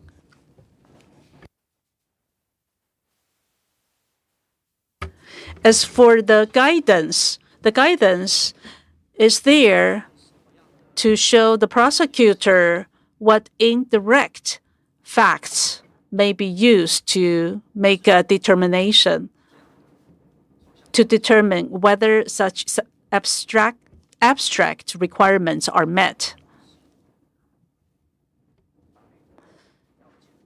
So it is not the legal requirement, the legally required elements. That's it. Thank you. Oh, yes. Okay, I try to explain. I think maybe you want to make sure about the deliberate, the intentional about the misleading, and the proof of the misleading is not the different. Yes, sorry. 那我接下来用中文讲哈，就是说 I will switch to Mandarin. Well, based on Article 140, when you disseminate this information, it's likely to mislead other people. That is a fact. If the actor knows this is truthful information and still continues to disseminate the information. However, this article emphasizes that the action is taken with the view of preventing someone from being elected or trying to help someone being elected. So that is why the subjective intent is really important here. So I'm sure you're saying that this information is out there. Some people may be misled. The actor subjectively should have been aware of. But the Article 140 is the intent to help someone to be elected or the intent to prevent someone from being elected. That's an essential element. That's helpful. To be clear, I understand the concern about disinformation in elections. I'm not arguing against that at all. I'm concerned that some of this language might be misinterpreted in order to, because of some of its vagueness, in order to interfere with the ability of political actors to, robustly debate one another and essentially do what you're suggesting they shouldn't do, at least using disinformation, which is to get people elected and other people unelected. I mean, that's the entire purpose of politics. So I think this is just a very complex area, and I think there's some vagueness here that, I mean, we need to move on, but there's some vagueness here both in the language of the law and in the jurisprudence that I think may be confusing to the public and to even perhaps to politicians who might be engaging in the kind of robust debate that often precedes an election. Okay, but that's just my editorial gloss for a moment. So I wanted to move on to the Social Order Maintenance Act, unless others have either any comments from you as officials or anybody, any of my colleagues? No? Okay, so if we could move to the Social Order Maintenance Act. Again, as I mentioned at the outset, I understand that there are, I think, unique security issues in Taiwan that don't apply in every country around the world. But I wanted to start with Article 63 of the Act. And in the replies, the government, it was a reply to one of our questions, the government indicated that the executive yuan instructed MOI to reevaluate the article's criminalization of, quote, spreading rumors affecting public tranquility. So I wanted to just start by asking when this instruction was made, and then I had a separate question which is more about your bureaucracy, and it's why is this to be handled by MOI as opposed to MOJ? 好。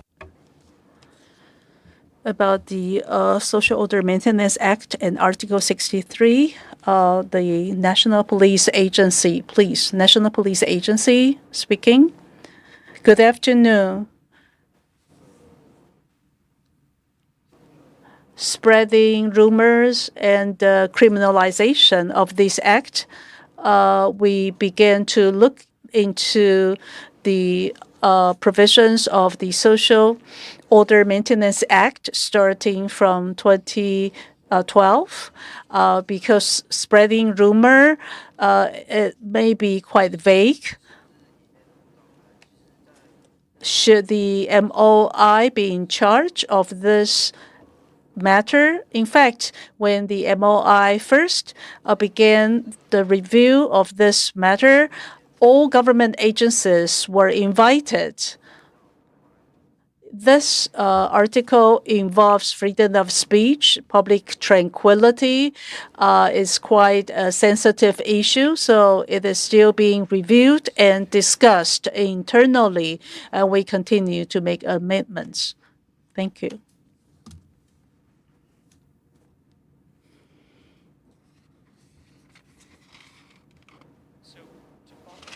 This process. The reply noted that, quote, the direction of the review is moving towards adjusting the regulatory approach, reducing the intensity of interference with freedom of expression, which I think you just indicated, or the National Police Agency just indicated, and exploring the replacement of singular post hoc penalties with other administrative management or complementary mechanisms. And I was wondering if you might be able to explain that further. One question I have is, why is the review taking so long? What are the specific concerns that you have? I appreciate that you recognize the problem with vague language like spreading rumors. But what, if you could help us understand a little bit what the debate exactly looks like, and then perhaps you can help us understand a bit how you hope to, or how you identify or define rumors affecting public tranquility.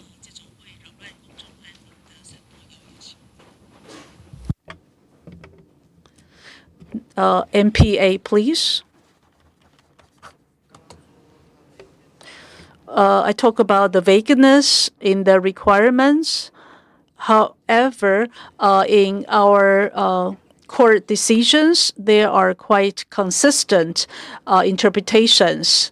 In other words, if there is the act of spreading rumor, the prerequisite is the actor knows that he is saying something that is not truthful, and he maliciously forges such untruthful rumor and disseminates it so as to cause panic among the public, impacting public safety. There are other instruments that we can use. For example, the Election and Recall Act, and Food Safety and Hygiene Management Act, and Communicable Disease Prevention Act. So there are different tools that we can use to control the spread of rumors. As for the Social Order Maintenance Act, even though courts have produced rather consistent interpretations, we still hope that we can have more concrete provisions and clauses to prevent the spread of rumors, so that the legal persons, NGOs can help verify the disinformation and rumors. Thank you. On the question of public tranquility, and you mentioned panic, which might be easier to articulate in a public health context than in some other general context. What are the standards that you use to determine when rumors actually affect public tranquility? Are there factors that you look to? Is there a threshold? Is it specific to localities or national?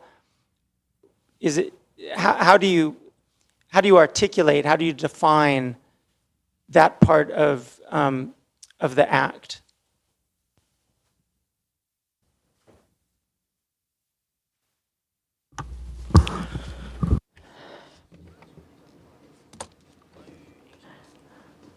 Regarding the impact on public tranquility, I think the key is whether public order has been impacted. How do we determine? I think it's more locality-based. Whether public order is impacted, for example, with the rumor spreading out, there's widespread panic among the public. Or we can say, with this rumor spreading out there, you can anticipate some chaotic situation in our society. That counts as well. Thank you. It still isn't quite clear to me when you know something moves from concern to panic.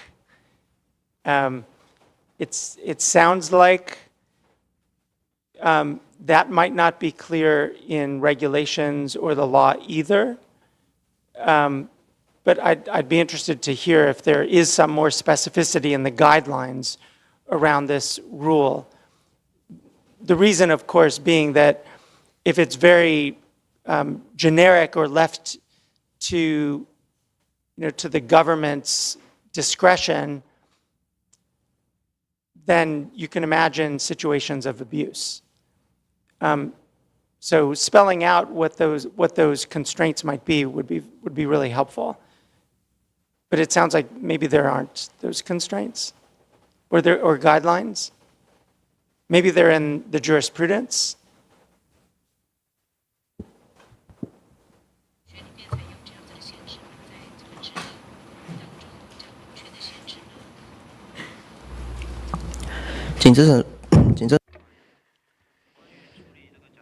MPA,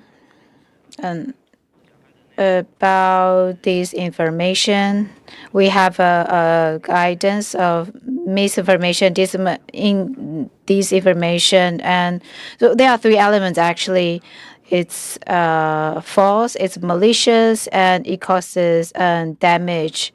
So someone knowingly spread rumors and cause a panic or fear that is enough to impact public tranquility. That is the elements. In Taiwan, there was a 228 incident in events. During the anniversary of 228, some people on the internet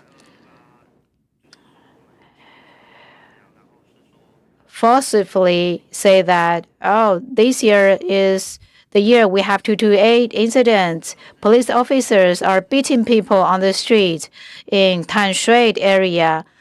So this person spreads rumor knowing that it's not true. Does it cause panic or fear? There's room for discussions. Assuming that many people believe that police officers are beating people in Tanshui, and that is the recurrence of the 228 incidents, they call the police. Then this case turns into a case of impacting public tranquility and causing public panic. So this is an example for your reference. Okay, so I want to move, still sticking with this, or staying with this provision. The reply also noted that the law has been applied less often because of limited effectiveness in a social media environment. It was very interesting to read that.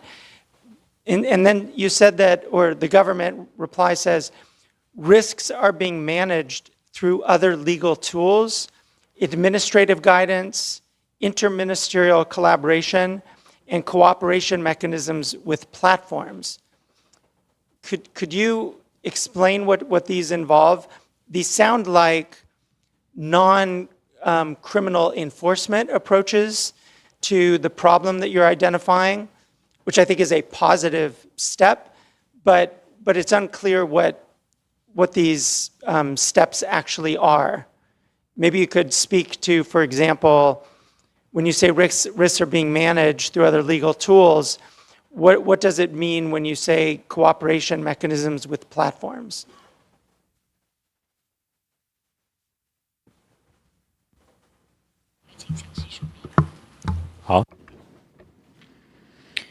NPA.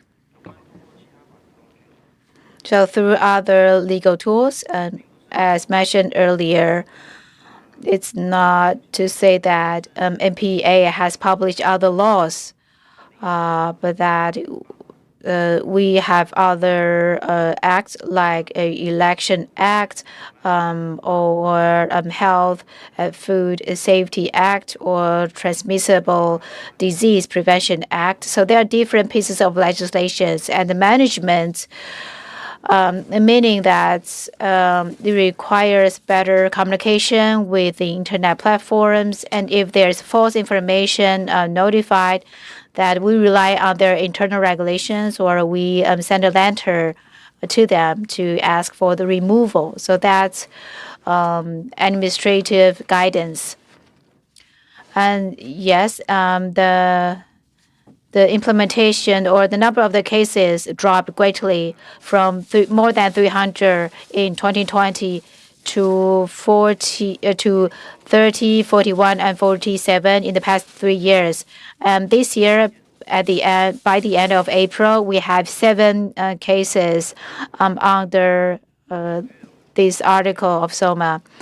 Because in recent years, we send monthly letters to police stations, and we collect court judgment and insights, delivering them to police stations so that they have better awareness of this law, so that police officers no longer apply this law to cases where there's no public tranquility broken, in order to minimize the breach to freedom of speech.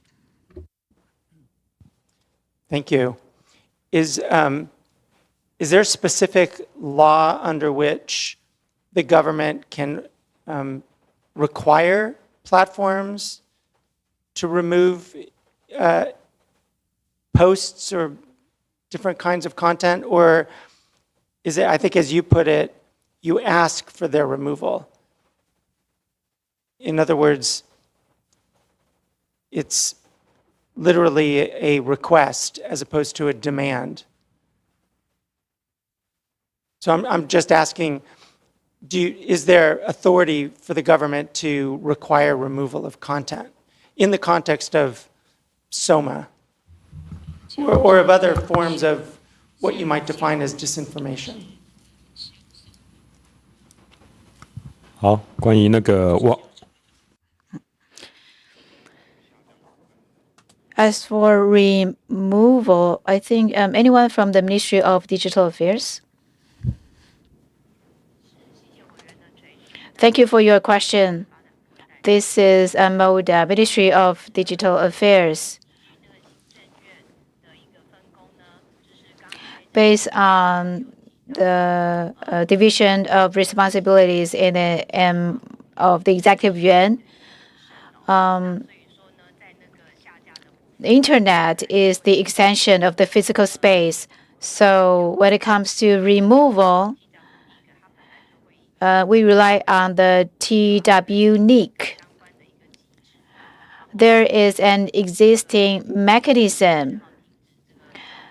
There is a voluntary mechanism that will prevent malicious content to be resolved, or to resolve improper domain names. And if there are court verdicts or if there are mechanisms of different competent authorities, then we will follow those laws and to remove that kind of content. Thank you for that response. If I could follow up, so you have the authority as the ministry to issue an order to a platform to remove content, as long as the content constitutes illegal content under Taiwanese law.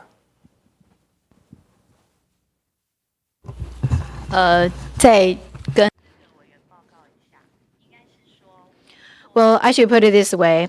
As MODA, Ministry of Digital Affairs, we don't have that authority to issue an order. Instead, we follow the divided responsibilities given by the executive yuan. Different competent authorities have their own mandates, and following their mandates, they follow their mandates, and we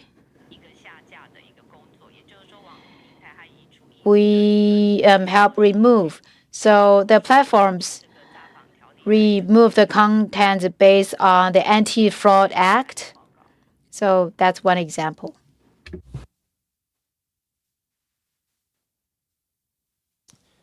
Okay, thank you.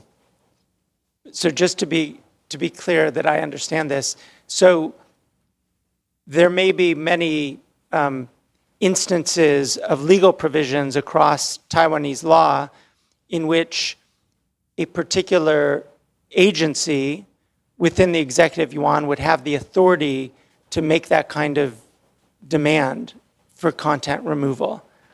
You just indicated the Anti-Fraud Act, but there could be different places in which such authority exists.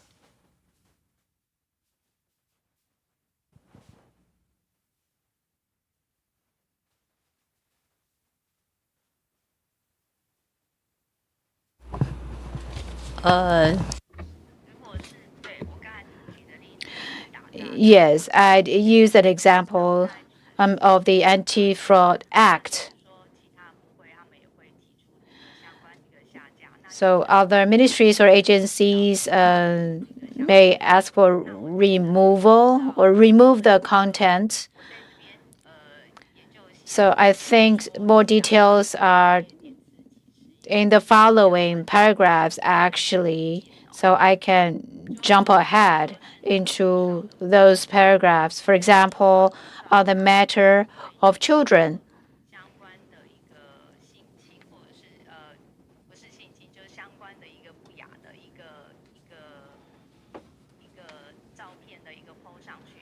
Say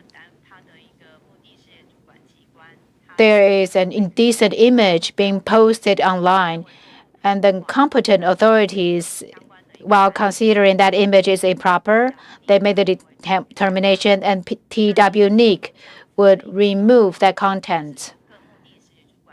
So a competent authorities for a certain scope of business would remove that content. So that's another example of image of children, which is an indecent image. Great, thank you. That makes quite a bit of sense.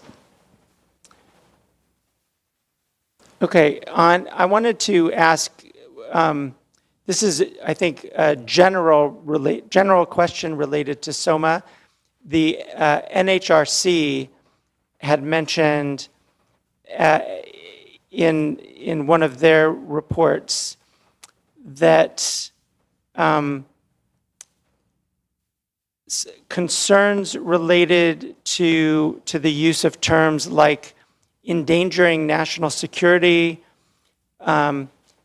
the affecting of social stability, and the government in its replies acknowledged this is a problem of vagueness in some of the law, and mentioned that that the government had not yet established specific guidelines to explicitly limit the scope of application for broad terms such as the ones I mentioned. The government also indicated that it had initiated a procedure for policy reflection and assessment regarding relevant abstract constituent elements of offenses. I was hoping you might shed some light on what that policy reflection looks like right now, the direction that you think it's heading.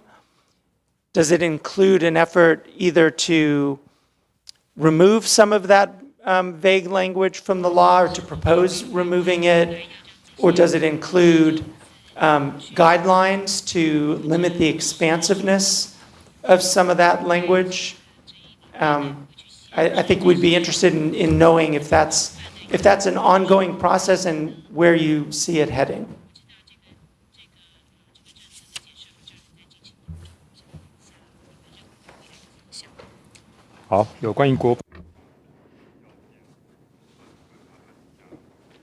Okay, about the elements, the MOJ.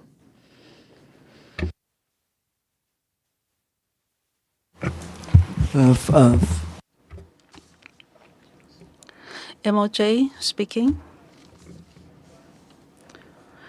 On National Security Act, our goal is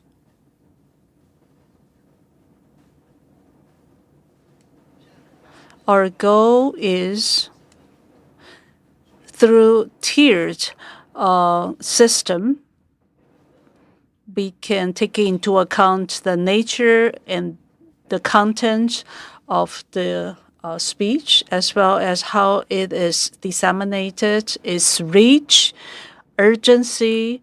We will take differentiated approach. For less risk,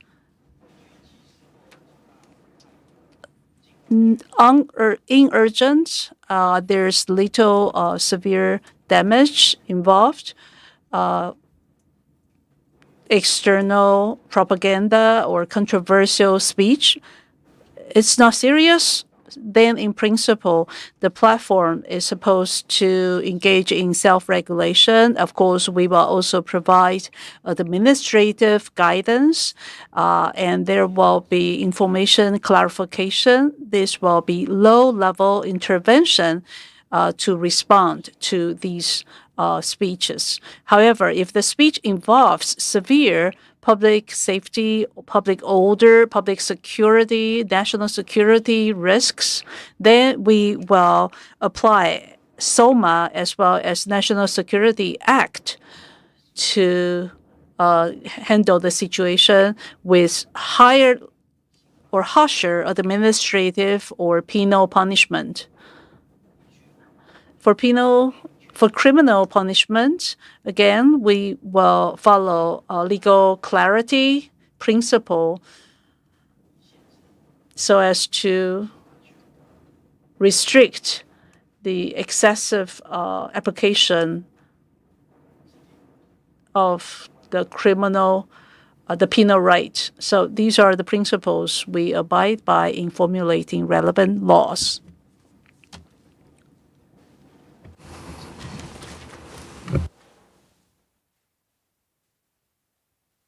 So I wanted to still on the Social Maintenance Order Act, I believe there's a proposed Article 64-1. So I think it's proposed, it has not yet been enacted, dealing with speech concerning foreign hostile forces. And the government, is that correct? It's proposed, it hasn't yet been enacted?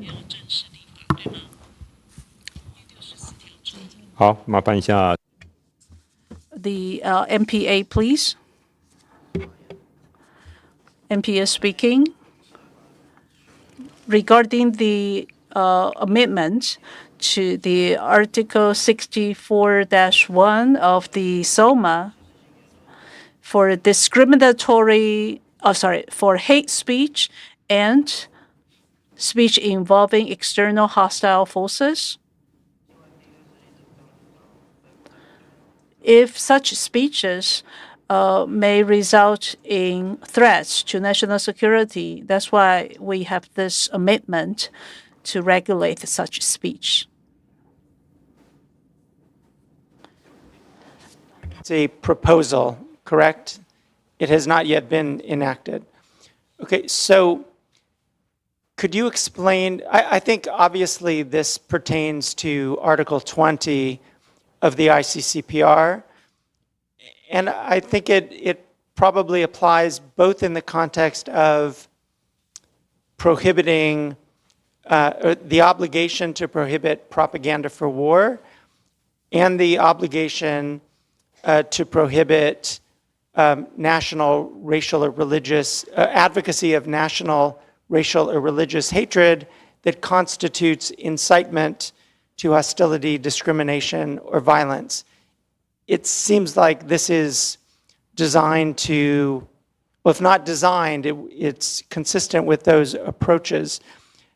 But could you explain how you intend to define incitement?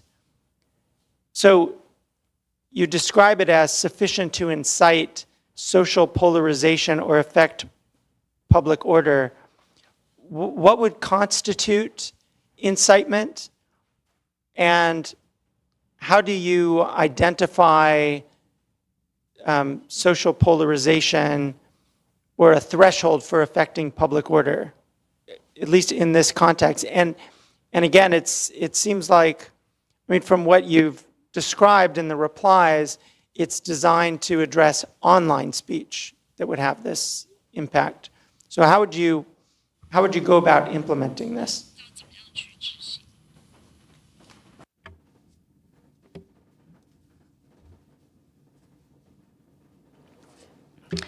NPA speaking. In response to your question, Article 64 and 64-1 is not targeted only at online speech. Article 64 is targeting, physical, real speech, whereas Article 64-1 targets online platforms and their obligations. As for the definition, please refer to the legislative reasons for this amendment. For example, hate speech refers to the speech that mocks, threatens, insults certain groups, or even speech that promotes the use of violence. And of course, if violent behavior is involved, such speech definitely can impact public order. As for terrorism, terrorism is defined as based on political or ideological beliefs. Someone engages in systematic, persistent, and organized activity to promote terror, causing terror on the general public, or even the use of armory, explosive is involved, then speech of this kind can have actual impact on public order. So I believe both amendments are in line with Article 24, the obligation to prevent with law the incitement of ethical and racial hatred. If the speech appears online, then we will consult relevant agencies to impose restrictions on such online speech. Yet at the same time, we make sure that freedom of speech will not be infringed upon in line with Article 20 of the Covenant. That response. It seems like there's different targets in these two elements of Article 64 that are very different from one another. Terrorism is very different from hate speech and other kinds of content. So I'm wondering, in the context of, let's say, hate speech, what standards would you look to determine whether particular speech constitutes incitement? The NHRC suggested using the Rabat Plan of Action, which is a kind of articulation of Article 20, Paragraph 2. And is that something, and the factors that the Rabat Plan of Action identifies, is that something that the government is looking at to provide some guidelines on when speech actually constitutes incitement? Because the mere speech itself, I think even here, isn't enough to constitute the offense. You still need the incitement part. But what are the standards for that incitement?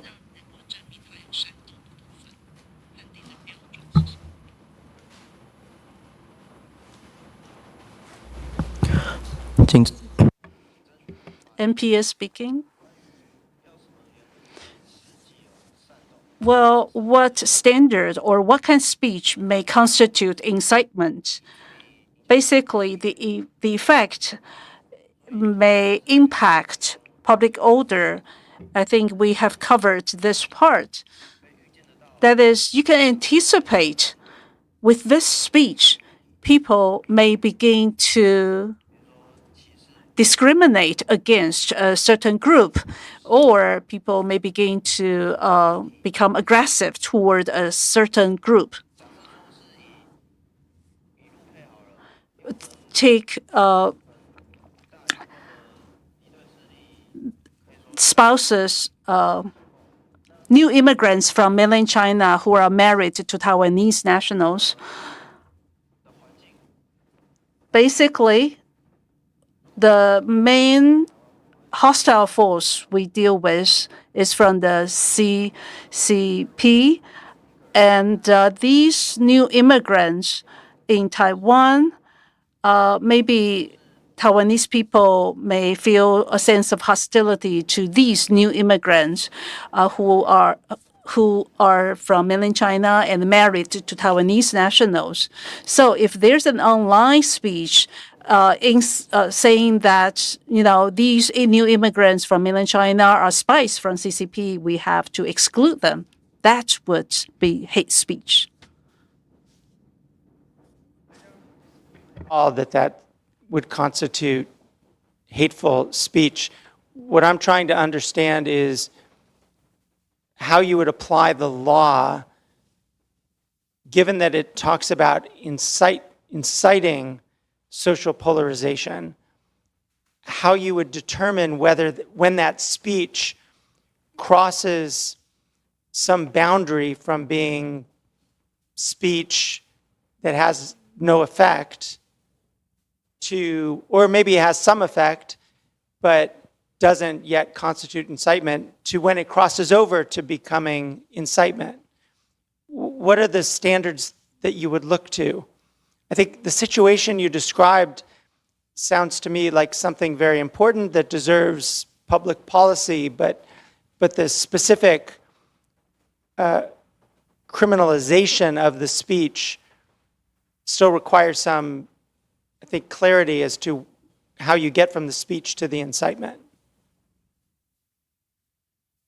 And maybe just to say, I don't expect, given where your process is, I don't expect that you have those guidelines already.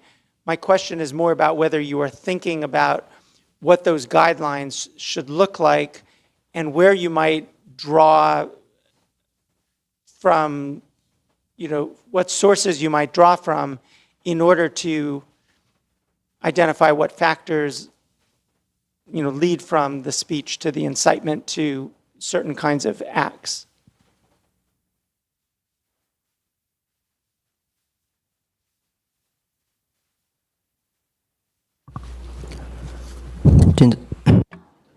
MPO speaking. First of all, maybe I can clarify. Basically, there's no criminal punishment for the offense we are talking about. It's administrative punishment first. Secondly, whether the speech crosses the line or the boundary and falls into incitement.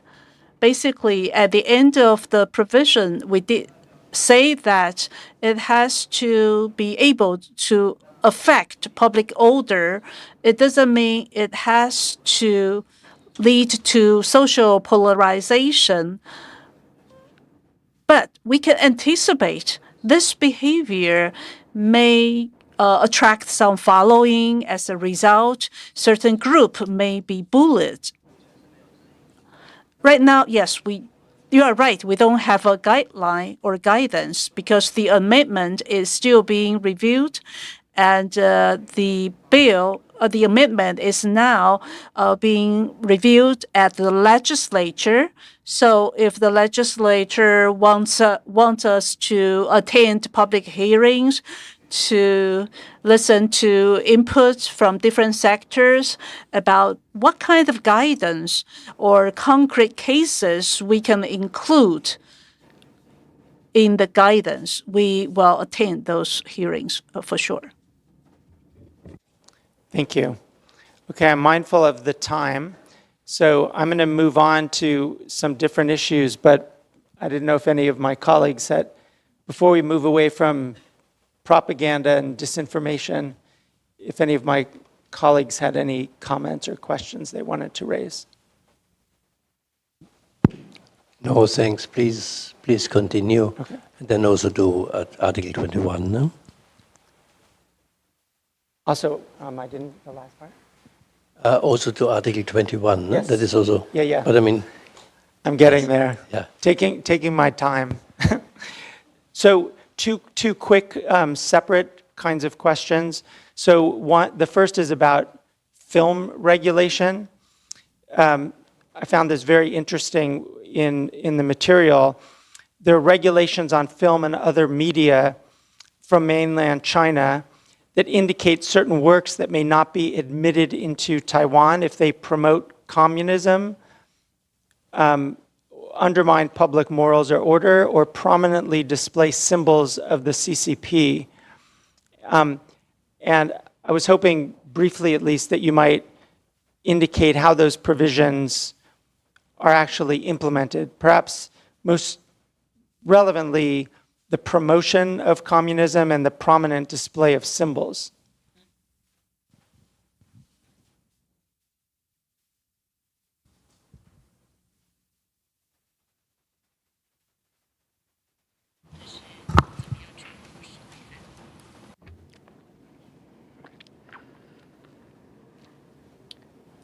So Ministry of Culture should respond to this one. Can you respond to this one? Or the Mainland Affairs Council?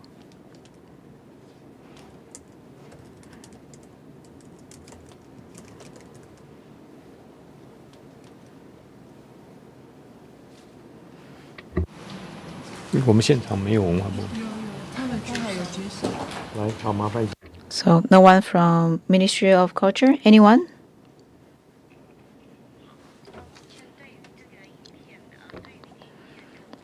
As for the films and broadcast shows or other cultural productions, the review is done with regulations. We have the cross-strait people's regulation, and in Article 37, point number 4, it does indicates that if there is showing of the flag or national symbol of mainland China, such productions must not enter Taiwan. Yes, there are such regulations.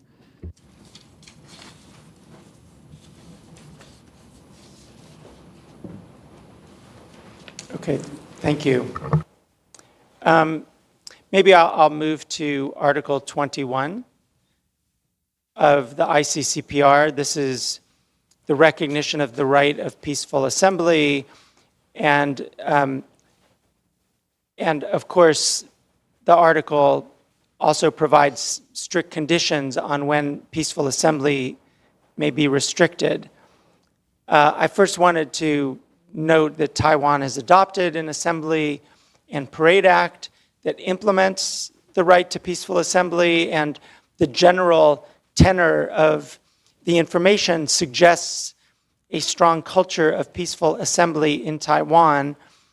But I wanted to follow up on just a few points related to peaceful assembly that were identified in both our questions and in the government's reply to the list of issues. So the first question is, in reply to our question about the grounds for denial of assemblies, it's mentioned that most refusals of a peaceful assembly merely repeat relevant regulations. Is there any collection by the government of the data concerning denials of peaceful assemblies? Is there any collection of that explains the reasons for denials?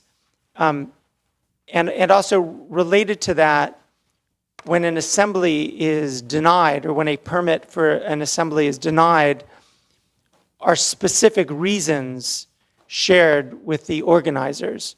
Or is there simply a reliance on the regulatory basis? So one of the grounds for a denial.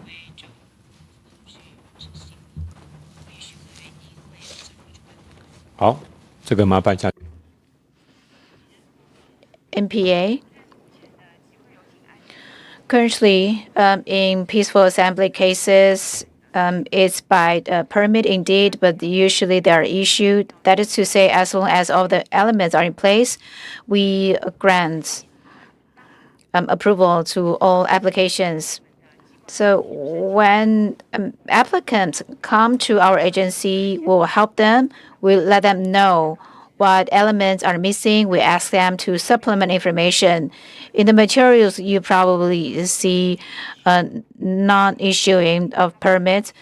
Most of the cases, they haven't got the permit from the venue. If they want to have a peaceful gatherings over there without receiving the permit of the venue, of course, we are not able to issue the permit. Yes, the right to peaceful assembly and gathering should be protected as long as this assembly is legal. As long as there is no violence, we do not interfere with such gatherings. Thank you very much. I'm still curious, does the agency collect information or retain information about the denials of assemblies? And it sounds like you have a working relationship with organizers, which is very positive, but are you clear with them about the specific reasons why their assembly has been denied?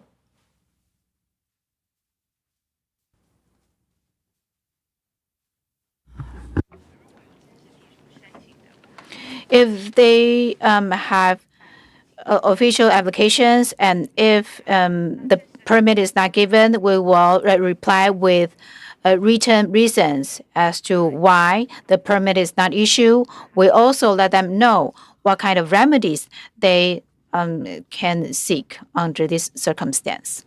Thank you very much. There is a separate issue related to restrictions on assemblies around so-called prohibited zones and also the existence of requirements for security distances. Now, I just want to note that the NHRC took the position that such restrictions may limit the ability of protesters to peacefully assemble, in ways that run counter to General Comment 37 of the Human Rights Committee, its general comment on Article 21. Could you explain further the basis for restrictions on so-called prohibited zones and whether a particular effort is made to enable peaceful assemblies to take place close to, let's say, the target of the protest? In other words, close to the government agency that might be at issue.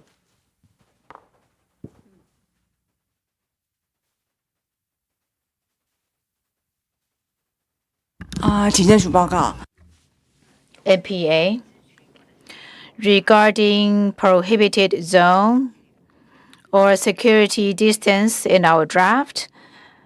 This is because the administrative agencies do not have a lot of surrounding area. So considering the security maintenance around these agencies, that's why there are such limits. But if peaceful assemblies are gathered outside the prohibited zone, it is okay. For example, outside the exit to Executive Yuan, there are many peaceful assemblies. That's actually an prohibited zone, but as long as there's no violence, they are not interfering with the traffic, we do not interfere. So we protect the rights under this article of ICCPR. Some advanced countries like the United States, Japan, they all have security distance as well around national agencies. Great, thank you very much. I think I'll stop there. I've probably said enough for now. But thank you very much for your responses. I found it very interesting and illuminating across all of these issues. Thank you very much. I have one question that actually leads then to also Article 22. In principle, both for freedom of assembly and freedom of association, there are two different types of governmental approaches. The one is permission, so that you need first to ask, and you can only establish an association or you can only hold an assembly if you get the permission of the government.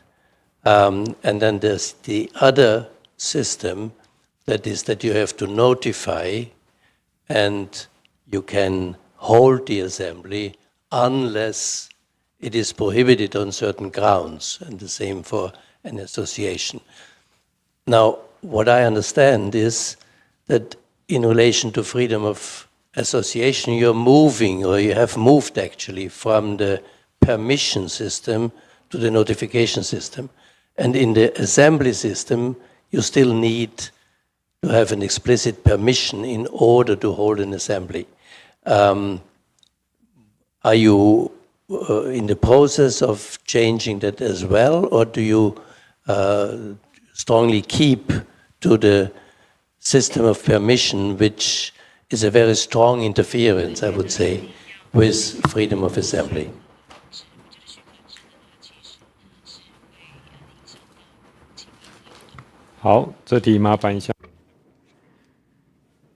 MOI. This is MOI. As for association and assembly,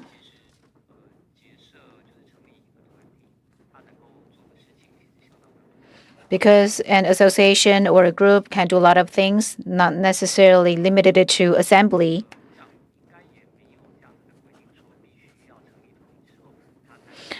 I don't think there isn't a regulation saying that, oh, you have to create an association first before you can ask for the permission for peaceful assembly. There isn't such a requirement now. Thank you.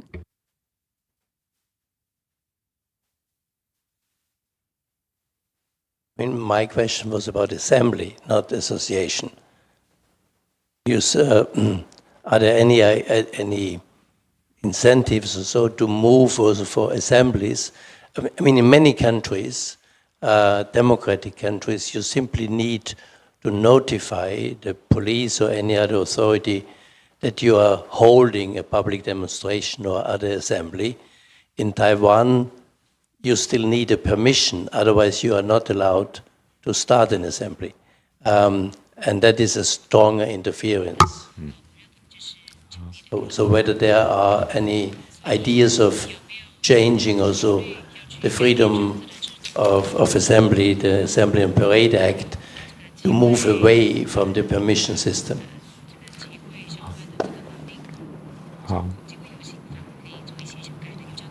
好，那这部分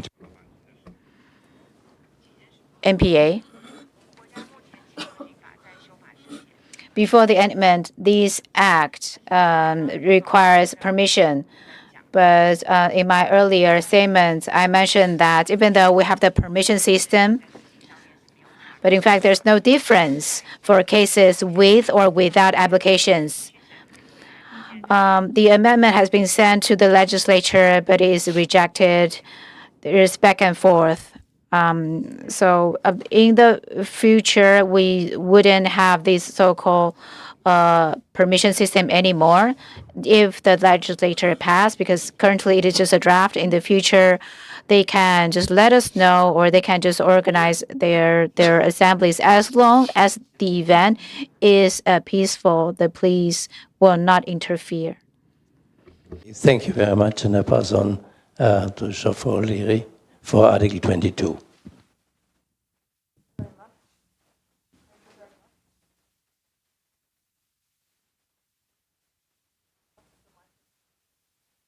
Difficulty waking up at this stage in the afternoon. My question is quite short, and in fact, my understanding of the documents is slightly different to that of the chair.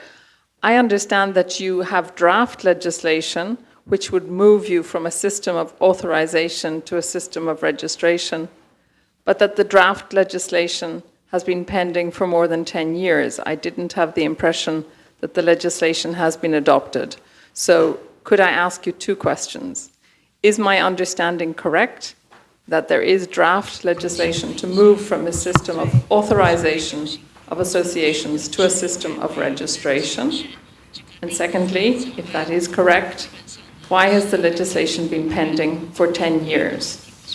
And given that we are running out of time, I'm perfectly happy with short, clear, and concise answers. Thank you very much. 维尼是不是集会游行法？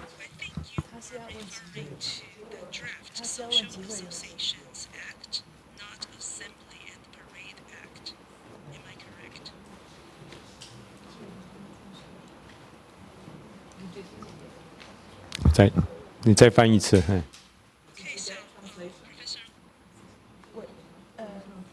I'm sorry, Professor, basically the convener is asking a question. The question is actually in reference to the draft Social Association Act, or are you referring to the amendment to the Assembly and Parade Act? So, Association. 好，团体法。好，那这部分麻烦一下内政部核团司。Okay, MOI, please. Thank you. Yes, indeed. In 2017, we sent the draft to the legislature. However, because then there's a re-election, so the document was sent back to us. In the year 2020, again, a new group of legislators came into the legislature, so we resent the draft to the executive yuan. In the legislative process, I think we at the executive branch can only do what we can do. For example, having all the required documents, completing all the required procedures. In recent years, the legislature has passed a lot of new laws or amendments in relation to national security, social security, judicial reform, housing justice, maybe because it's quite packed. That's why the Draft Social Associations Act is not yet adopted, but we will continue to work on it. Thank you. For this clarification, if the chair agrees, I'll move to Article 23. No other question.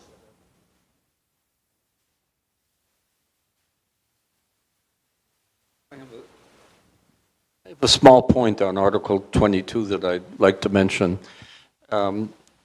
Article 22 governs freedom of association, but it does not recognize explicitly a right to strike. On the other hand, we have a provision that is more explicit in the other covenant being discussed a few floors down at this moment.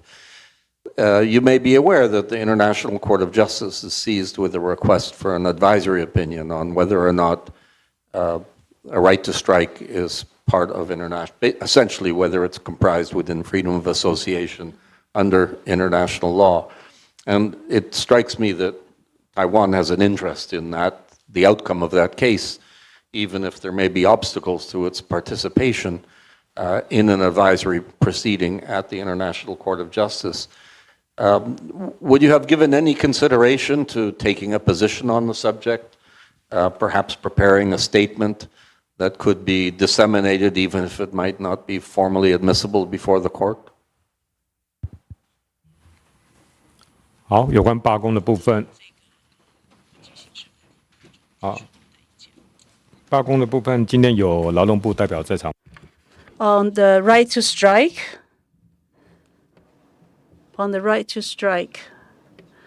relevant regulations are in the Industry Labor Disputes Handling Act. We have relevant procedures to see how voting is conducted so that laborers can enjoy their legal right to strike. And during the period of strike, according to the act as said, certain behaviors or actions can be immune or exempt from civil and criminal responsibilities. So we do have relevant laws to ensure workers' right to strike.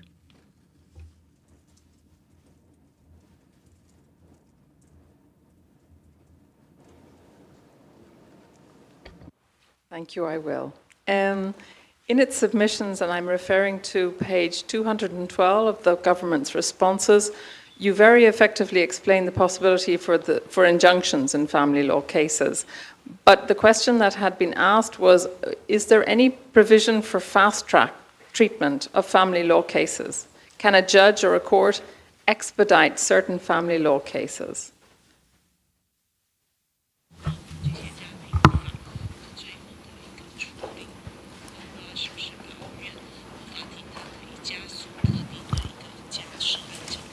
好，麻烦一下司法院。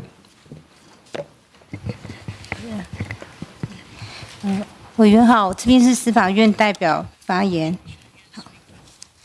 Judicial Yuan speaking.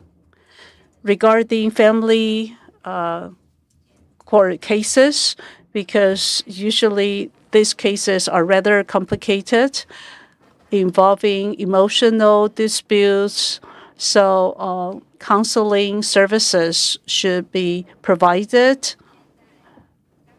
As for family affairs cases, we do have temporary injunctions regulations. In other words, before the court makes a final verdict, in the case of any emergency, to prevent any harm to the parties concerned, we do have regulations governing the temporary disposition procedures. For example, because of the familial disputes between the parents, one may not be able to live with the children, then the court may decide to have temporary injunctions so that the child can continue to meet and engage with the parent who does not live with him or her. So we do have this Family Affairs Act that provides for temporary disposition or injunction procedures. But I asked about expedited procedures. Can a judge fast-track a case? Can they deal with a case quicker or give it priority? 好，那 Thank you for the question. As for expediting certain cases, well, the family court reviews a wide range of cases. So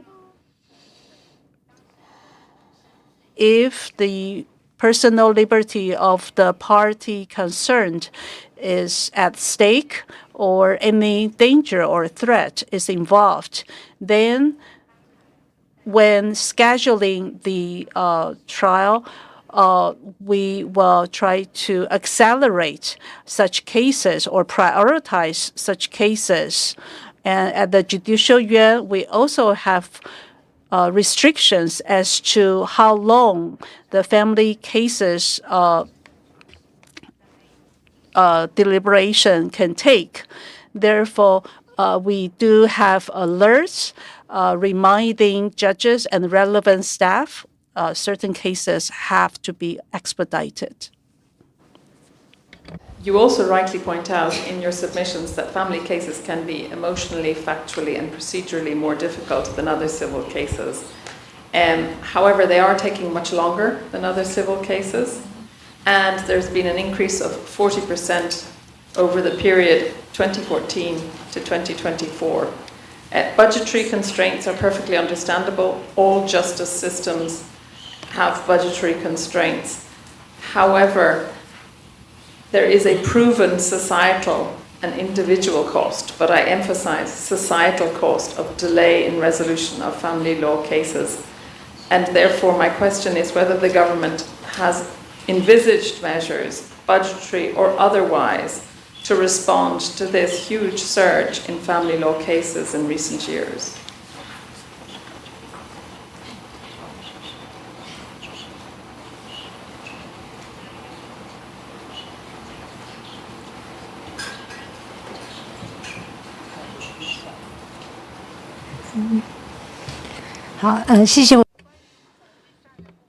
On budgets, well, this has to do with our overall planning of the judicial branch. We also have to take into account the relevant judicial administrative procedures. As for the increase of case numbers, because we do not have increased staff numbers in response, we can increase the family matter mediation services, because in most family court cases, mediation is required before they go to the court. So in terms of the administrative arrangements, we can expand such familial matter mediation services. For instance, we can hire retired family court judges to serve as mediators at the court, or we can hire social workers, psychologists, or family law lawyers to serve as mediators. We have also increased the number of family matter investigators at the court. They can also help the family court judges to conduct investigations and home visits. By so doing, we try to help family court judges to process the caseload, reducing their burden. Thank you. Very helpful information. My next question relates to registration of same-sex marriages. I understand that there has been developments in this field since the 2022 report. However, cross-strait same-sex marriage recognition is only possible if recognition of that union is provided by a third state. That's my understanding of the materials. And similarly, where both partners are foreign nationals whose states of origin don't recognize same-sex marriage, again, I understand that third country recognition is also required. So I would ask you to speak to this differential treatment of certain same-sex unions as compared to others.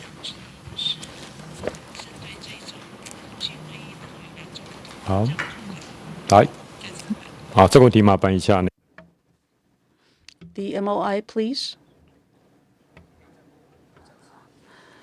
The Department of Household, under the MOI speaking, indeed, in 2023 and 2024,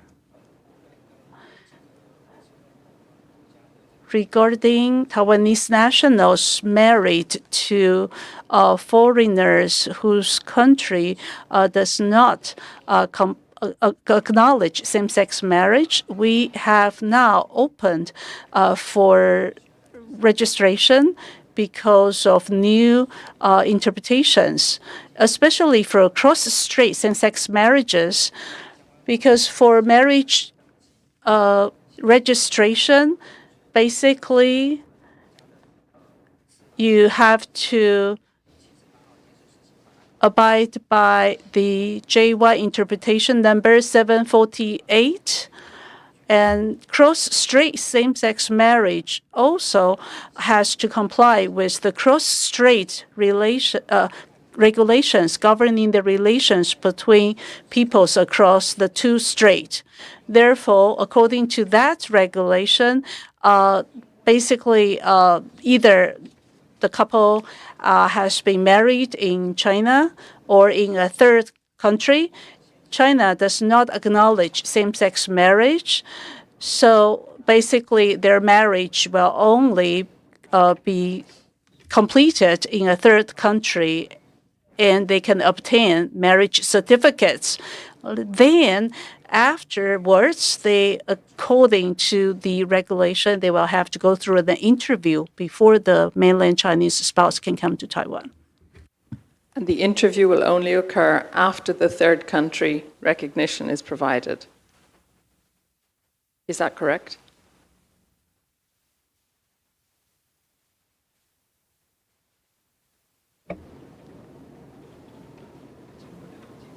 Per my understanding, that's right. Immigration agency may have more details to add. This is immigration agency. When we conduct interviews, since the marriage is registered in a third place, so they have to show some documents, and they have to show certificate showing that they were singles, and if they go to a third country which allows for same-sex marriage, they finish the registration over there, and then they go to Taiwan's office in that country for interviews. After the review, then they can have their household registrations in Taiwan, which they can use for legal residence in Taiwan. Thank you. My next question relates to children born to same-sex couples of different nationalities via assisted reproduction. And the question is, can the child be registered in Taiwan without difficulty? And do questions arise regarding residence and nationality?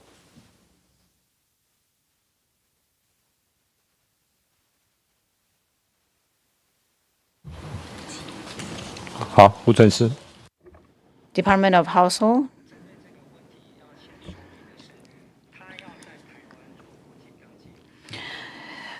The pretext, the premises is that the spouses or the couple have to be Taiwanese national. So the father or the mother, do they have a Taiwanese nationality? And for children who are born outside Taiwan and they want to come back to Taiwan for household registration, the procedure is like this. After they come to Taiwan, they get the residence permit from NIA, and then they register their household at the household office. What about children born in Taiwan to mixed couples, Taiwanese nationality and another nationality?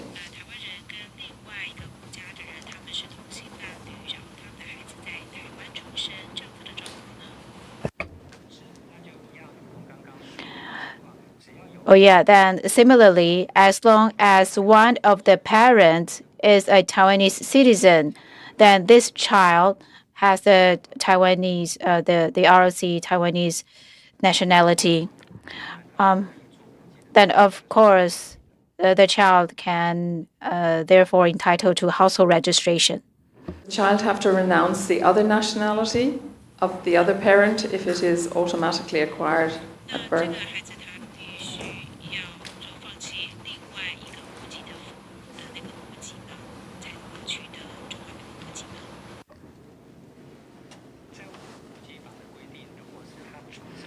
According to Nationality Act, if this child is born with a nationality of other countries, it doesn't affect his or her Taiwan nationality. So if the father is Taiwanese and the mom is American, and if this child is born with the two nationalities, currently in the Taiwanese law, there's no conflict.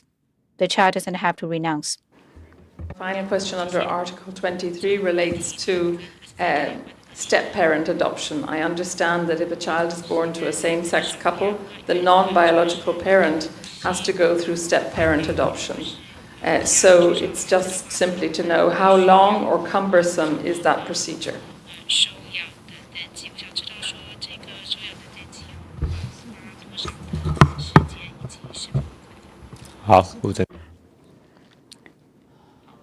Department of Household.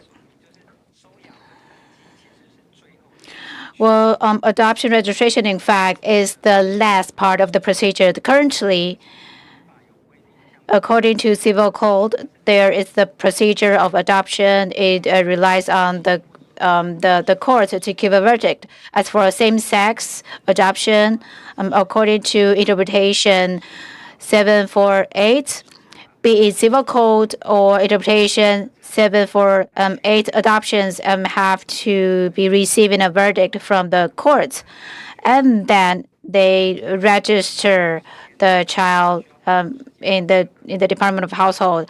I'm not sure how long it takes at the courts. Maybe other relevant agencies have better answers on the practice. Judicial Yuan, how long does the verdict take? As for adoption, the family court deals with these cases. Usually after taking these cases, the court will examine the procedure and the elements of adoption. Social workers will make visits to the family and conduct assessments, and then there will be a court session with the stakeholders. Every case may require different timeline. Sometimes it requires a longer assessment. So as for the specific time or the length of time, we don't have relevant statistical data. But usually after the assessment, the courts will give the verdict as soon as possible. Talking a year, 2 years, 5 years, 10 years? Oh. On average, about 1 year. As long as the assessment is completed, the courts will give the verdict as soon as possible. The average is 1 year. Yuan to the Household Department. Thank you. Thanks very much. Then let's move to children's rights under Article 24. Dunya. Thank you. So we are coming close to the end of our exchange, and it's also an opportunity for me to thank you all for your patience and also for the preparations. I must say that I would prefer that we are sitting on the same level and we are not on this stage, like some kind of competition.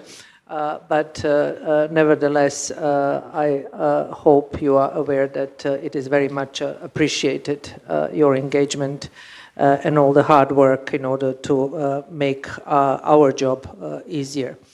When it comes to rights of the child, thank you very much for providing very comprehensive replies to my questions on the issues. I have several points to raise and maybe some specific questions, and I will start with the issue related to online sexual exploitation. Can you clarify on how many takedown requests were issued approximately, or contested or not complied with in case they happened? And if there are any privacy safeguards existing for children. And also, in relation to this, when it comes to increased penalties for crimes against children, has the government assessed proportionality, preventive effect, and also consistency with the rehabilitation principles?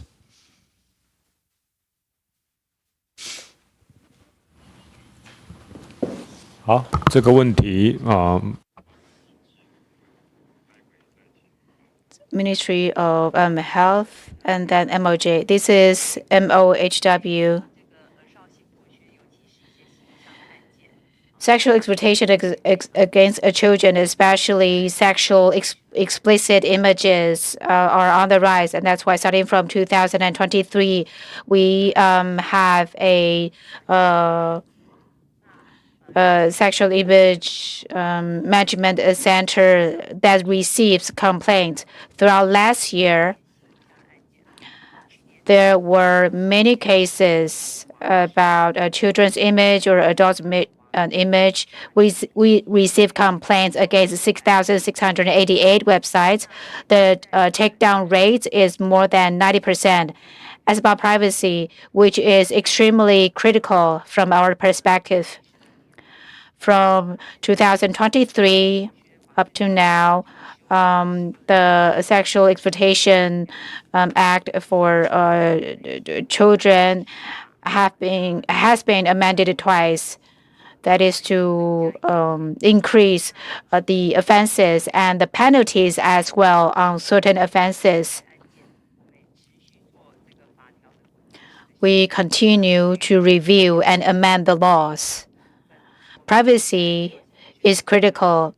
So in the Child and Youth Sexual Exploitation Prevention Act, there are provisions about privacy, and we enhance vendors, platform vendors' responsibilities to prevent and to take down. Otherwise, the traffic to their website will be limited.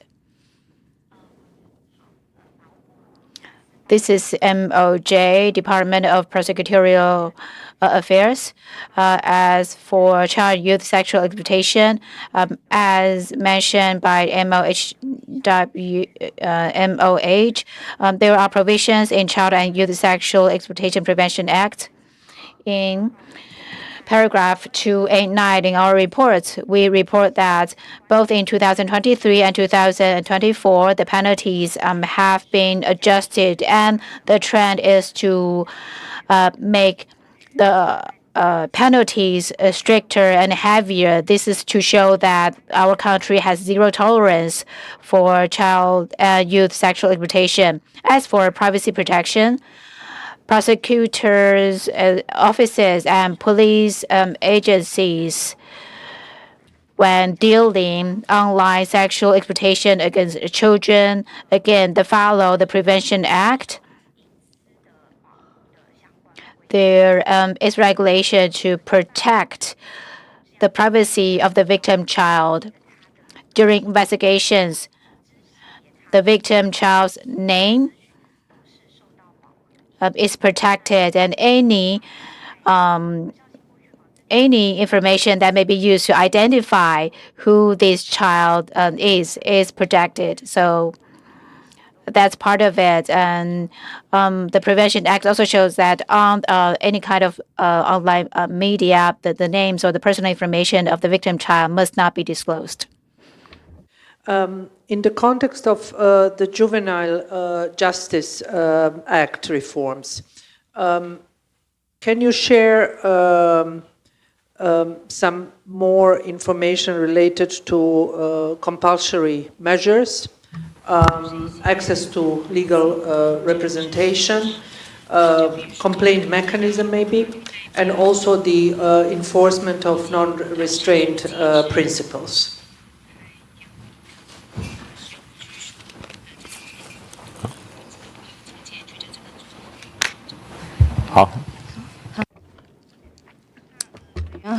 Judicial Yuan on Juvenile Justice Act amendment in June 2023.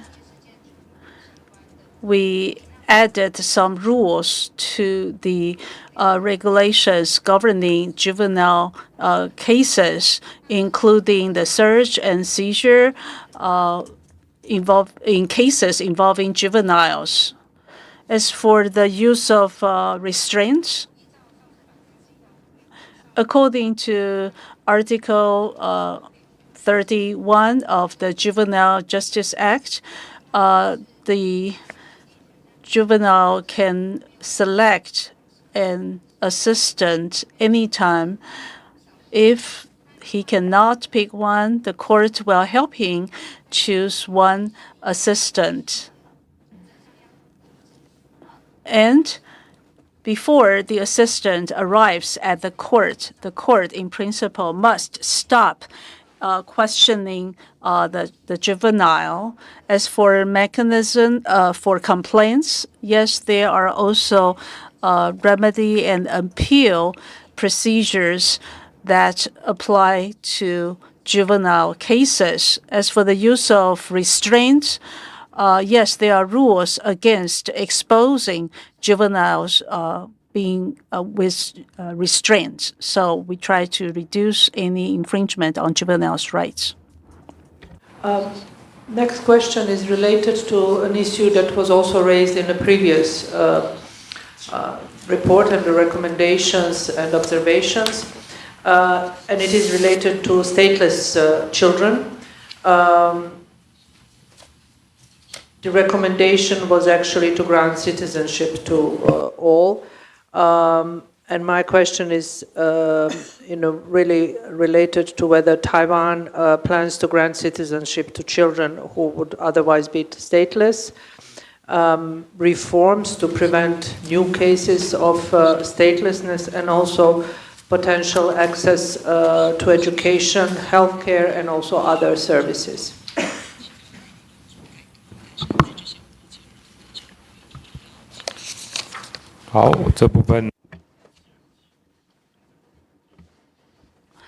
So MOI, MOE, and Ministry of Health and Welfare. First of all, MOI, Department of Household, on the nationality for stateless children. I think my ministry and the MOFA and the MOHW have been working closely. We have come up with a procedure to facilitate the nationality granting to stateless children. MOFA, first of all, will work with the NIA to look for the mother of this stateless child. This may be a mother of foreign nationality. If we get confirmation from the country of origin of the birth mother of the child that the child does not have that country's nationality, then the MOI, according to our Nationality Act, will deem this child as stateless. In that case, our social welfare competent authorities will follow the rules of the nationality rule, help this child to apply to obtain our nationality. So some amendments to our nationality have been completed in 2024. So this is what in practice we can do to help stateless children.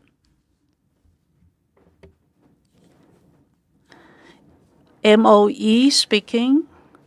In response to the question about stateless children's right to education, we espouse the principle of equal rights to education and the children's best interest. In our National Education Act, we have included relevant clause to help stateless children to be enrolled in local primary and secondary schools.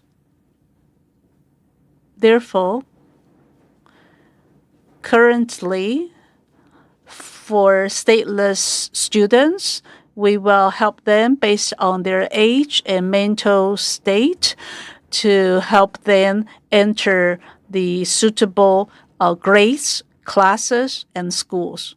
Thank you.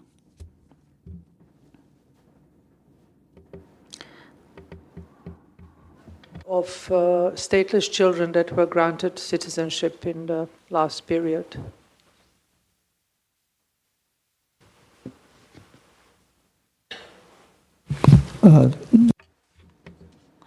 MOI speaking. Starting from 2017,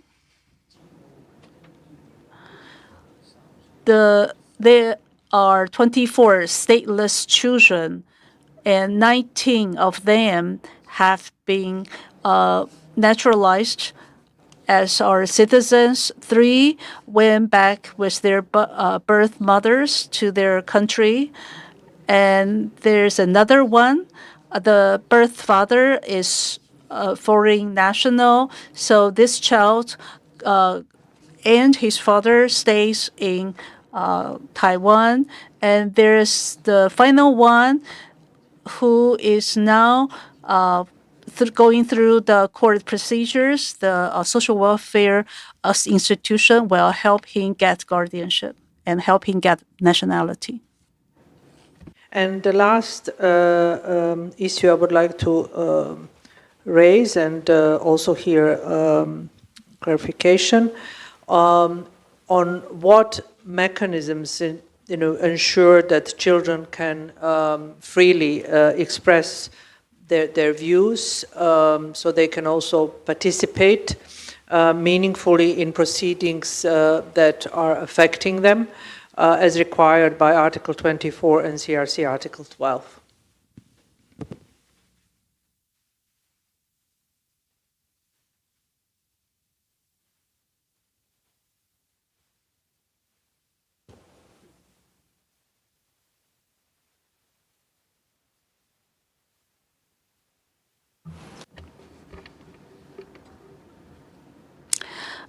The Ministry of Health and Welfare.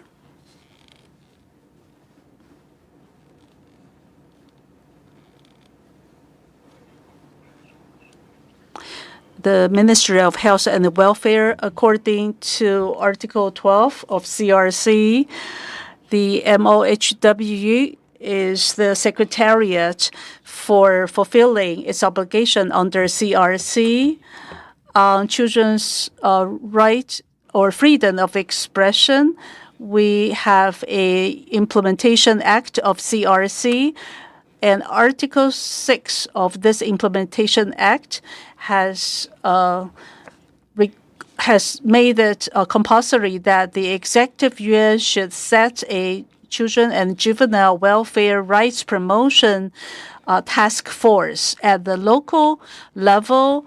Article 10 of the Juvenile and The Children and Juvenile Rights Protection Act also stipulates that children and juvenile representatives should be included in policy making along with agency representatives and scholars to ensure meaningful participation.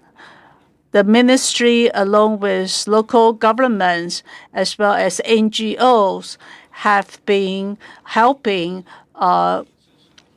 juveniles and children attend empowerment training programs so that they understand the relevant public issues. They can thus participate in these discussions meaningfully.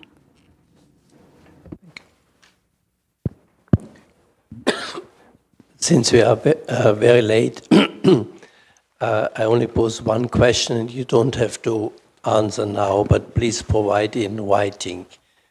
How many children, and with children I mean all human beings under 18 years of age, have been deprived of liberty in 2025, whether in correctional schools, in juvenile detention centers, in the new referral education placement centers, in immigration detention centers, in other forms of institutions where they were deprived of liberty, including children with disabilities.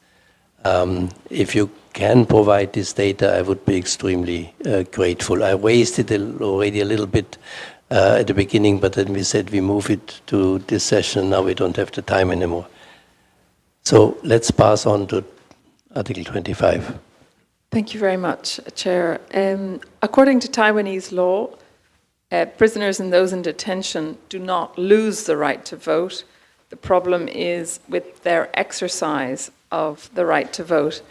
In response to our questions, the government went into some detail explaining the difficulties of transforming prisons into polling and counting stations and the consequent logistical and financial and security problems that this would raise. However, my question is, are there not other means which don't involve transforming prisons into polling and counting stations which could be used to facilitate the exercise by persons in detention of their right to vote? For example, postal voting or absentee voting. There may be other means, but those are two which spring to mind. So this issue was already raised in the 2022 report, and I would welcome not a repetition of your written response. We've already engaged with that in detail, but an engagement with what are the alternatives, the less costly, the less difficult security alternatives to facilitate the right to vote. 好，关于刚刚主席 Regarding the written responses about children whose liberty has been deprived in the year 2025, I will ask the relevant agencies to prepare such data and documents. Central Election Commission and the Agency of Correction, please address the final questions. CEC speaking, thank you for the question. Other means you asked, are there other means to facilitate inmates or detainees in detention centers to cast ballots? According to our Election and Recall Act, a poll booth will have to be converted or into a vote counting station. We have to do this open and publicly. Been stated already in the written observations, so I don't need to engage with that issue. What I'm asking is there an alternative to a physical polling booth? Does postal or absent voting exist for any group in Taiwanese society?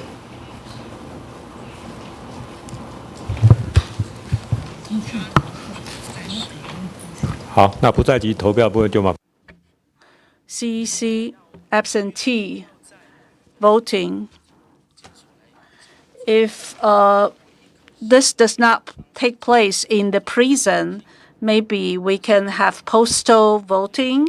We need to send the ballots to the inmates and detainees, and then the ballots will have to be sent back.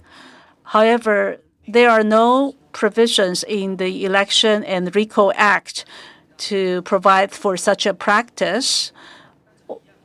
Or if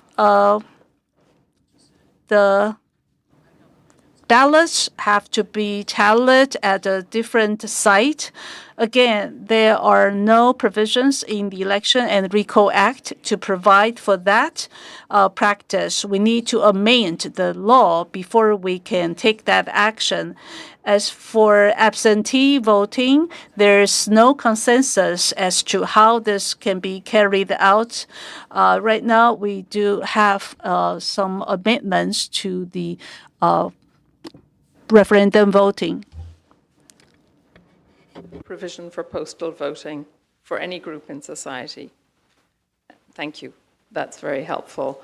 This is a quick statement. In the document we received, the government said that there would be an asymmetry of information between prisoners and other voters because prisoners only have access to radio and television. They don't have access to the internet. But frankly, in any society, there's asymmetry of information for voters depending on age, education, wealth, etc. So it's not a strong argument. My last question relates to the Council of Indigenous Peoples. According to the Council itself, the National Human Rights Commission and other civil society organizations all have expressed their concern about the CIP's internal governance model, the fact that members are unpaid, and the absence of necessary supports for the work of the CIP.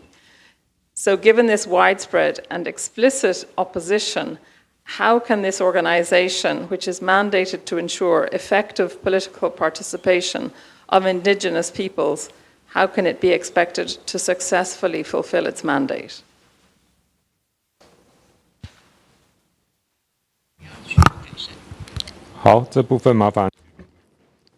CIP. This is CIP. CIP is a central agency. We have indigenous representatives who we have consultations with.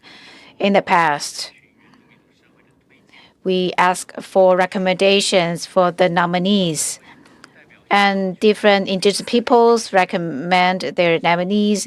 It takes time for them to collect data. So that was in the past, but the legislative yuan amend the law and change these positions into unpaid positions. During the review of the legislation, we strongly expressed that we need such funding for the CIP to support the work. So we still have the members of the CIP, but their positions are unpaid. So they are still requested to visit indigenous communities to gather feedback from the peoples. But we need to use some other ways. For example, we pay them with for their attendance, for consultations, experts or scholars to collect information from these indigenous communities. Also, at local government, there are publicly elected public employees who are indigenous peoples. For example, the head of the towns or city councils, there are also indigenous representatives. Also, there are other kind of indigenous groups or organizations. For example, there are community-based meetings in the community. And we hope there to be, of course, support from the township or from the local district.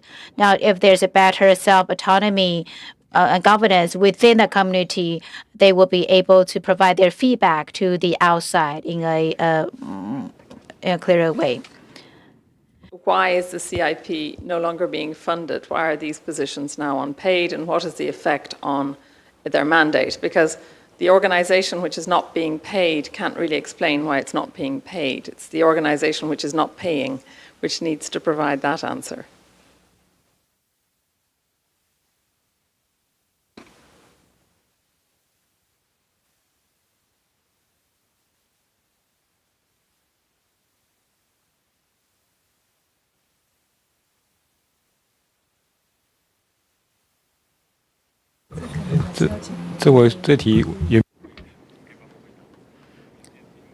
Can CIP help answer this question?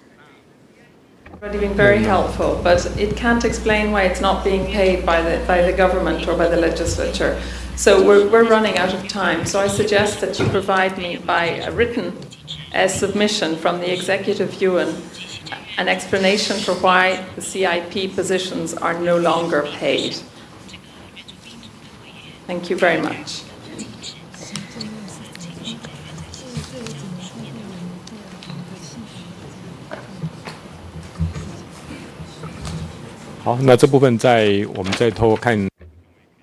Okay, we'll see which department can help provide the written submissions.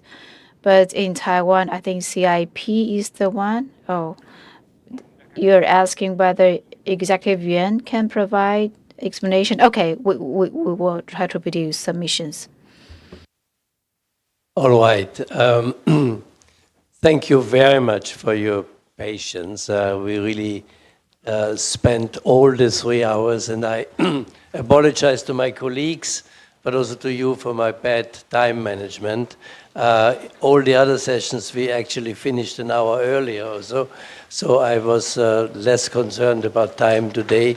That's why we had to ask a few questions to be responded to in writing. So thanks a lot.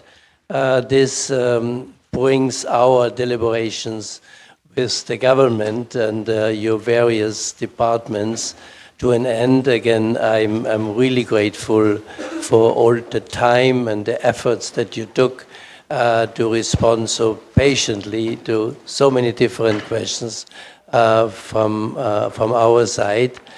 We will later still have in 15 minutes the last meeting with the non-governmental organizations, and tomorrow we will draft our final conclusions and recommendations that will then be shared with you on Friday. So again, thanks a lot, and see you on Friday in any case. Bye-bye. 本场次审查会议到此结束。如依委员要求或机关自行补充说明。This is the end of this session. If you are required to produce written submissions, please send them to the Secretariat's email address by 6 p.m. today. Thank you.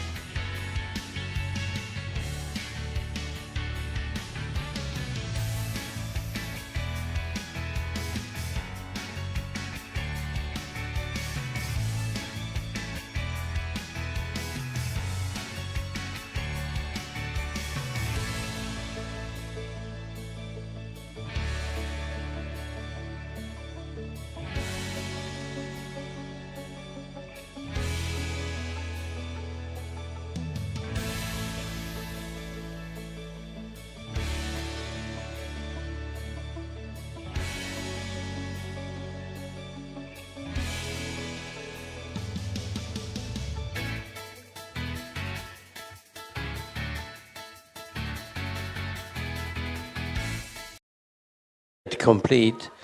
Again, welcome to the last session.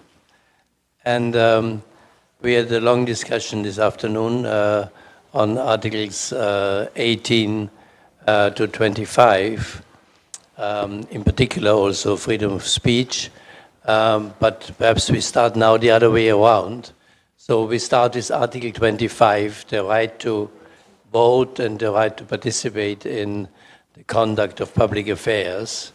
Are there any comments you would like to make in relation to this core political right? 1, 2? Yes, please. Me? Okay. Prison Watch 监所关注小组。Prison Watch asks for a right to vote for inmates. We want to share our observations on state reports and what we see in realities. The government tracked some action items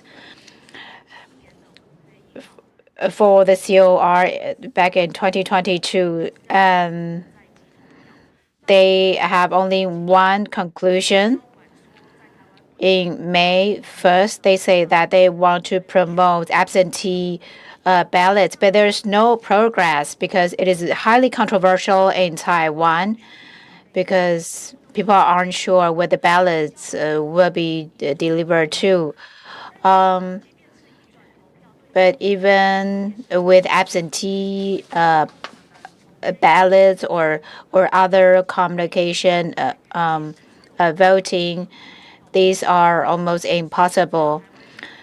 So having a polling station in a location which is 500 meters away from the prison, that is impossible because currently people in Taiwan, voters have to vote on their own, and prisoners are not able to leave the prisons.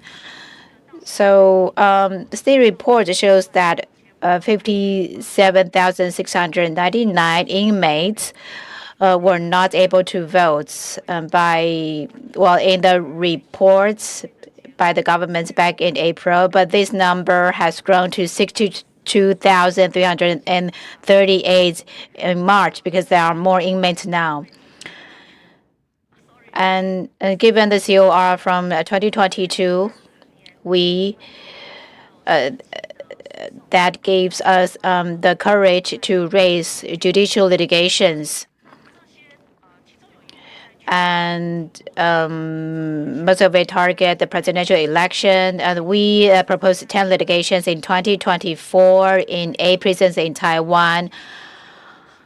And one of the inmates already died. 9 are still ongoing. 5 are in constitutional courts waiting to be received. 2 are in the Supreme Court. 2 are in the Taipei High Administrative Court. All these inmates have their household register within the district of that prisons. They receive the notification to vote. So it can be done in an administrative way, but the government says that, okay, people have concerns about fairness, openness, and so on. But we continue to invoke ICCPR Article 25 in the past 3 years. We invoke paragraph 91 in your COR, but the courts usually say that, okay, those articles or paragraphs are only for reference. You gave us great recommendations, but they cannot be implemented. So what's the meaning of it? Finally, I want to say that inmates are not requesting the government to let them vote because they have the right to vote. They have the right to vote. There is no laws forbidding their voting. Very specific questions. Sorry if I may.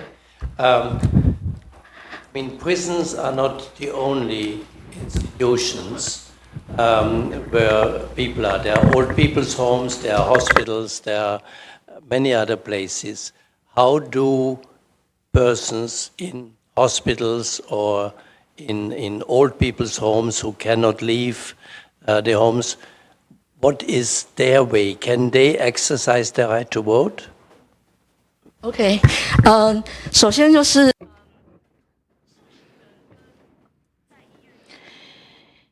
inmates compared to patients in the hospitals or people in the quarantine during COVID, they are very different because their liberty is limited by the state. So they cannot vote, not like patients. Patients may or may not go to vote due to personal reasons. But for inmates, it is the state which restrain their liberty. The question was very clear. Are there polling stations, for instance, in hospitals, old people's homes? Is there absentee voting, postal voting by them? Or if they happen to be in the hospital on the election day, they are also deprived of the opportunity to vote? 我了解您的意思了，就是I understand what you mean.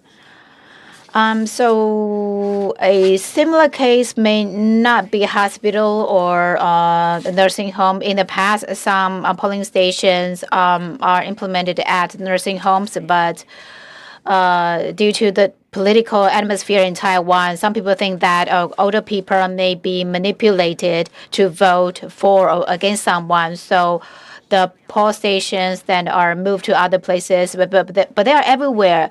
It could be in on campus, in a temple. And the comparable cases may be military and police because they may be on duty and therefore cannot go vote. So we think there should be a way for them, for police officers and soldiers to vote because they may be on duty on election day.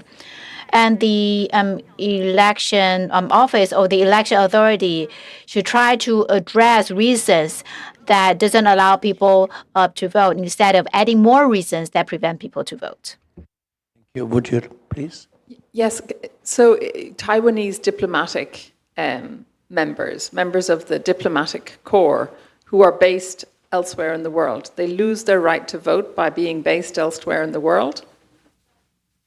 Yes. 如果是海外的外交人员 Yes. For diplomats, basically, they can cast their ballots in where they are stationed.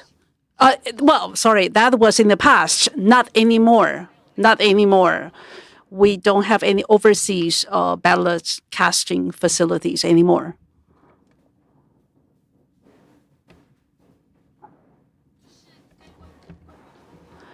On the right to vote, I think it is very clear in Taiwan.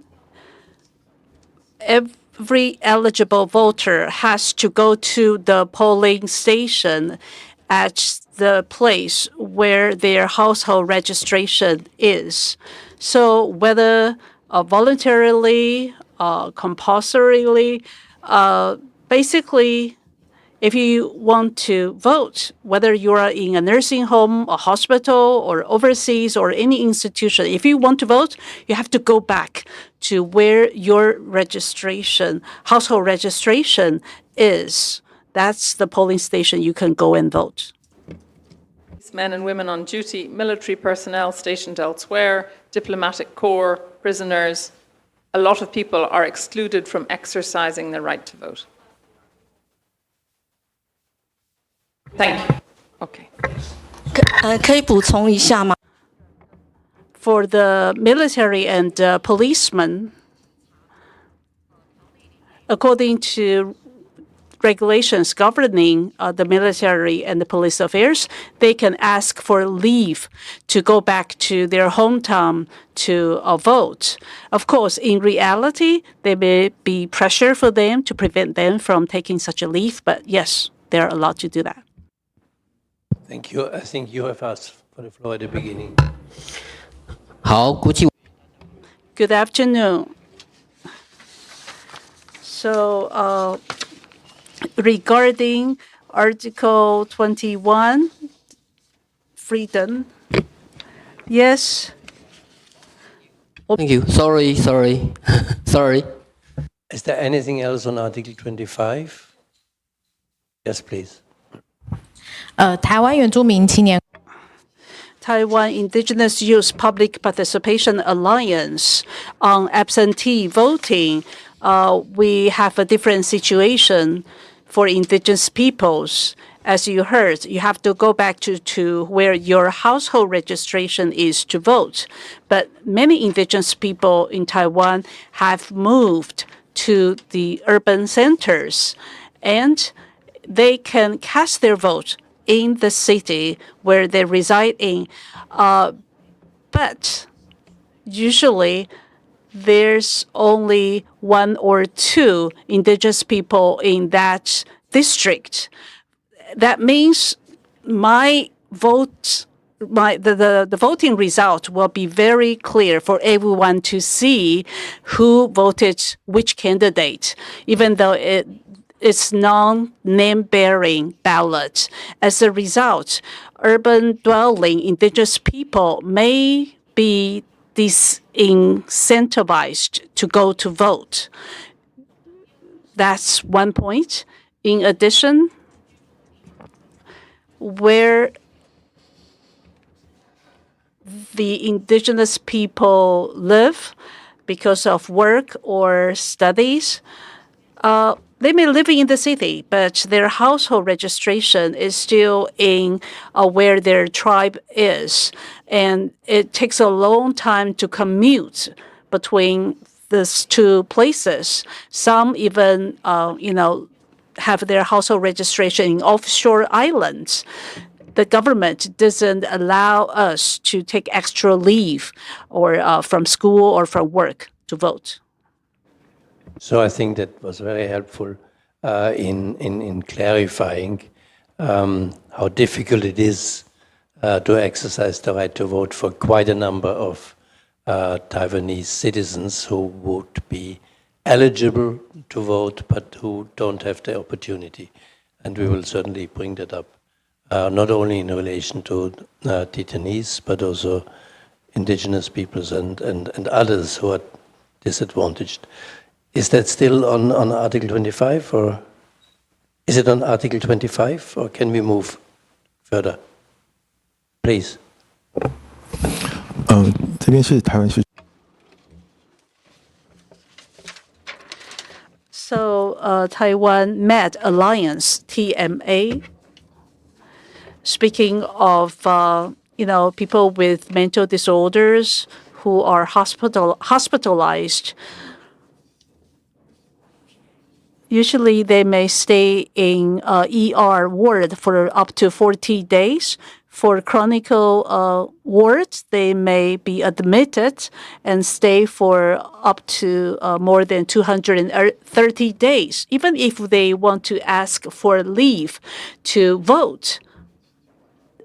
That is not a legitimate reason to take a leave and leave the hospital. We already heard that household registration is really important. That's where you have to go back to vote.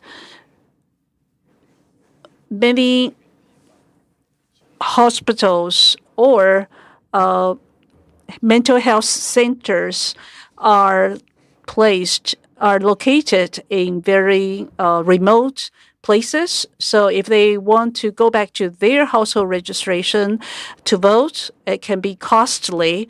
It's time-consuming.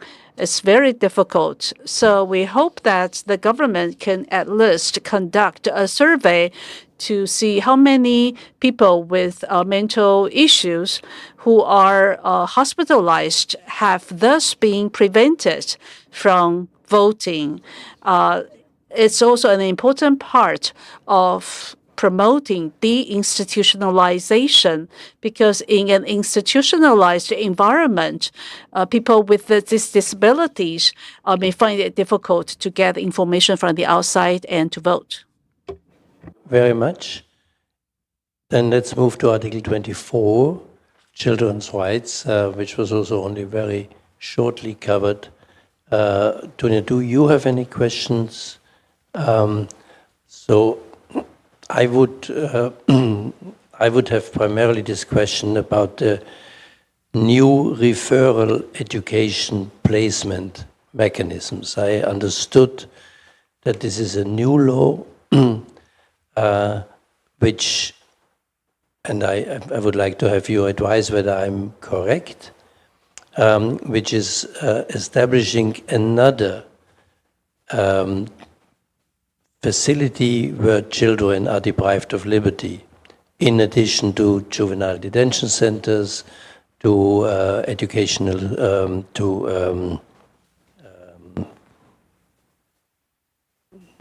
correctional schools, and other institutions. Can somebody explain me a little bit more?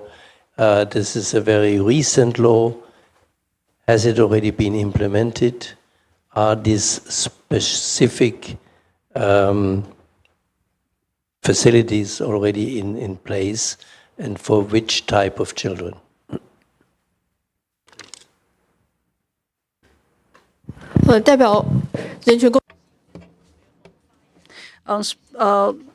Covenant Watch speaking, yes, it's a recent discussion. It's not yet stipulated by law. The opposition party lawmakers, prompted by some parents and parent organizations, are trying to make this new law. This bill has been reviewed and passed by a public hearing, but it's not yet in a formal bill. But at that particular public hearing, representatives from the MOE and the Judicial Yuan were present. According to media reports, the MOE said at the public hearing they welcomed such an idea. The Judicial Yuan's representative tend to be more cautious because they worry this may influence children's best interest. But I would say this discussion has a lot to do with a recent high-profile case where a middle school teenager killed a classmate. So that proposal basically aims to remove such juvenile delinquents away from ordinary schools, so as to prevent other students being bullied. As a result, the Juvenile Justice Act has been amended and changed for the worse. In the future, maybe a juvenile delinquent will have to live with his prior criminal record for the rest of his life. There's no way his prior criminal record can be canceled. That's a future possible development, but I think it's a very worrisome trend, especially when the NOE says it supports it. Okay, so I represent the Equal Right to Life Association.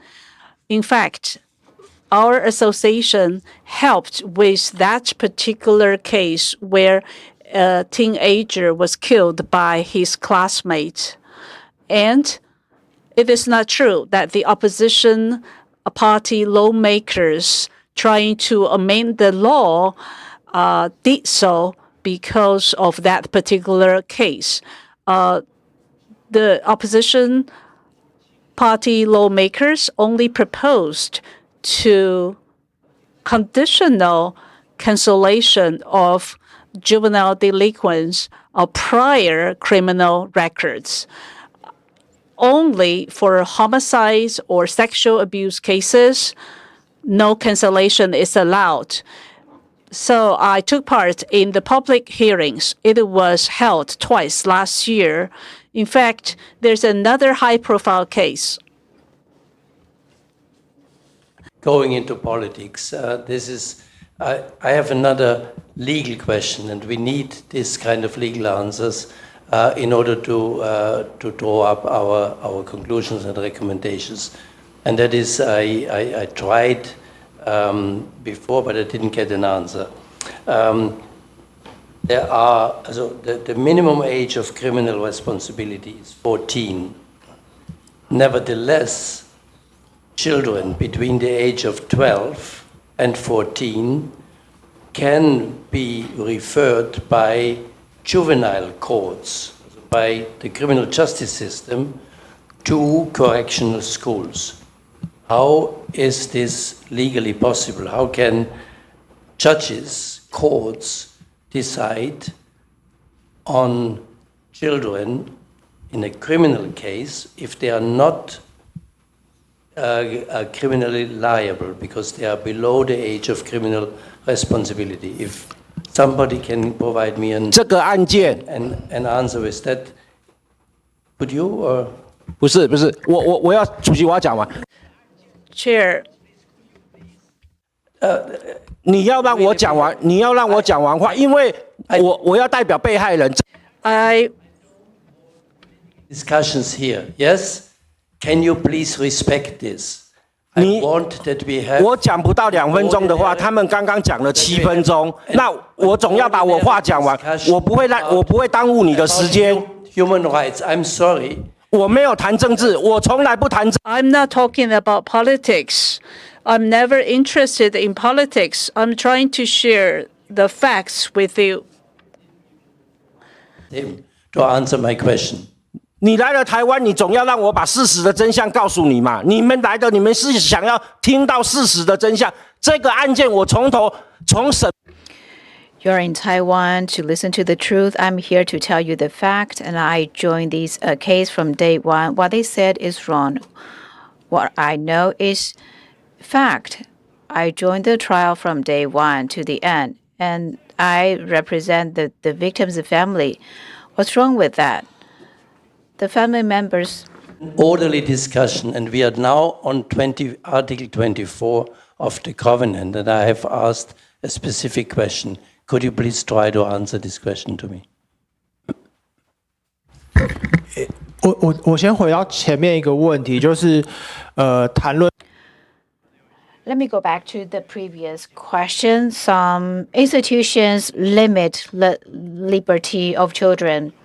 In 2019, the Judicial Yuan started the amendment on the Juvenile Act, and so their policy was to start with administrative and counseling, and then a judicial measure comes only later. So at the time, we hope that all the children who are at risk, for example, they use knives, they may be drug addicted before they break any criminal law.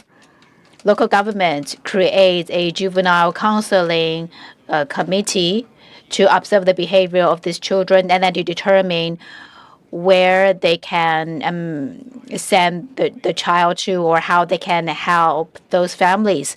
So the judiciary was trying to prevent the children from entering judicial proceedings, which was different from the traditional approach.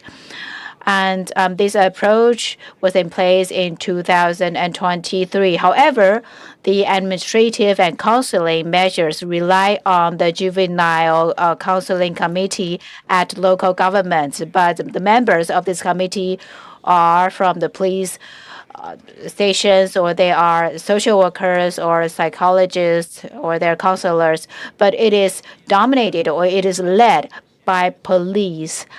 And their expertise was not sufficient and enough to catch up with that new policy. So the current implementation isn't quite clear.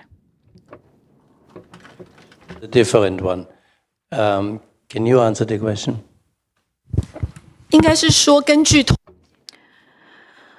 Based on statistics, before introducing CRC in 2014, it is possible that children between 12 and 14 were sent to juvenile correctional institutions. Well, this is from government's data. But after 2017, we no longer see children between 12 to 14 placed at correctional schools, the 4 correctional schools. I think the more problematic things are the juvenile detention centers. There are 18 of them, and 16 of them are attached to adult prisons. That is to say, the management people over there are from the adult prisons, so they have both hats. And only 2 out of the 18, which are in Taipei and Tainan, are managed by probation officers for youth. And so at these 16 other detention centers for youth, the problem is the number of the youth is very little, sometimes only 1 or 3 or 5. Control Yuan did an investigation. In 2024, the juvenile detention center in 2024 had a young girl over there. She was waiting for the trial. There was only 1 person, that was her, at that detention center. She was depressed. She was suicidal. And the timing was during the Lunar New Year. So this juvenile detention center transfer and adult inmates from the adult prison to these juvenile detention center. So the adult prisoner accompany the youth inmates. So there's usually only 1 a child or a teenager at this juvenile detention center. And that's why there's no real education. And that's why a government cannot really give you answers about education. Because Thank you very much. Let's then move to Article 23. Are there any questions from our side? No. Yeah? Anything from your side that you would like to on Article 23 family yet? Please. Okay.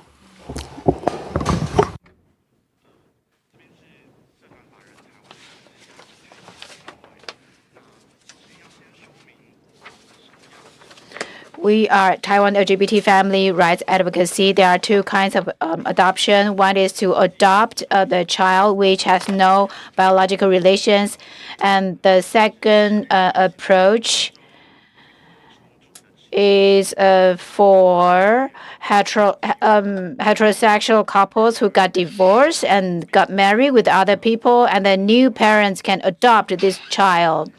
However, the same-sex marriage do not apply to the civil law. So for most same-sex couples, when a child is born, only the birth mother has this natural relationship legally with the child, and the other parent has to adopt this child.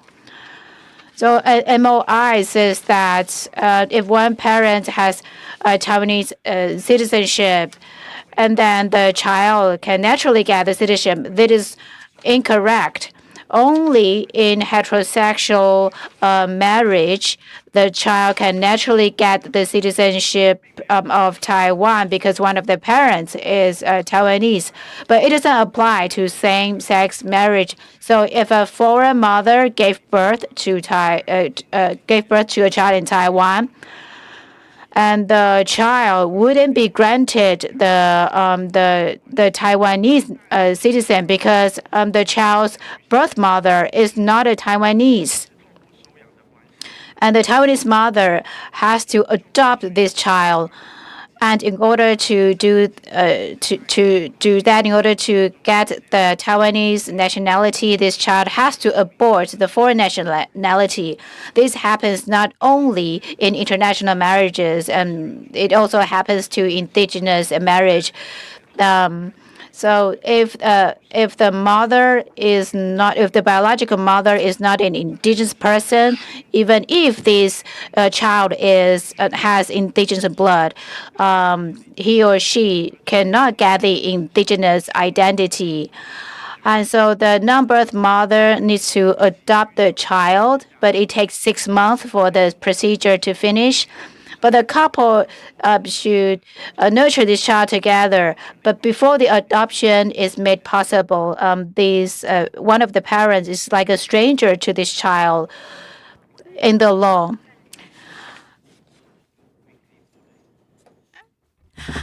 我代表台湾伴侣权益推动联盟发言。 So I'm here on behalf of Taiwan Alliance to Promote Civil Partnership Rights. I'm a lawyer practicing in Taiwan for more than 20 years. MOI spoke about same-sex marriage and cross-strait marriage and child getting nationality. Their information was very misleading. I would like to clarify as follows. First of all, MOI spoke about cross-strait same-sex marriage. They said if it is a heterosexual marriage, they have to get married in mainland China or in third party before they can come to Taiwan and register their marriage. Same-sex marriage is not allowed in mainland China, so same-sex couple is required to go to a third country to get married and then provide evidence so that they can register in Taiwan. There are two things I want to clarify. First of all, actually, to go to a third country as a requirement does not help reach a good public policy. For example, the government want better national security review or to review the truthfulness of the marriage. Such a requirement doesn't help.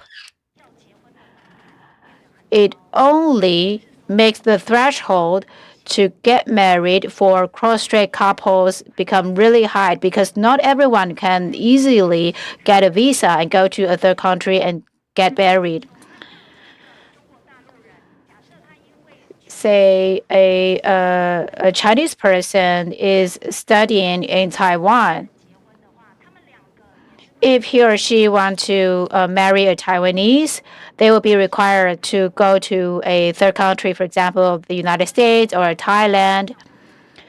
This is unreasonable at all. We believe that assessment only requires the proof of single status, and then the government can do the national security review and the truthfulness of the marriage. But our government still requires such a couple to go to a third country to register their marriage. This, in our eyes, is very ridiculous. Second, when they come to Taiwan to register, they are required to provide their marriage certificate from the third country, and the Chinese party will be required to provide the certificate of being single from China. If it is a heterosexual, cross-strait, same-sex. If it is a heterosexual couple, they wouldn't be asked to get that certificate from China. So, what you want to prevent is that people get married multiple times. You just need to require them to present with you the certificate of being single at the very beginning. Why do you need to ask them to get married in a third country first?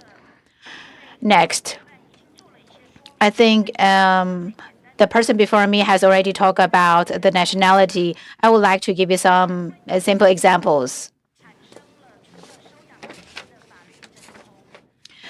So, there is a legal vacuumness because even though one same-sex parents can adopt the child, it is possible that in such a case, the court believes that the foreign country doesn't allow same-sex marriage, and therefore such adoption shouldn't be allowed. This is a very negative impact. So not every adoption will be successful. 如果他们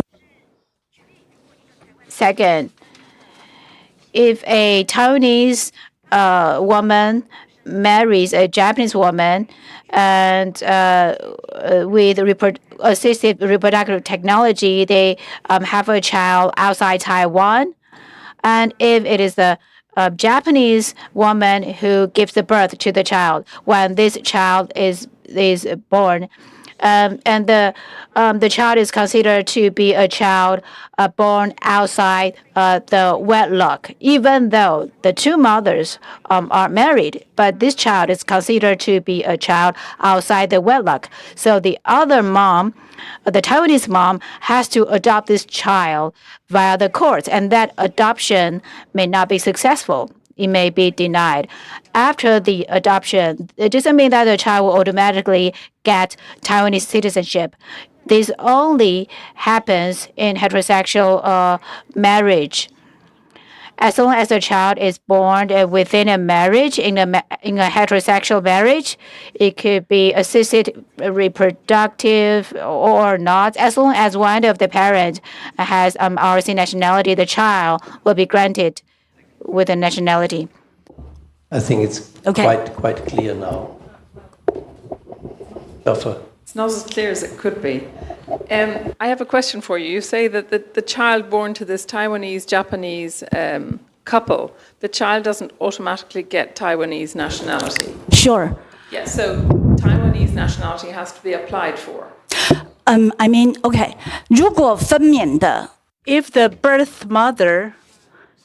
birth mother is Japanese, then the child will only get Japanese nationality.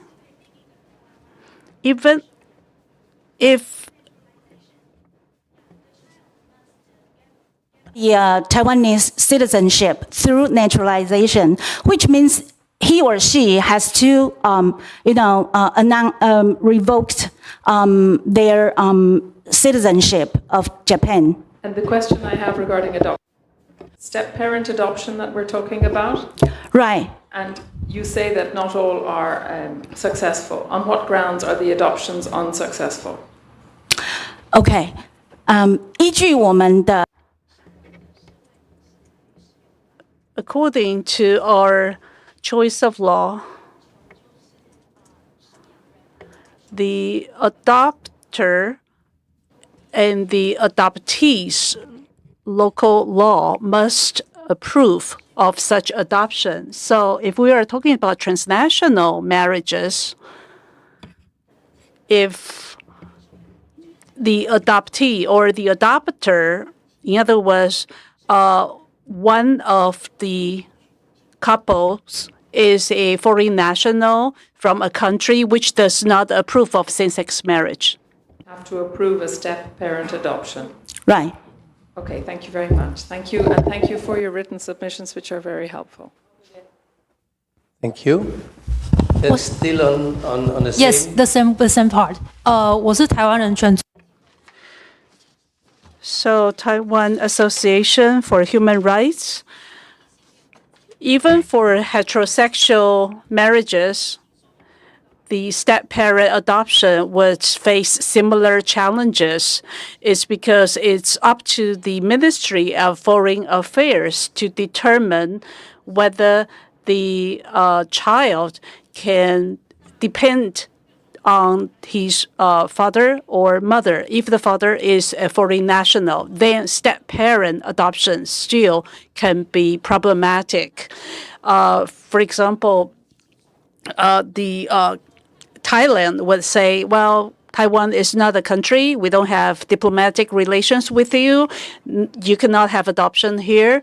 So the child in Taiwan will not be able to be adopted through the step-parent adoption. In fact, in Thailand, their MOFA is also discussing this matter.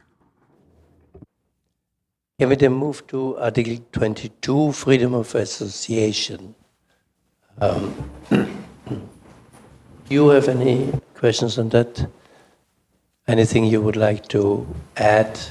Please. 这是台全会，然后在22条这边，我们想要 Again, the Taiwan Association for Human Rights, Article 22. Yes, the draft has been there for over 10 years, and we cannot see if the Taiwan government is committed to promoting this draft. In fact, for labor unions, trade unions, or social organizations, they face similar challenges. The threshold set for them tend to be rather high. For example, even though they have some fine-tuning in the past couple of years, however, the overall framework has not improved too much. For example, if it's a foreign national or people with mental, in other words, whether it's a foreign national, a person with mental disorder, a juvenile, they are not allowed to join trade union or social organizations. That's the current status. You, please.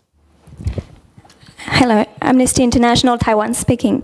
I just wanted to do a small addition for the freedom of association for foreign NGOs, because foreign, especially small NGOs, to establish a presence in Taiwan still face a lot of administrative barriers. Under the Association Act, the requirements are still very high. For instance, it requires 30 Taiwanese citizens or people with long-term residence permits to serve as founding members, which could bring some difficulties for NGOs to actually settle in Taiwan. Thank you. 接下 Next, civil servants' rights to association. There are over 300,000 civil servants, even though in Taiwan we do have so-called civil servants association and there are relevant acts. However, this association doesn't really speak on behalf of the interest of Taiwanese civil servants. According to the ILO, for the basic right to association, with the exception of national defense industries, most civil servants should enjoy the right to association. So the current Civil Servant Association Act actually restricts civil servants' right in this regard, which is a violation of ILO's conventions provisions. So we hope you can include in your concluding observations to remind the government that they should support civil servants' right to association. Well, I would like to protest. It seems that you have given so much time to that particular person. You traveled so far, so great distance to be here, and I didn't talk about politics yet. Ms. Phoebe Huang kept talking about politics, and you are here to hear the true voices of Taiwan. Would you please address the article that is being discussed? I think I am getting out of here. I think. Ask for the floor, please. Thank you. Regarding Article 23, according to our observation, at Tax and Legal Reform League, we noted that Taiwan tax authorities would use heavy taxation and mandatory and compulsory enforcement to infringe on people's right to association. there are many cases for religious groups and other organizations. The tax collection authority may confiscate their land or impose heavy taxation. Please pay attention to this particular problem. Thank you. Then let's now, please, yeah.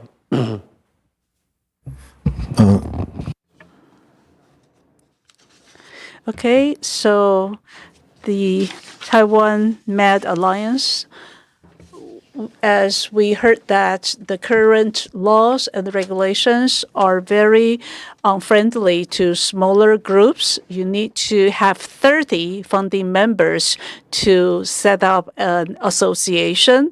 And for those who are deemed legally incompetent, they cannot serve as founding members. Also, according to the law, meetings must take place in person, but this could be difficult for members of my alliance or many groups consisting of members with physical and mental disabilities. So, as we know that some regulations also say that we as president and supervisors of associations are not supposed to be paid, but for smaller DPOs, we are actually the ones that know the community the best. So we are, as a result, forced to work for free without getting paid. I hope you can urge the government to change the Association Act. Aside from approval to registration, other restrictions should also be removed. (19, 20, and 21, freedom of speech and freedom of assembly. Please. Dear committee members, regarding your concern about Article 19 on the freedom of expression, the government's response and the lenient criminal penalties do not truly reflect the treatment people actually suffer. I would like to share a story reflecting the current situation in Taiwan. In 2020, a citizen stood by the roadside holding a sign peacefully expressing her demands to the government and questioning whether officials had violated regulations due to bonuses. More than 10 officers surrounded her, arrested her as an offender caught in the act without informing any charges, interrogated her for over 6 hours through the night, and then sent her to the prosecutor's office. By the end of this 8-hour-long ordeal, she collapsed. She was hospitalized, diagnosed with PTSD, and subjected to residential restrictions.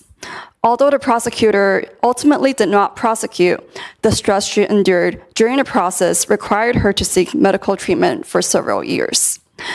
This case proves that state power can be abused at any time with complete impunity, which creates a chilling effect. And this leaves citizens defenseless as the state strips them of their voice and dismantles the very foundation of peaceful protest, eroding the democratic promise of a free society.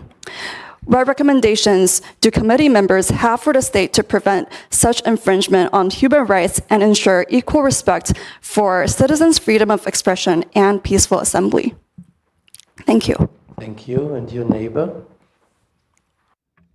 Oh, we're the same organization. Thank you. Thank you. Please. 1, 2, 3. Thank you. It's been a long day. I would like to respond to Article 21 as well as 18.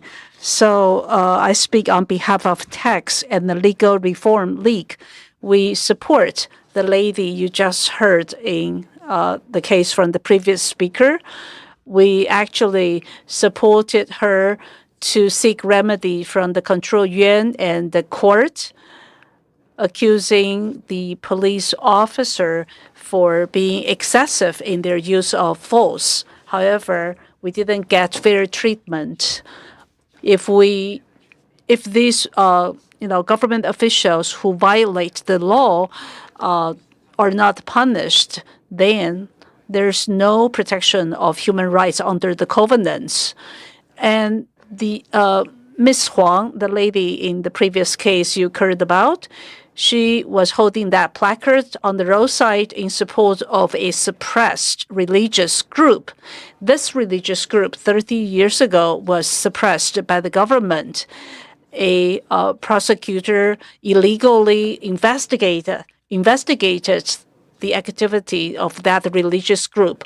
That investigator was later investigated by the Control Yuan, and he was found to have committed 8 offenses in violation of the law. So it seems that when a state suppresses the citizens, basically we must hold government officials accountable, otherwise there will be more victims down the road.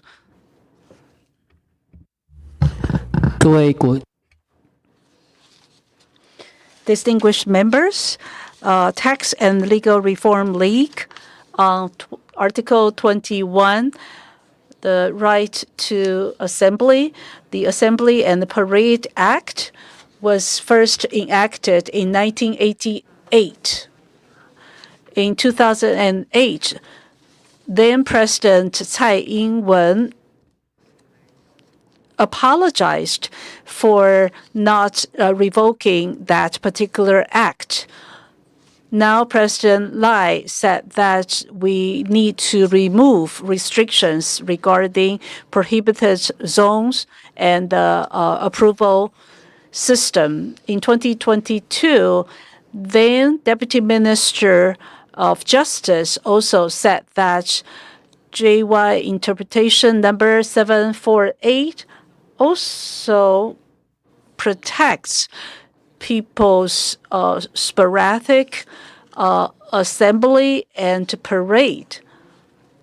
I remember at one time when my organization, I'm sorry, it's not just 748, it's interpretation number 718. And I remember at one demonstration, I was told by a police officer, you have to disband, you have to leave. And I said, I have the right to be here because of the interpretation number 718. I remember then Deputy Minister Justice in the previous said that they would abide by the JY interpretation. However, in the previous session, government replied that it is only when the organizer did not get permit to use a venue. That's why their application was denied or rejected. In fact, between 2020 to 2024, 21 applications were rejected by the state. In fact, for my alliance, our application, 4 to 5 applications were rejected between June and September in 2020. So the government didn't really give us reasons, and they say that, the person in charge of this application is on leave, and therefore we are not able to address it in time, or students have to go to school. We need to keep the traffic moving. You probably also hear the government agency saying that there's a lot of legislation waiting to be passed, and the legislative yuan do not review the same legislation between different terms. But when there are some major events, some legislation can be passed in 2 months or 6 months. It's very fast, but not this one. And I think you spoke about prohibited zone. The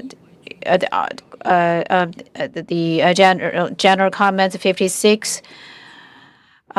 So some space outside of the city councils or the courts is prohibited zone, and that's public space. And this interpretation is not in line with ICCPR. So currently, areas around the presidential office and the executive yuan and judicial yuan, they are all prohibited zone, and it's not right. Now, I am here on behalf of our league. What I want to do is to help the government to improve, just like you do. Thank you. The last one, and then we have to. Okay, I have one question. This. Is that we got 21 and 19? Should I just say it all? Yes. Okay. 那我先说明一下20。Okay, I'll start with 21. I'm so sorry. Article 21 is a continuation of what I said earlier, actually. National police agencies say that there isn't much differential treatment, but that's in Taipei. And the case mentioned earlier is in Hsinchu. So the enforcement level is different among police officers in different cities. Taipei is better. That's for real. Second, even though the situation in Taipei is better, but it's not like what NPA said. They say that with or without applications, there isn't different treatments. But without applications, you will see police officers holding some banners asking you to leave. So there is differential treatment. And in the assembly, when there are foreigners, we don't want them to be arrested by the police, so we will always need to get the permit for the assembly. And take our organization, for example, in the past 10 years, we have received two pieces of papers stating the rejection. One is that, oh, you didn't get a permit for the venue. The second is that, oh, the venue is Kaohsiung train station, but your event is a political event, so we deny your application. So it looks like just this one. So this a piece of paper like that one.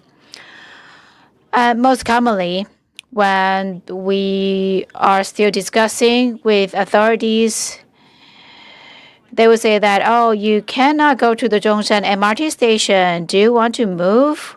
Or this location is no good. Do you want to move? So we negotiate. And in these negotiations, sometimes we go to the second best or the third best location only. That's what happens in Taipei.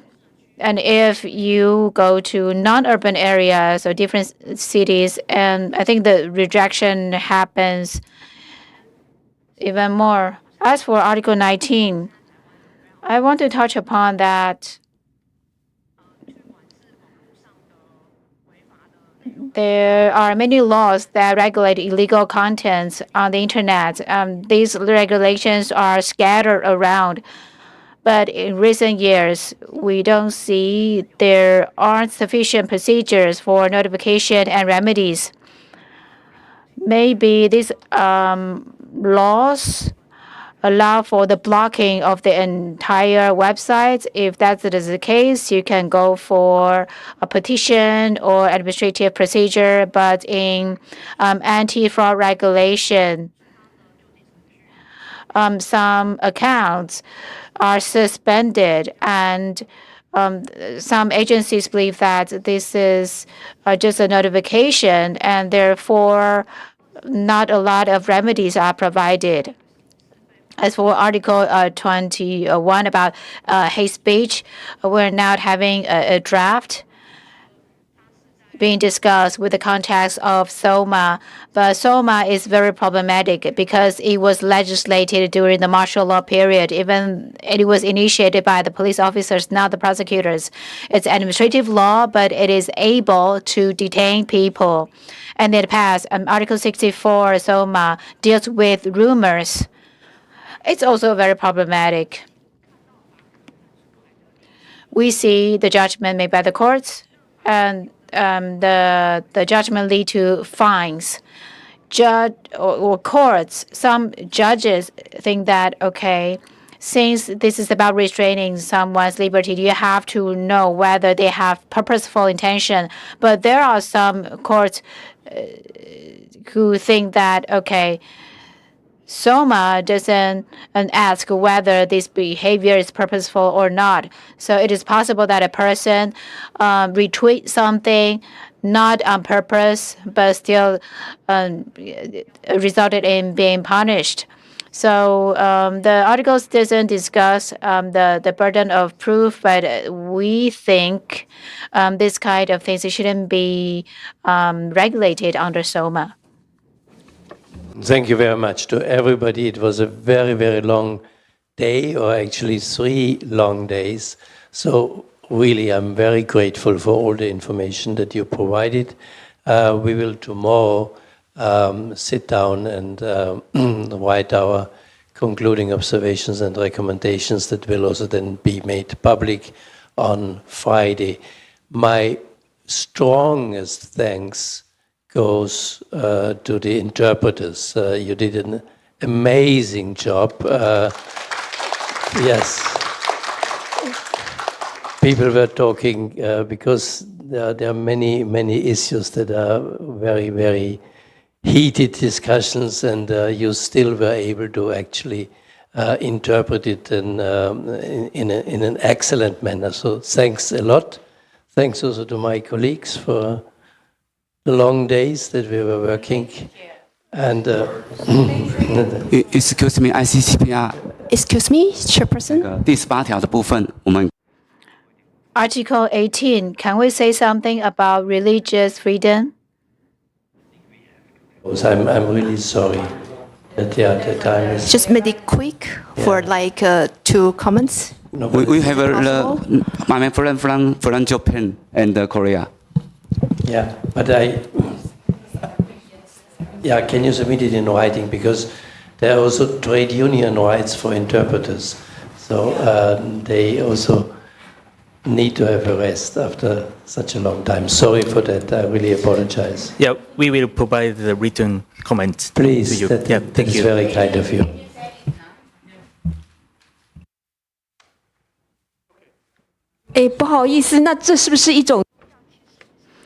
Is this religious discrimination? Why are we discussing Article 18 in the end and we end up without no time?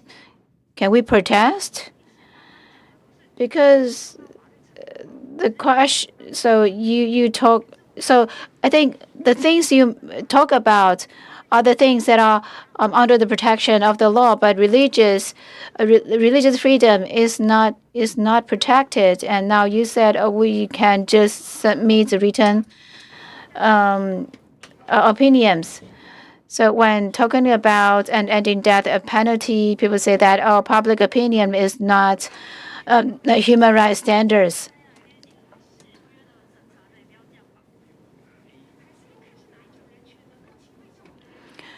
What kind of human rights are we talking about? My human right is violated.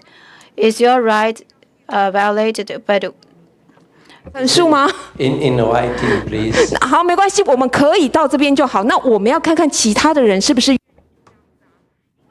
Yes, we can. 为什么我们不可以发言呢 Constitution protect religious freedom. Why can't we talk? 任何意见要提交给委。Thank you. Today's session ends here. If you have any information to provide, please submit.